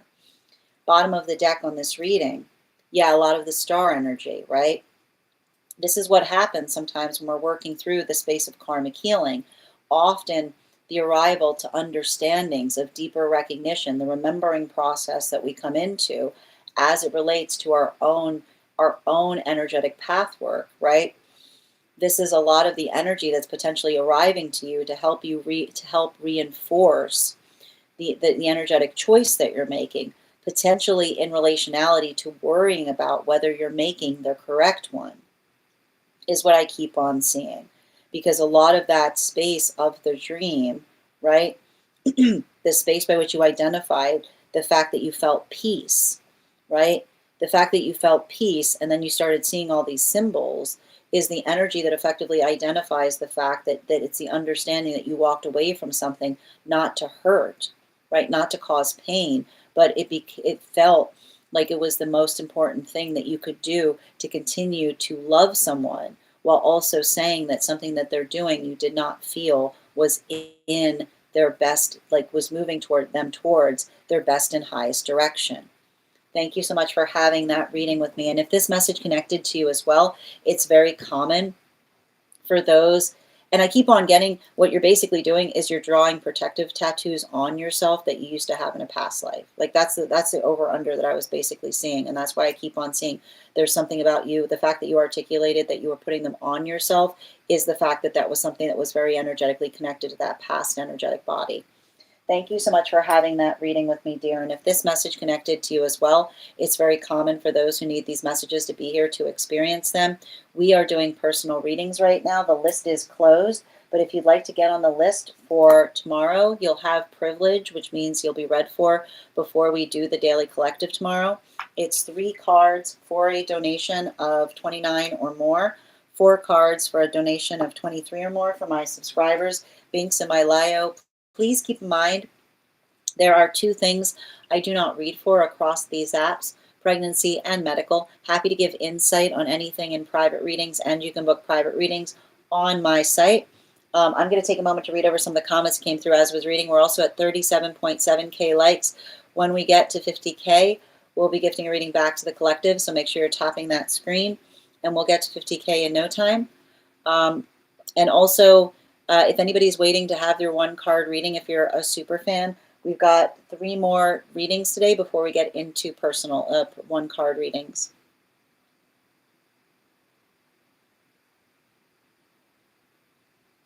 And just reading over. Yeah, like a lot of that root chakra. You're right. Yeah, absolutely, Bridget. Yes. It sounds like dream fingers. Yes. Abusive karmic soulmate.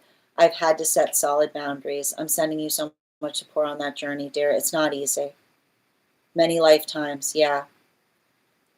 8 or 9 years. Okay, so yeah, but that's the abusive part. Confirmation. Sending you so much support on that journey, Nicole. Oh, I'm sending you so much, and this is what I feel like. I feel like it's some past life energy trying to come back to you, being like, this could help. It was on the wrist. Okay, thank you for confirming. Very abusive. Oh, I'm sending you so much support on that journey, dear. I hope these messages help.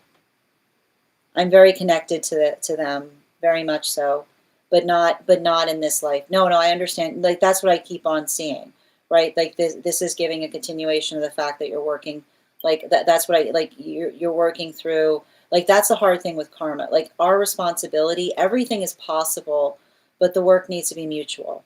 If someone isn't invested in moving in that way, like there's only it's not the space by which we can do it for them. I checked, hold on a minute. What did you say? I checked all, hold on a minute. I checked all the boxes to help them learn and work through but that's why it felt like an Akashic reading, because I was like, all I kept on hearing was, you'll stay as long as your presence was helping, but not in the space by which it was condoning them staying. It's like remaining in a negative space or doing something in a way that isn't okay. I had to leave and set the toughest and biggest. I can see it, but that's what I keep on getting. Like especially like the drama. I keep on hearing it was dramatic for a reason, right? Like I feel like it's you having to really get that point across. That answered my question. Okay, thank you. Well, again, give yourself space. Like don't go ahead and, like I said, it's a clip. Don't rush through something. Like I said, if it feels like a good idea now, it'll feel like a good idea in a few days. But I feel like there's something about that symbol that feels like it's very connected to a past life, and it does feel like it does feel like it's based upon protection. Might be interesting to do a little bit of research on it. Hi there, Estevan. Good to see you today. Interesting. Oh, excellent. And thank you again, dear, for trusting me with that reading and sending you support on your journey. I know it's not easy. Absolutely. All right, we're going to continue right now. The next person on the list for today, the next person for the list for today is Denise. Denise, if you're here, can you respond? Yeah, if you put it in the disco, you'll have a bunch of people. Welcome to our collective, where we're all very, very interested in helping out each other understand path work. Yes, happy to read the list right now. We've got Denise, Jacqueline, and Nikki. So Denise, Jacqueline, and Nikki. And once we get through that list, we're going to get started on 1 cards. Ooh, a New Year reading. I love it. Excellent. All right. And before we continue right now, let's warm up those intuition muscles with an intuition check.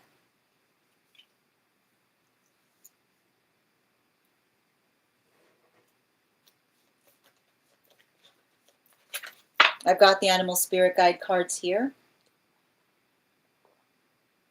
We're going to count back from 10. And when we get to 1, I'll reveal the card. 10, 9, 8, 7, 6, 5, 4, 3, 2, 1. Got the goose. Thank you guys for participating. We'll do it again after the next reading. All right, where are we? I mean, Nikki, it's entirely up to you. I mean, if you're comfortable with swapping like that, that's if wait, what are you asking in terms of swap? Like, hold on, I'm confused. Oh, you have to confirm that with Jacqueline. I can't make that determination. That's something that if you need to talk to Jacqueline. So Jacqueline, if Jacqueline's comfortable with it, it's entirely between the both of you. All right. And we're going to continue right now. We're doing a New Year's reading for Denise. I'm going to pin up Denise here. 4 cards, please. Make sure to give Denise some love.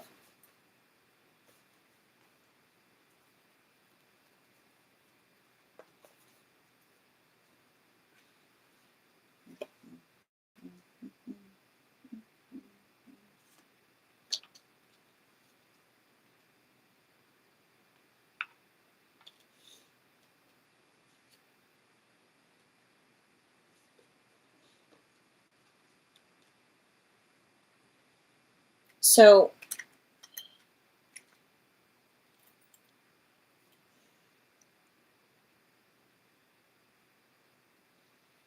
I feel like you're going through some kind of process and balancing out healthy relationship. And this is never easy. Because and I want to describe if something is balanced, it stays balanced. Right? Like I keep on hearing consistently balanced, which is, and I keep on getting this, like, and this is why, and I feel like you're working, like, this is why we recognize and we don't rush through things, because it says to me, a good thing now is a good thing later, right? If something's good, it doesn't require us to effectively rush through processes, because what often happens is the space by which we feel, and we can sometimes see this, like when another person is trying to rush through processes and we're like, why are you moving so quickly? It's the space by which you're like, because it's hard for me to maintain this, right? Like the observation. And I feel like that is something that is important, because the difference, and it's interesting too, because it feels like there's like a question that's coming up this year for you, which is working through the observation of that, right? Working through the difference between another person's excitement, right? Another person's energetic excitement versus somebody who's rushing things because it's hard for them to maintain it. And the one thing I'm getting in relationality to that, if that's something that you're worried about, is when enthusiasm is curbed, there's solemnity behind it, right? When enthusiasm is curbed, you'll always find solemnity behind it, which is the modality by which another person is really excited, right? Like really excited to want to rush into something. And you say, slower is better, right? What do you often notice? Someone being like, you're right. It's difficult, but you're right. right? Like the observation of another person that feels that weight, and they feel that gravitas, and they feel that enormity, and they recognize, right? They recognize the power of their own excitement, that then you are effectively calibrating by recognizing and taking, right?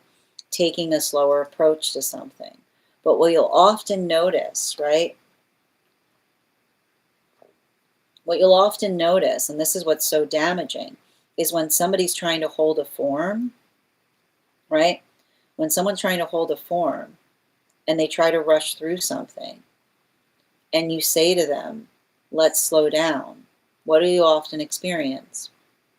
Anger, rejection, volatility. Oh, you must not really want this. Oh, you're just like everybody. Oh, you're one of them. You're one of them, right? The projection, right? The unreasonable projection that reaffirms the energetic commitment to slow down in the first place. And so I feel like what I see that you're doing this year is you're healing.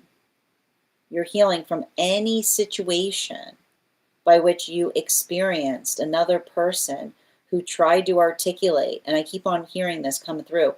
You never ruin good things by slowing them down, but you will always break a bad thing that's trying to pretend it's a good thing in disguise. I'm going to say that again. You never damage a good thing by slowing it down, but you will always break a bad thing trying to pretend to be a good thing in disguise. And the way you'll identify is when you try to slow a good thing down, another person, you will find solemnity behind the enthusiasm, right? The excitement by which another person brings, the vivacity, and then you say slow and they go, you're right. Yes, I'm so, like the apology of the enthusiasm that redefines the seriousness. But when you try to slow something down and another person is being disingenuous, watch how quickly they will turn. Watch how quickly they will turn from being so excited to being so volatile, to being to immediately saying, oh, if not now, never. Nope, can't wait. No, you must not really. Oh, you're trying to waste my time, right? The energy you're trying, like all of that vibration, all of that viper energy, pay attention to the viper, right? Because how will you see the viper? The viper will hiss when you tell it to slow down, right? Instead of someone finding the solemnity and understanding the honor that you're energetically carrying, the space by which another person immediately throws accusations at you in the midst of you trying to find the solemnity, let that reaffirm your determination. Let that don't let that be a moment by which you doubt yourself. You never break anything. You will never break anything good by slowing it down, but you will always break something bad pretending to be good in their rush. Bottom of the deck.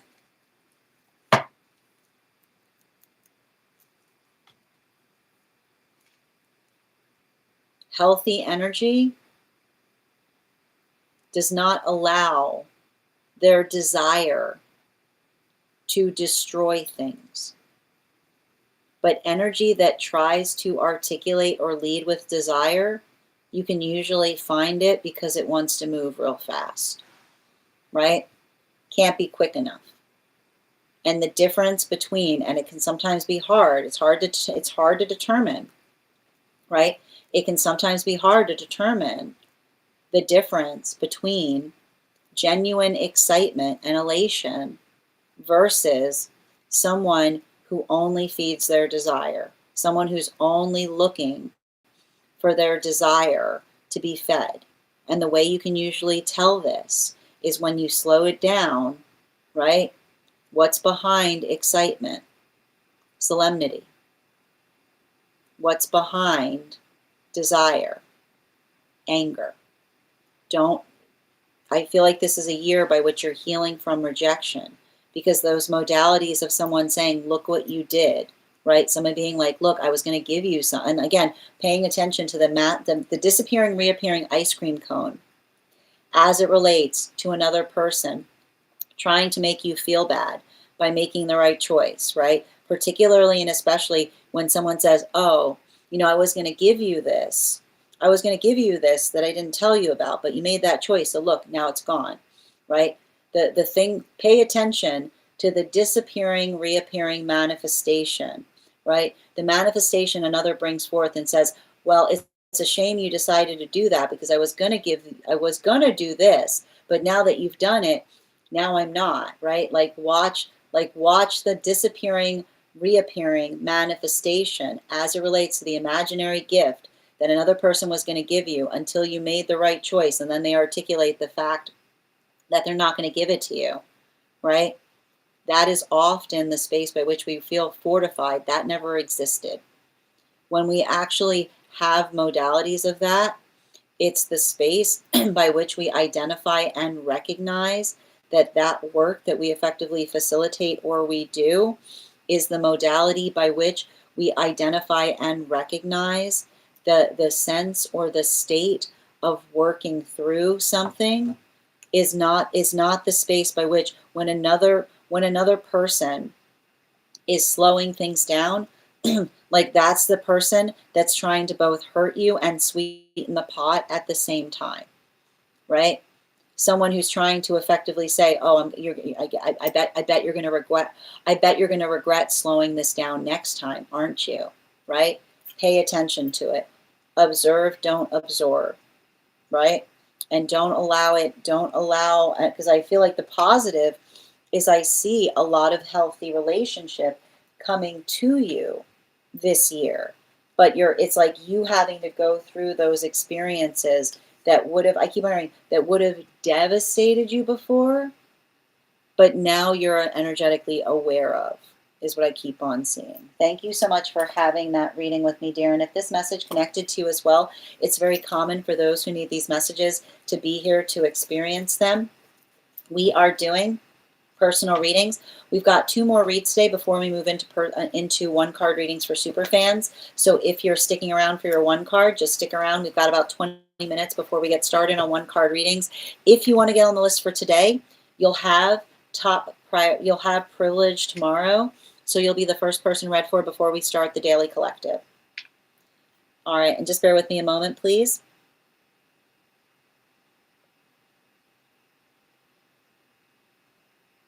Okay. Hi there, Sharon. The list is closed today, but we are doing 1-card readings for super fans.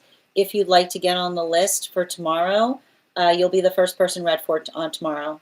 I love that. Thank you, Denise. I like to rush because I never had something that I love, so that disbelief is there. But I need to point this out. Like, this is why, like, we don't allow our insecurity to self-sabotage, right? The space by which we're able to be energetically patient is the space by which we don't rush processes. Mizwaki, the list is closed today, but we are going to be doing 1-card readings for super fans. If you'd like to get on the list, either you can get on the list by sending a donation and you'll be first priority tomorrow, or super fans get 1 cards. But the list is closed today. And if I'm saying your name by all means incorrectly, by all means, please feel free to correct me. Observe, don't absorb. Exactly, Pisces. Absolutely, no problem, Nicole. I needed to hear that too. You're welcome, Pisces. You're so welcome, Denise. Thank you. I do my best, Pisces. And the list is closed today, Peachy, but we will be doing 1-card readings for super fans in about 20 minutes. Also for anybody who's a paid member over on the place where we keep the videos. Or if you want to get on the list today, You'll have first privilege tomorrow, which means you'll be read for before we start the daily collective. So Jacqueline, welcome back. Nikki was asking, she's on a time crunch, so she wanted to see if it'd be possible for her to go before you. It's entirely up to you. So I just wanted to ask before we started the reading. All right, let's continue. No, it's fine. You're not making me feel rushed. All right.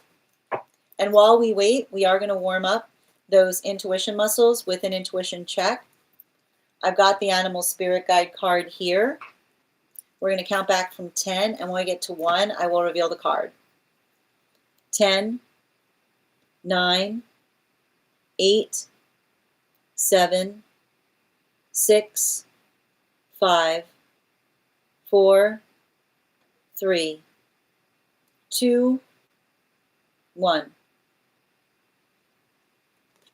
We got the otter. We'll do that again after the next reading.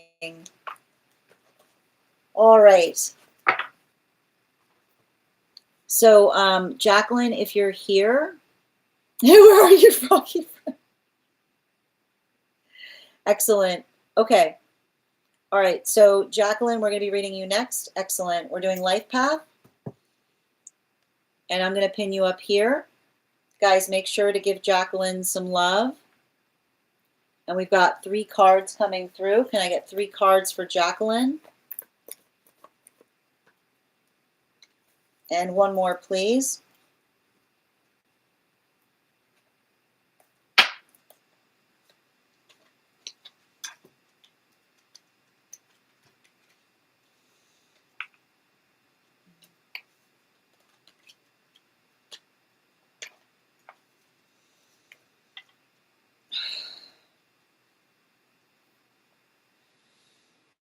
I feel like it's time to try to restart something.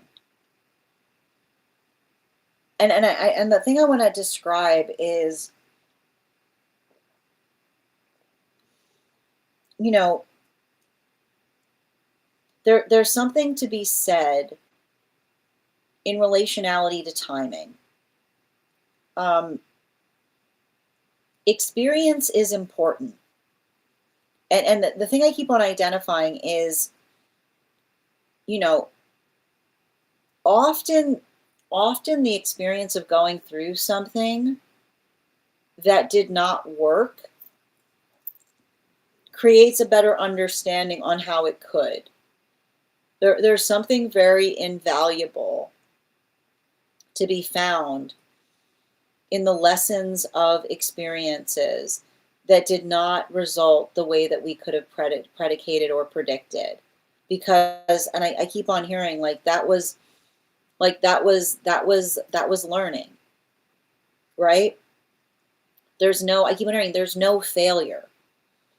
And when we erase failure from our mindset, then we look at situations as opportunities to grow. And I feel like that's really important, because I don't know why, but I see you somehow taking a negative and turning it into a positive, right?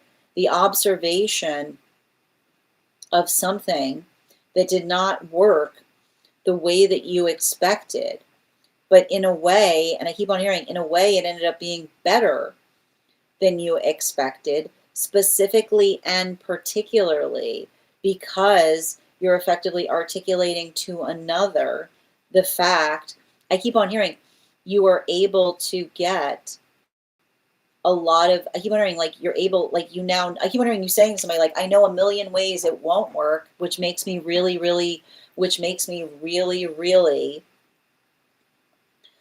makes me really, really good for an opportunity, because like, I keep on hearing process of elimination, right? Like, having to go through all of those spaces by which it didn't work, that allows you to effectively land upon what does. And I think that it's really important, because I feel like there's a conversation that you're potentially having in relationality. And I need to say this, like, you need to separate, like, make sure that you're separating from any energy that's like that speaks upon your failures instead of your successes, right? The modality by which, and I want to point this out, right? And they're saying recognize the difference, right? Recognize the difference between another person that helps us see our tendencies versus someone who's always trying to sow doubt in relationality to our direction, is what I keep on hearing.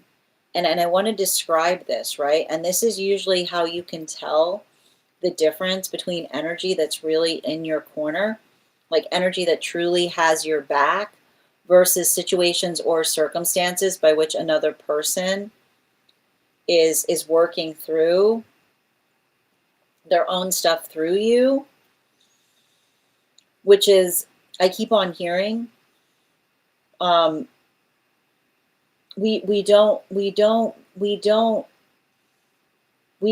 make fun of each other's vulnerabilities, right? It's me. I keep on hearing mean energy will perpetually say that they're teasing.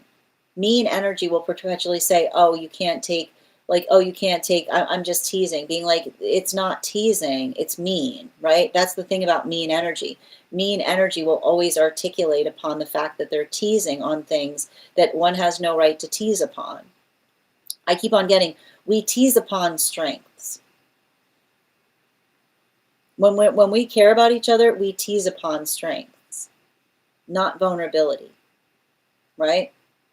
We tease upon strength, which is not vulnerability, which is the space by which we tease upon things in the best way possible. Because even as we tease, I keep wondering, even when we tease, we're silently complimenting, right?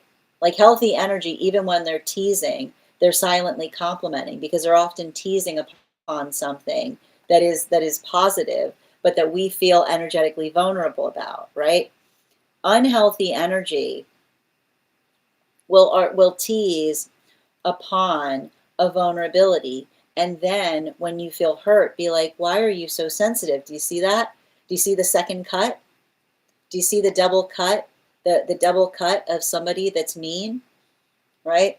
The double cut of someone that's mean, that will go right, they'll go directly towards a vulnerability. And then when you're vulnerable, to be like, why are you so sensitive about it? Right? Oh, you're so sensitive, right? Like the space by which another person immediately goes towards our most vulnerable area, and then does a second cut, right? That second cut, when they give us another cut in the space by which they go, why, like, oh, not only did I hurt you on your vulnerability, but now I'm going to tease you for being vulnerable upon it in the first place. You don't need anything, you don't need energy like that. Like that energy, like, and this is why this is why, right? This is why we say, like, why everything means anything, right? The modality by which another person, right? And you'll usually tell that same energy can't take what they're dishing out. Energy like that, watch it. You try to do that to that person, watch how quick it doesn't, watch how quick it doesn't count that way, right? Right, watch how quick the energy that does that, when the minute you try to do it back, mortally wounded, right? Because they don't realize that everybody else is being sensitive, right? So I think that there's something important about that, because I keep on hearing, you're going through a learning process, right? And I think what's interesting about it is the learning process I see you're going through has nothing to do with whether something is successful or not. The learning process that you're going through is clearing the energy around you, right? Because I see you going through something that feels very energetically vulnerable, and you're learning a lot. How's that learning about people going? How's that learning about who truly has your energetic support versus energy that effectively articulates upon, right? I keep on hearing the energy that feels like it's supportive and productive versus working through the modality of energy that articulates upon the fact that they care, but not really seeing the application of that care in the day-to-day. And the bottom of the deck on this reading, right?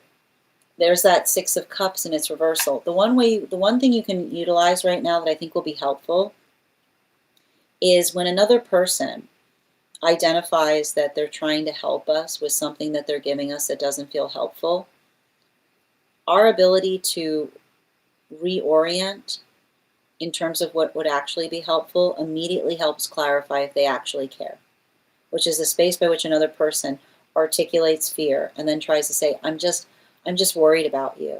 And the way you effectively absolve that and saying, I appreciate your concern. If you're actually worried, this is what you could do.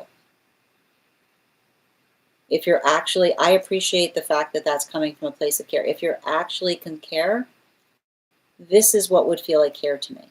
And see how quickly they calibrate to that, right? Because the difference between another person that articulates trying to put doubt in you to go back to something, right? Versus energy that actually has your back. The energy that you identify is giving you something not productive. When you tell them what would be productive, the healthy energy will shift. They will move to that. The other energy, they'll go silent and they'll keep on giving you they'll keep on trying to sow those seeds of doubt. Thank you so much for having that reading with me. And I want you to understand, because it feels to me like whatever this is, it's coming towards you. It's just not coming towards you on the timeline that you expected. And that's why it's going to be a benefit, because it's going to help you understand and recognize who's actually who's actually supportive of you when it does come towards you. Thank you so much for having that reading with me, dear. And if this message connected to you as well, it's very common for those who need these messages to be here to experience them. We are doing personal readings right now. If you would like to get on the list is closed today, but if you get on for tomorrow, you'll have first privilege, which means you'll be read for before we start the Daily Collective. It's 3 cards for a donation of $29 or more, 4 cards for a donation of $23 or more for my subscribers, Binks and Mylayo. Please keep in mind there are 2 things I don't read for across these apps, pregnancy and medical. Happy to give insight on anything in private readings, and you can book private readings on my site. Next person we're reading for today is Nikki. Nikki, if you're here, I'm just going to take a moment to read over the comments that came through as I was reading. We're also at 43.1K likes. When we get to 50K, I'll be gifting a reading back to the collective, so make sure you're tapping that screen and we'll get to 50K in no time. Colleen, thank you for the follow. Yep, or toughen up, exactly. So true. It's not cool. That resonated. Thank you so much. I know who you're talking about as well. Sending you so much support on that journey, dear. All right, the next person we're reading for today is Nikki. Nikki, if you could let me know if we're doing a general reading or if you have a specific question you'd like me to answer.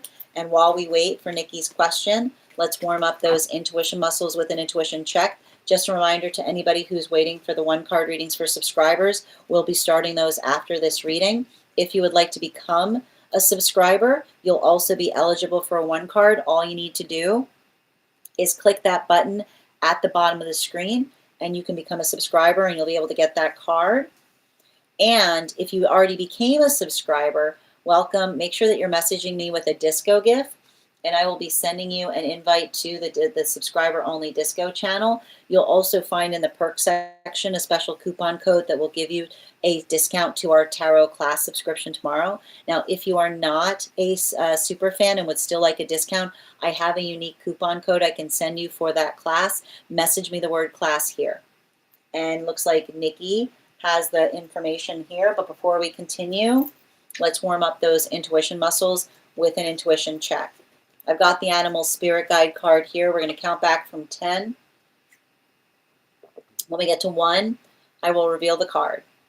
10, 9, 8, 7, 6, 5, 4, 3, 2, 1. We got the boar. Thank you guys for participating. We'll do that again after the next reading. Outside tea, and this is for a friend. If it's a frog, I'm gonna cry. Guys, I've pinned up Nikki here, guys. Make sure to give Nikki some love. Okay, outside tea. For context, and this is for a friend. For context, I'm currently going through a difficult breakup with someone I've been together with for a long time. It's been really hard because I'm fairly attached, but I know they're likely not going to be able to meet me energetically. I also recently met someone that helped me see that I can receive more from a partner, and I don't know if it's worth investing in. I'm unsure of their character, even though they did ignite something within me. Can I have angelic guidance on this situation or advice from my guides on moving forward? 4 cards, please.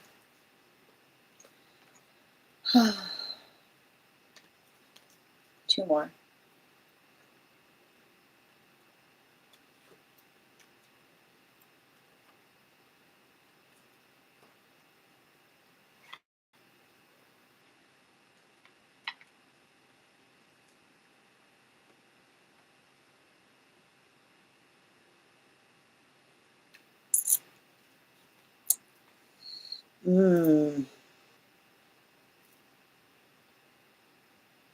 Yeah, let's talk about it.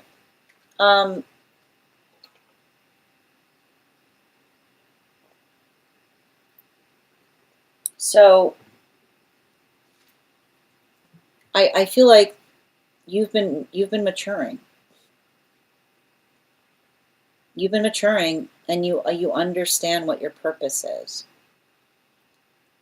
And the hard part, and this is often why, like, we don't talk enough about how devastating it can sometimes be when we identify our purpose, because we have to believe in each other's purpose if we are going to persist in partnership. We have to, and here's the thing about it, we don't have to have the same purpose, but we have to believe in each other's purpose. And I feel like that is the rift that I see that's happening between you and another person. Like, I almost feel like you and another person are going through some kind of contra path work where they're losing, like, they're losing their faith in something, and every day you're gaining in it.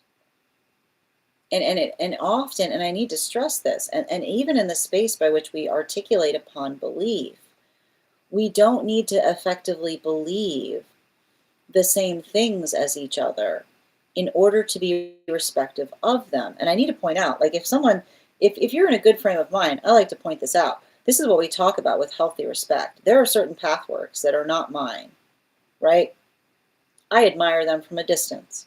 I've got healthy respect for that. I look at that, I look at certain pathwork, I go, that's not my path. I know how hard it is to be on that path, right? I don't necessarily follow it, but I can respect it, right? And that's the thing I keep on seeing. The healthy respect that we often work through is identification of recognizing that we don't necessarily need to have the same purpose, right? And it works both, and I feel like it's a little bit both between you and this other person.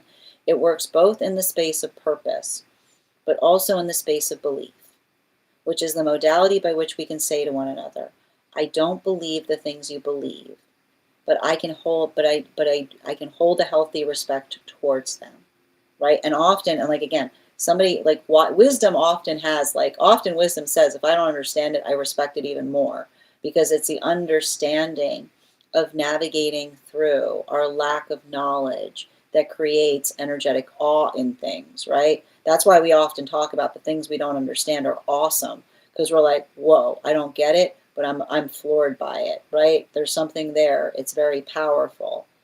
And simultaneously recognizing purpose is holding each other's purpose with a sense of respect, which is not the space by which we try to belittle or diminish it. Now, unfortunately, And it sometimes happens. We have those moments where we care about someone profoundly, but we recognize that they're not being respectful of us. And I feel like I see some type of energy here, which is you having to say to someone like, look, you know, you can't, you can't belittle, right? I see you saying to someone, you can't belittle my beliefs. You can't articulate upon something is not real or not true. Because often, right, like that is literally the energy that says, I can't go with you through the door of that manifestation, right? Because it's the energy that says, how can you move towards a dream if another person is constantly ridiculing you for it, right? You can't do it. It literally creates a blockage.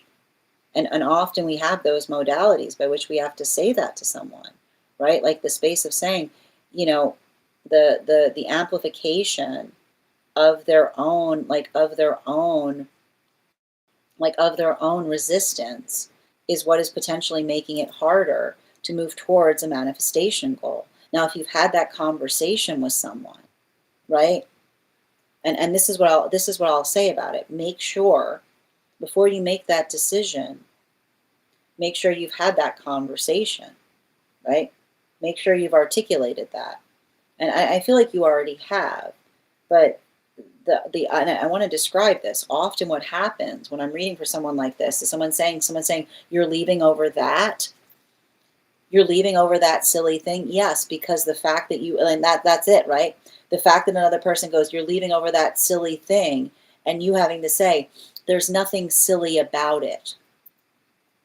And the fact that you see something serious as silly is exactly why I'm leaving, right? Like that in itself, like that's what can sometimes feel so frustrating about those situations. It's when we're literally trying to articulate to another how serious something is. And even in the modality by which we're saying we're serious, the other energy looks at us perplexed and goes, you can't be serious, which identifies the fact that we hold very different standards. And that's the hard part when we recognize that we have different standards, is again, the modality by which another person tries to say, right, often the space by which we move away from something, and another person will not say, I respect it. They'll say, you're being ridiculous, right? But even in the space by which they say they're ridiculous, it reaffirms the fact that we have to go away because they're not holding our standards seriously. Now, this has to do with that other energy, because I see, you know what I'm going to say here. Okay?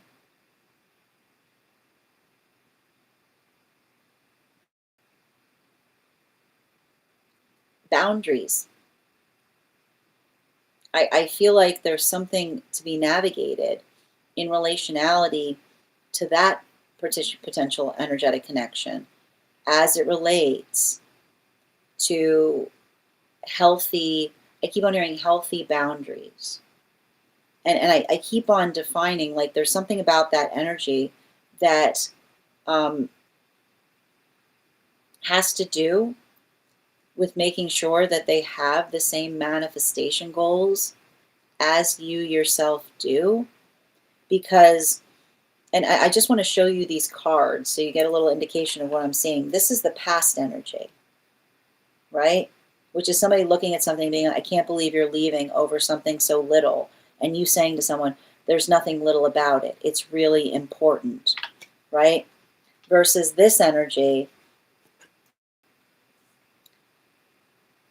which I don't know why, but it feels like there's a lack of clarity in relationality to being able to identify and recognize what they actually hope to have with you. And I like to point this out. Healthy energy will be clear on their intentions, right? There's no let's just see where this goes, or somebody saying to you, like, I just want you to know I'm not available for that, right? Like somebody, it almost feels like somebody trying to say, like, look, like it's saying to me, like, the space by which we're serious does not take convincing, right? Like when somebody's ready to be serious is usually the space by which they'll state their intention. And if there's something about that energy that feels right, that feels um, like it feels like they're shifting, or it feels like they're not being completely like articulate, if it feels like you have to kind of like work through the observation of trying to identify and recognize, I just keep on hearing we state our intentions fully from our chest, right? When we have the best intentions, we say them from our chest. We don't create this feel that we don't create the feeling of right, we don't create the feeling of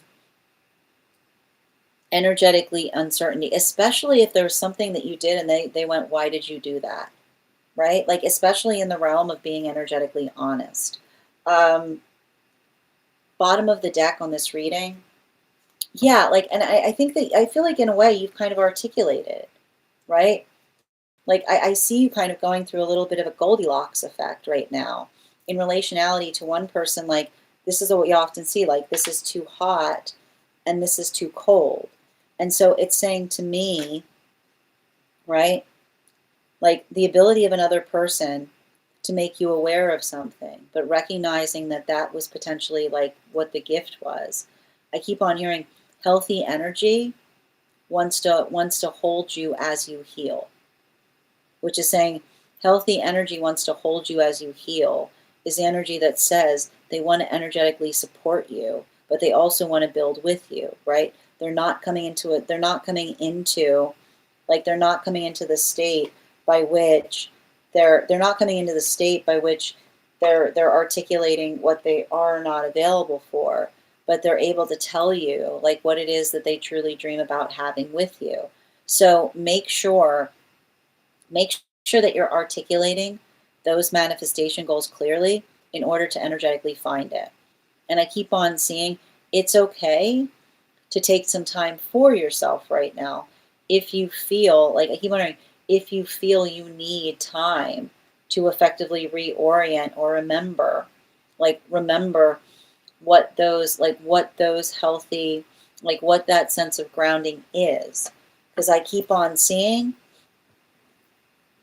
the thing you want to look for right now is energy that supports your choices and energy that wants to be clear as it relates to their stated intentions in terms of what they want to have with you. Thank you so much for having that reading with me, dear. And if this message connected to you as well, it's very common for those who need these messages to be here to experience them. We have reached the conclusion of our reads for today. We're going to get started on one card readings for subscribers. I am going to take a moment to read over the comments that came through as I was reading. Atomic, thank you for the follow. Sip needed, yes. And you closed your eyes and saw brown. That's wonderful, Ivana. Yes. Right, my path is not your path, but you can respect it. Exactly. They're on similar paths, but she's moving a little slower upon it. They're incredibly avoidant and can't meet her emotionally, right? So the observation of that being the case, like that's all you need to know, right? As long as you've articulated and they're not invested in wanting to grow in that way. Oh, sending you so much support, dear. You're so welcome, dear, and I'm so glad. I'm sending you so much support on that journey. All right, my friends, as I mentioned, we're doing one cards right now. First person, Ava, one card on message from higher self at this time. Follow your bliss. Like, reach for the happy thought.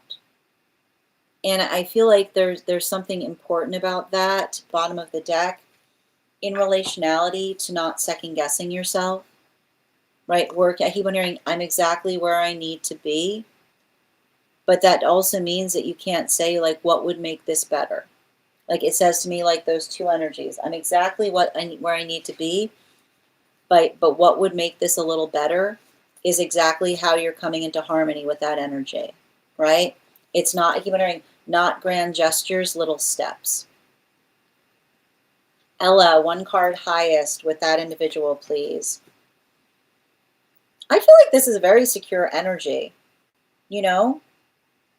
I feel like they've come a long way in relationality to their own path work. Yeah, like it almost like I like to point this out.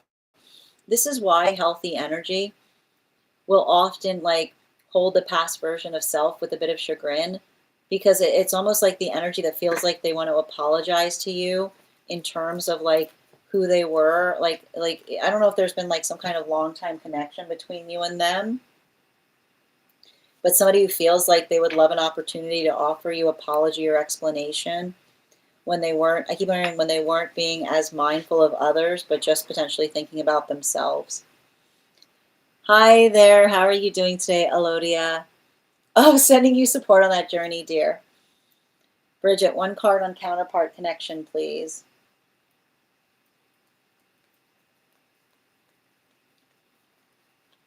Oh, and Ava, I owe you another card. Hold on. Yeah. And I think that it's interesting because it feels like it doesn't just have to do with you, but also making sure that you're around energy that helps you feel supportive of yourself, like working into the space of not doubting yourself, but having energy around you that feels like, I keep on hearing like healthy cheerleaders, like identify and recognize or are supportive as it relates to you effectively changing, right? Like when we're with healthy energy, we transform in the best way possible. Hi there, blessings to you as well, Odia, sending you support on that journey. I hope these messages help today. Bridget, one card on counterpart connection, please.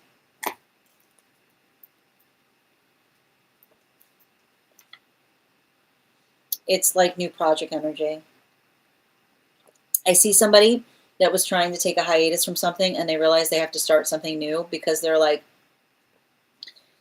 overly, yeah, they're overly focused. Like I feel like I keep on seeing them like they're putting too much thought in terms of what they walked away from. Like I literally see some being like, I need a hobby. I need to get out of my headspace. Like I see somebody like working through a lot of restless energy.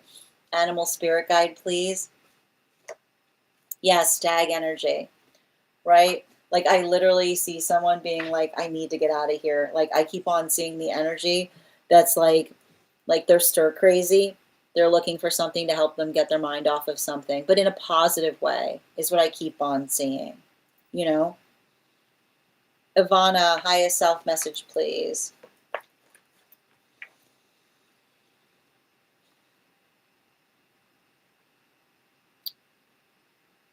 I feel like you're building into a sense of safety like you never have before, right? Like I see you, I keep on hearing safety is embodied, not searched for. Yeah, I'm safe within myself, is what I keep on hearing, right? The energy and looking towards energy that re-amplifies your own feeling of stability and security. I feel like this is the sound of you getting stronger, right? Because I see you kind of like finding new security in something that would have previously made you feel energetically anxious. You know, like I just see you kind of like it's almost like I want to point out like somebody misconstruing um like a fragility of the past and failing to recognize how far you've come in relationality to your own sense of energetic fortitude, you know? It almost gives me like and I feel like it has to do with you like finding new ways to overcome fears is what I keep on getting. Hold on a moment, Chrissy. One card regarding connection.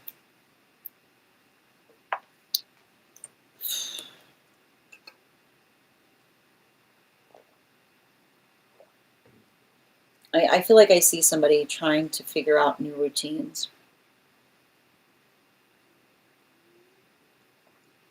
Maybe even like Like maybe someone, it's like saying to me, like somebody who's almost considering like going back and forth on moving. Yeah, like I'm getting like a lot of this Seven of Wands here.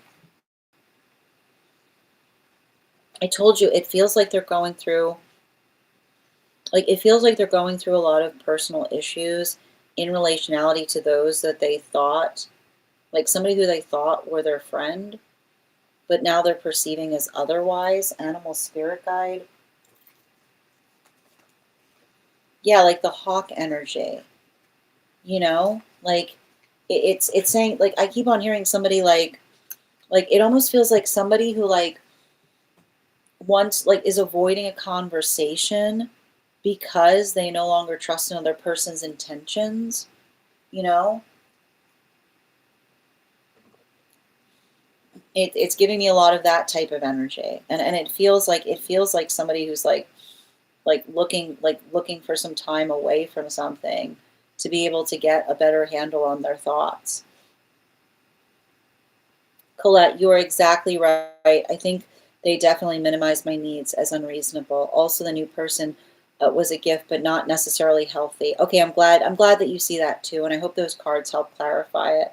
Sending you, and I want to. I just keep on hearing the energy that's for you are going to be clear about their intentions, right? They're going to be very clear in terms of being able to articulate what the future that they want to have with you. Absolutely. I got you, Nicole. Highest priority, please.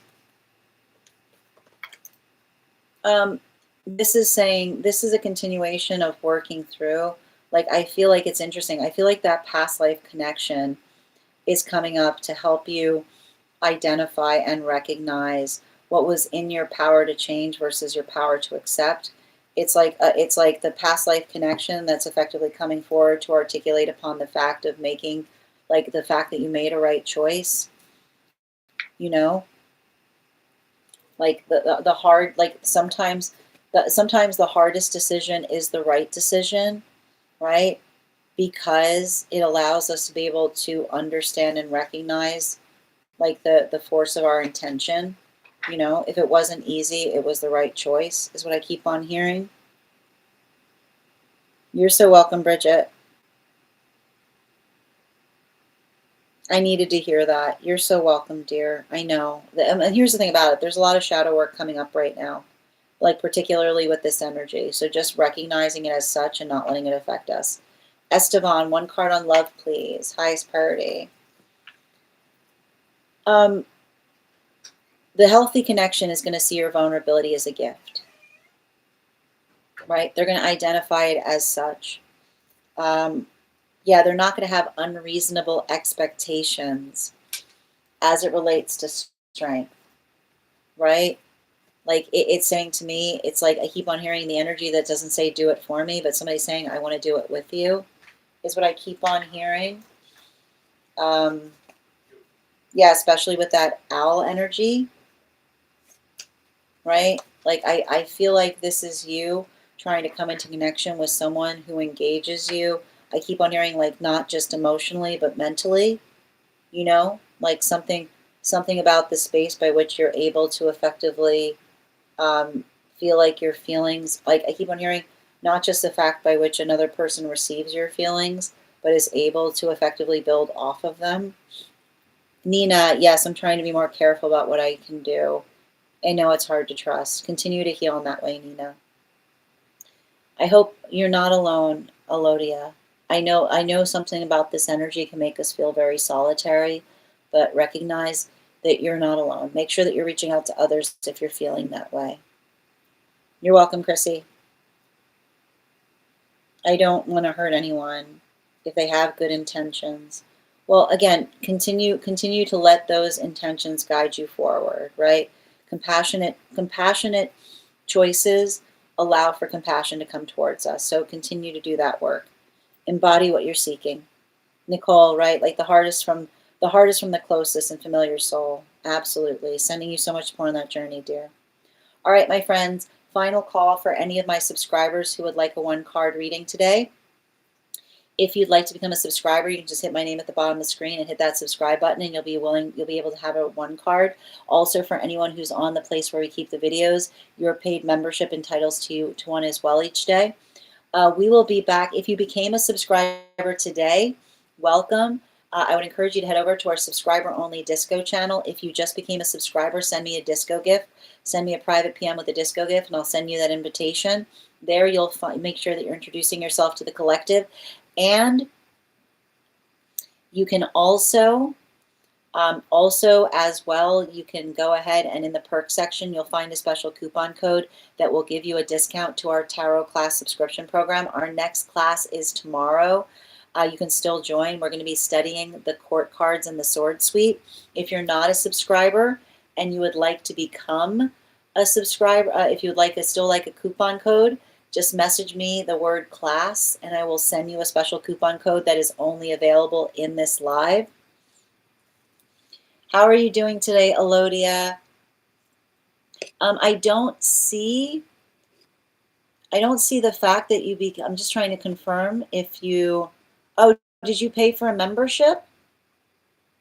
I'm just confirming that, dear. Yes, if you went ahead and paid for that membership, if you want to ask a question, I'm happy to draw a card for you as well, dear. Just let me know what that question is. I want to thank you guys. We will be back on tomorrow at our standard time, which is at 6 p.m. PS. We'll be on at 7:15 a.m. PST, 10:15 a.m. Eastern. Now, if you would like to have first priority in reading tomorrow, if you get on the list today, you'll have first privilege. Yes, we're doing 1 cards right now, Alexandra. You'll have first privilege in reading, which means you'll be read for before we start the daily collective. We've got 1 card, highest priority for Alexandra, please. Don't be too hard on yourself right now. Everything is proportional. Just allow the space by which you take things as they come, right? Which is being able to identify and articulate energy that appreciates you, will appreciate everything that you're doing. Bottom of the deck, yeah, specifically and particularly as it relates to the 4 of Swords, 4 of Wands and its reversal, right? Working towards healthy manifestation is collaboratively deciding what you're going to do more of and what you're going to do less of. Animal spirit guide. Yeah, a lot of that cow energy. Healthy energy is going to be respective of your boundaries, right? They're going to raise your boundaries, not lower them. So make sure that you're articulating from a place of strong boundaries. Nikki, highest priority for Nikki, please.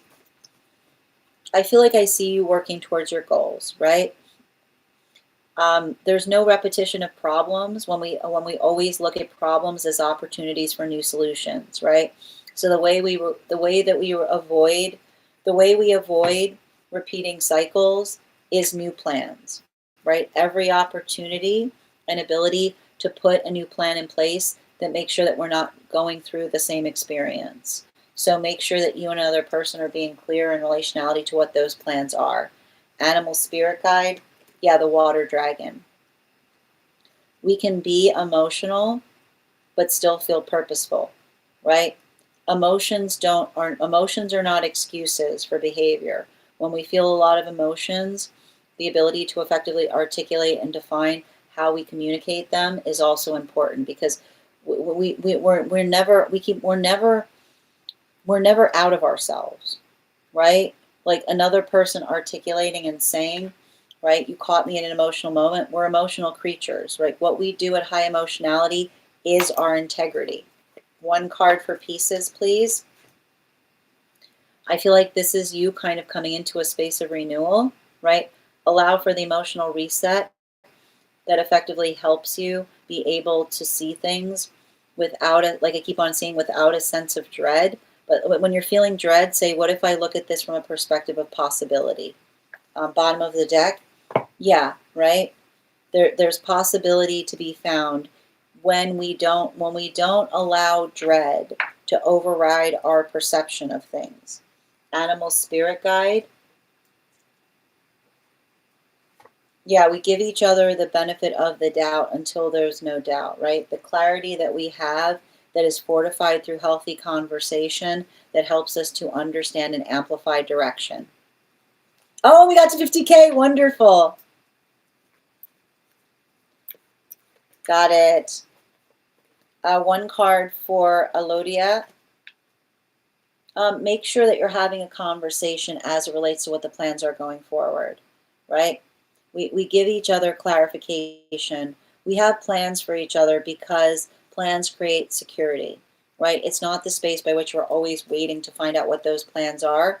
Yeah, we make plans ahead of time or we don't have plans at all, right? We don't keep each other in a state of constant anticipation. We keep each other notified as to what's going on. Yeah, it's not about asking permission. It's about creating stability by being able to recognize that when we're building into healthy relationship, we make unified choices together. Absolutely. Minnie, one card on how to transform through the busy season without getting overwhelmed.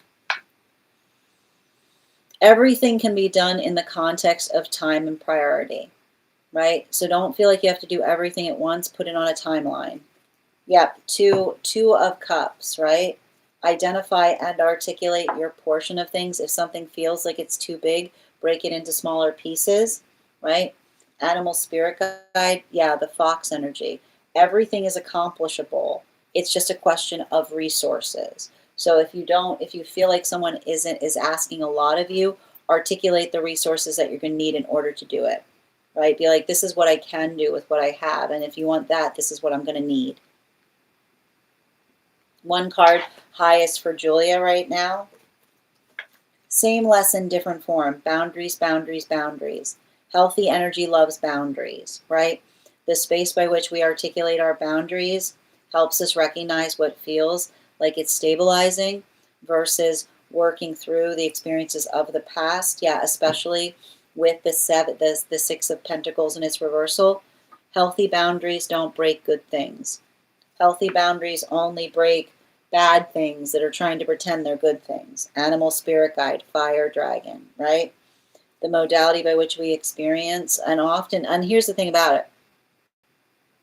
When we feel like we're energetically supported, then our boundaries feel silly in stating them, right? The energy that recognizes and goes, of course, but also saying, like, I understand that you had to articulate that because you've had experiences with others that have not honored you.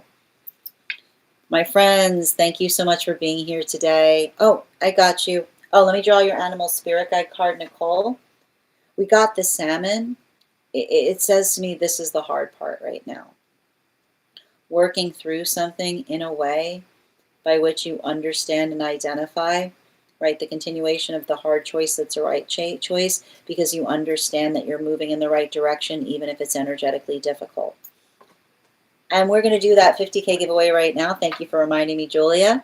I'm currently thinking of a number between 1 and 34. First person I see that posts the number will get the reading. First person I see that posts the number, not the first person that posts it. Sometimes I see things in a different order than you post them.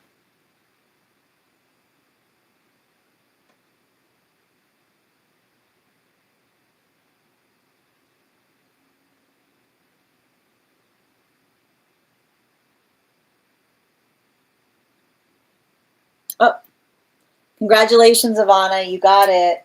And thank you so much, dear. That'll be available to you tomorrow. As I mentioned, friends, we'll be back on tomorrow at our usual time. If you just joined the collective, make sure you're sending me that disco gift so I can send you the invite to the subscriber-only disco channel, and you can introduce yourself to the collective and also get that coupon code for class tomorrow. Make sure that you're signing up. If you want to have first privilege on a reading before we start the daily collective, make sure that you're signing up today and you'll be first read tomorrow. I want to thank you guys so much for being here today and sharing in these messages. Huge thank you to my followers, old and new. Thank you for spending your afternoon with me. Huge thank you to my subscribers. Your ongoing support means the absolute world to me. And the biggest thank you to my mods. I hope you guys have an absolutely beautiful day. Please take care of yourselves. Please take care of one another. And we'll do this again tomorrow. Have a great day, everyone.